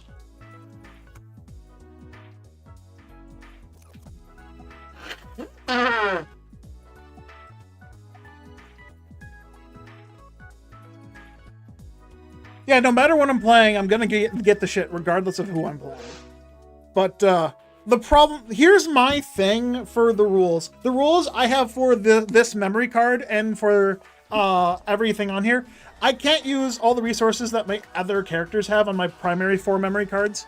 These guys are self-sufficient. And so, because I'm tied on the same guild card as the other guys, I can access this guy whenever I want with the resources I've built up from the other characters. I don't want to do that completely. So I've limited it to only turning in items when I earn the crystals. And I'm only allowed to turn in an equivalent number of items to the number of crystals I've gotten. So that last mission, I earned 9 crystals from completing the mission. So I was only able to turn in 9 items. Right? So I have to keep doing super hard missions on this character or the other 3. Speaking of the other 3, I need to start leveling them too, but I would really like to get the spread needle to help get the rangers boosted. I can get them to level 80 right now. No problem without the spread needle. But that feels kind of cheaty. Or not cheaty, that feels kind of lame. I already have the frozen shooter. I could get this guy to 80 and start trying the tower. I do have that demon mech gun. That's going to be awful, but that's also going to be as big as DPS. Because I won't have DPS. How many kills does it take? Or how many hits does it take to get to an enemy by only doing 20% flat damage? And it's 20% current health. So if an enemy has 100 health, and you multiply it by 20, and you do 20% damage...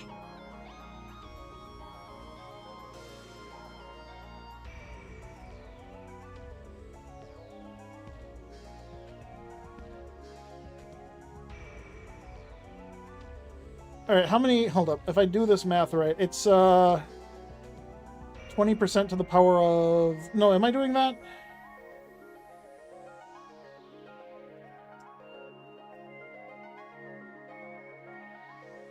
No, it's not the power of, it's multiplied by a number of them.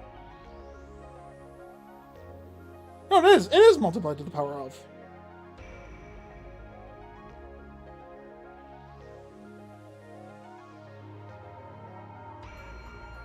Yeah. So, if an enemy's at 100% health, and I hit 8, or if I hit 10 procs of a reduced devil mech gun, that's 10 full procs. They're left at 10.7%. So if I hit 19 procs, they're left at 1%. If I hit 15 procs, they're left at 3.5%. 12 procs is 6.8. 13 is 5.5%. 14 procs is 4. I can totally do that. 14 procs isn't horrible, but I also need to get a ton of accuracy on him. If they were named... Harmonia, I tried to name them head, shoulders, knees, and toes. Here's the problem with that. I had head, shoulders, and toes. Toes is not the correct color ID. Toes, the best I could do is Whittle. And this is my Whittle. She was going to be my Whittle no matter what. So I unfortunately could not get Toes to be a Whittle. I could do Big Toe, which is Purple Numb, but Hips was also Purple Numb. Ankles is Redria, and none of the other ones were Redria. Head was a very easy Viridia. That one was the first one. And here's the thing about Knees. Knees is a Skylie. I already have a character named Knees.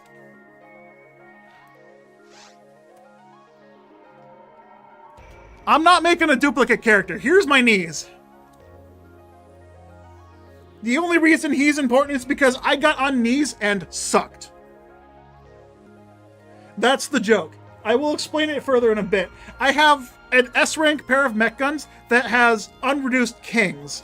So I used kings to level him from level 1 to level 162-ish.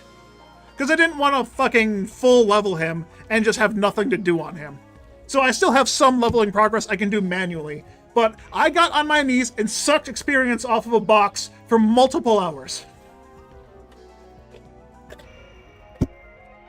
Ironically, he's also my least played character. One of my highest level characters, and he's like one of my least played. That's how strong sucking is.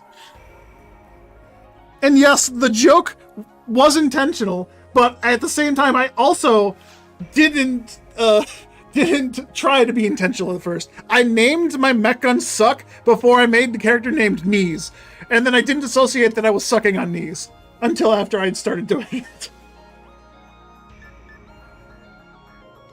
That's I got 15 minutes. Let's stop talking. But yeah, I did try to do head, shoulders, knees, and toes. I definitely tried to do head, shoulders, knees, and toes. That was the whole fucking point of me for a week trying to figure out good color IDs. Yes, there's only 4 characters per card on GameCube. If I was playing on Xbox, I have like, what, 16 character slots? If you're playing on Blueburst, you have more than that.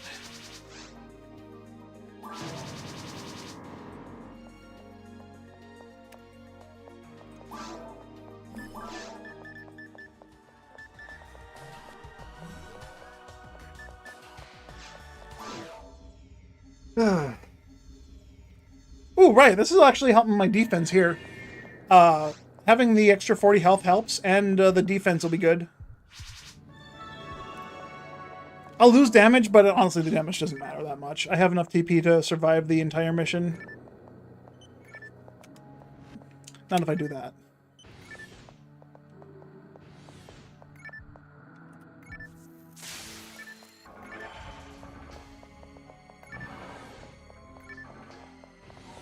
Let's see if I can get another red box, no matter what it is, before I have to get ready to go.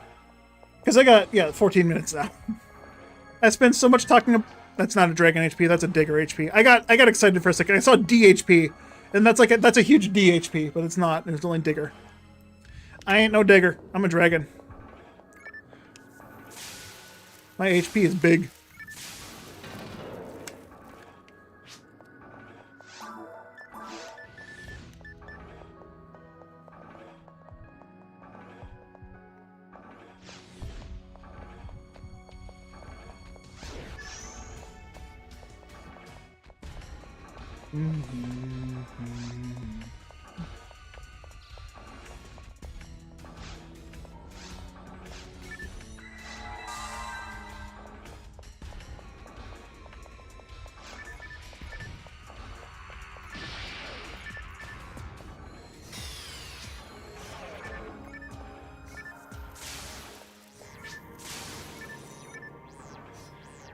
Great, I was on the wrong menu for some reason.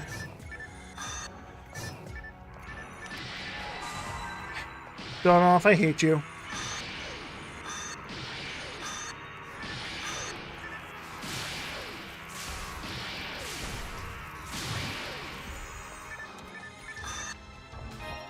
Wait, did I actually kill them with Barda from that range?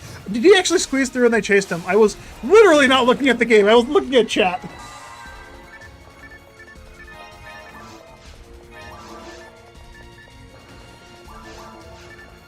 The name you always use in your phone rules in this game gives you Pinkle. Yeah, so if you you can definitely look up online a section ID calculator. And that's what I did to try and figure out what color IDs were going where. Because I had the section IDs for this memory card figured out before I figured out the names.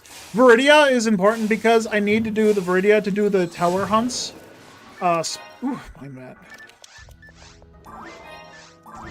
Specifically, the tower has 3 items I need to find on Viridia color ID. So I wanted to make a fleshy Viridia that could use demons effectively.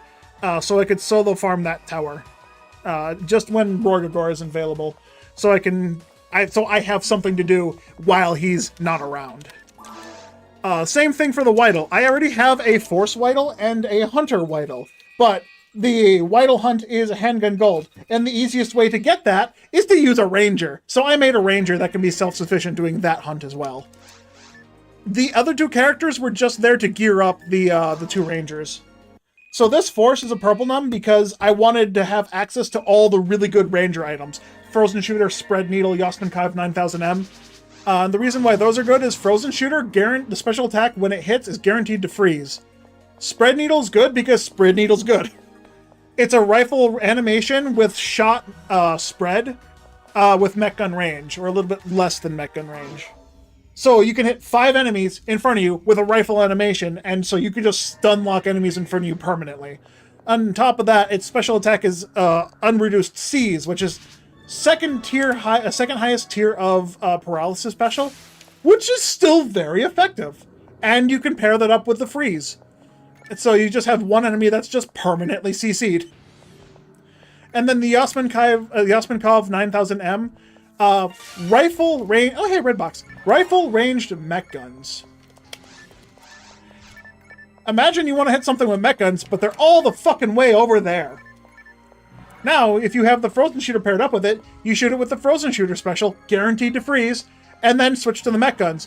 And because they can't move, you can just unload into them from any distance you want. And you're guaranteed to do a fuck ton of damage, probably killing that combo, or at least 2. So Purple Num is guaranteed to be one of the things if you're running Rangers. You will always want a Purple Num if you're running Rangers. Yasmin Kaiv 9000M has 2 drop sources, both of them are on Purple Num. You could get away with a different color ID if you weren't going for Yas, because Yellowbows, Greenhill, Whittle all get Frozen Shooter from the same source, which is the only source. Hildators, rare monkeys in the forest. In Alt Forest. Does Pinkle only on BB? Oh yeah, BB has a Blueburst has a different section ID calculation. The way that Blueburst does its section ID calculation also takes into account what character you're playing. So if you were to be like on a Humar and have the same name as what you're doing on your phone Neural, it would probably come up with a different section ID. But consoles all do it the same way. Dreamcast, GameCube, Xbox, they all are just based on the name and not section, not your class. I honestly don't know why they added that extra feature to Blueburst to change up the section IDs based on your class. Kind of silly if you ask me.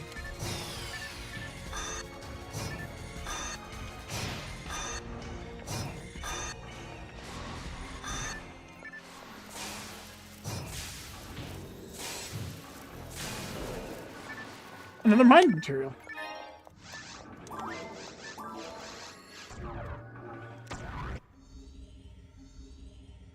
Yeah, a space only adds 1 to the calculation, so you're just... Or does it add 2 to the calculation? I think it might be 2. It might add 2 to the calc, so you're just going... Eventually you'll loop back around to the same section ID that you started with. There's like A section IDs and B section IDs, so... I found a fucking crosscar. I found a crosscar! I am Purple Num! Where is my Vise? Where is my justice? How do I get a fucking crosscar on the mech gun color ID? God damn it.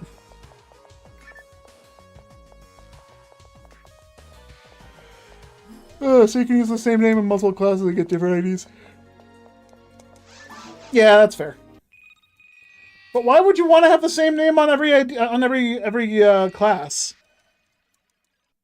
It's like, who decided that stupid arbitrary rule? Alright, this is going to be... Depending on how fast this takes me and how long I end up talking nonsense, this or one more after this might be my last hunt.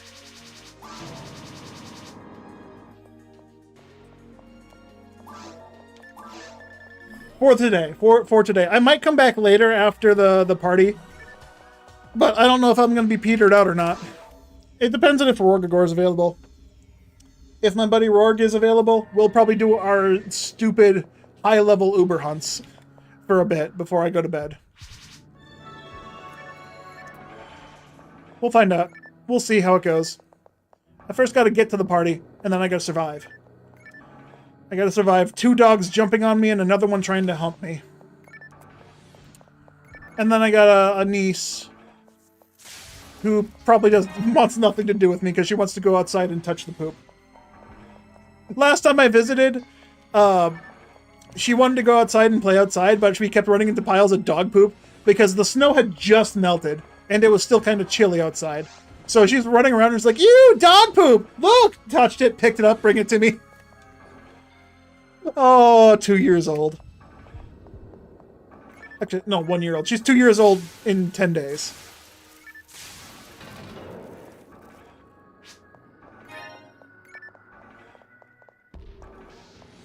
It's confusing to go by multiple names in the same game, especially during official Sega servers with hundreds of people.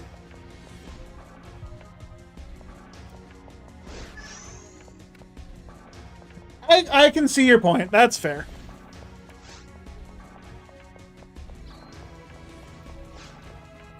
But at the same time, I've never felt the need to keep the same name everywhere.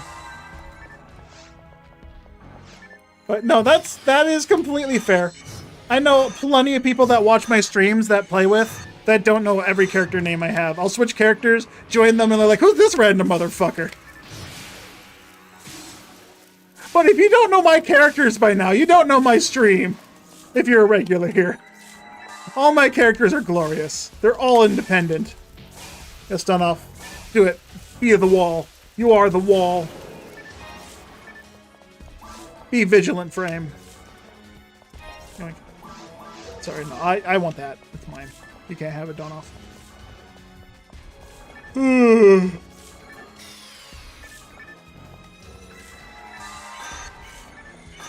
But yeah, people don't know who Krabs is. They don't know my knees. They don't know hands. They don't know alt. They don't know forks. They don't know legs. How do you not know foot beef? Come on, you've never seen me play on Slagathor before? What about Pinkle? You've never seen me play on Pinkle? What about Mallory? What about Tech? You don't know all of my characters by heart?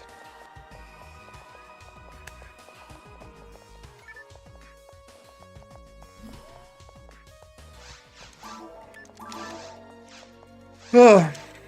All right, I got time for one more. I got one more in me, and then I gotta get going.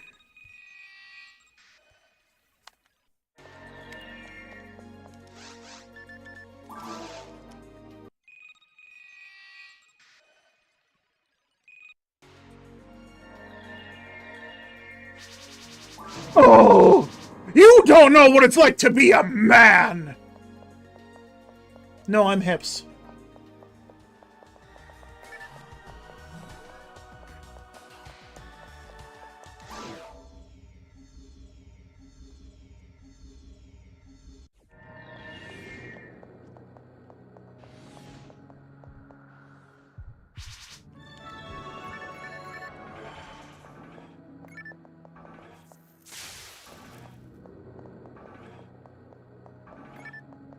Super resist.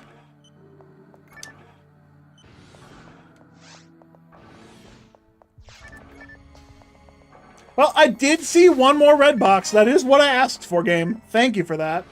Unfortunately, it was a cross scar, which sucks. I would have preferred a photon drop.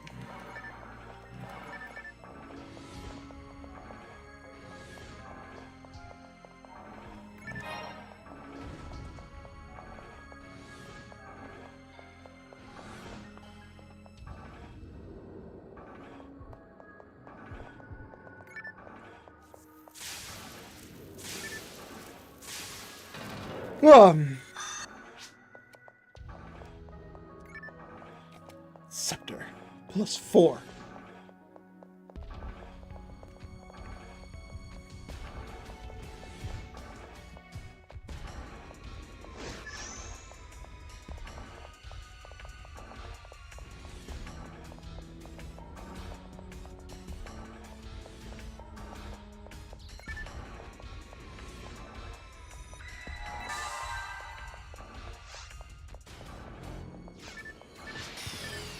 That's no good. Yeah! No, no, no, no, no, no, no, no, no, no, no, Donoff, don't get closer. The number is 10. That's the number. Stop, stop. That's the number. That's the number. The number of the day. The number is 10. Yay!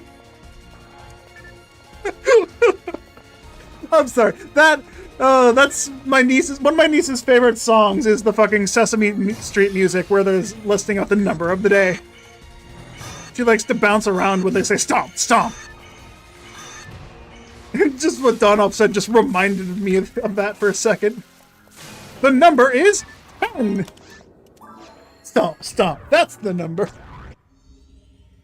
All right, it's 1:30. I gotta get ready for the party.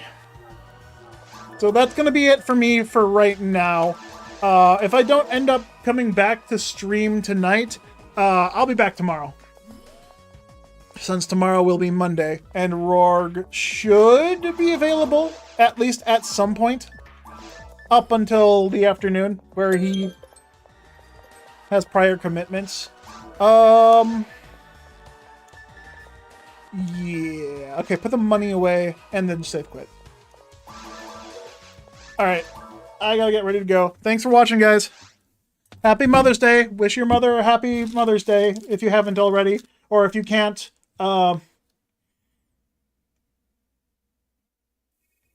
don't know, I'm out of ideas. Thanks. Yeah. As usual, I usually do stream. With my new work schedule, my stream schedule is going to be kind of borked. I have 1 month where I'll have to be working Monday through Friday for training, and then after that 1 month, I'll have Monday, Tuesday, and Wednesday off, and then Monday, Tuesday, Wednesday, Thursday off the next week. And I'll be alternating weeks of 3 and 4 days off. So I'll have plenty of time to play if I'm not exhausted as fuck. But until then, I have 2 weeks from today to keep going, because I'm off of work for the next 2 weeks still. So there's going to be more of this, since I'm finally getting back into super streaming, which is probably a terrible idea. Because then I'll be used to streaming, and then I will have to go back to work, and I don't want to. Anyway, I'm procrastinating. I gotta get going. Thanks for watching, guys. Toddles.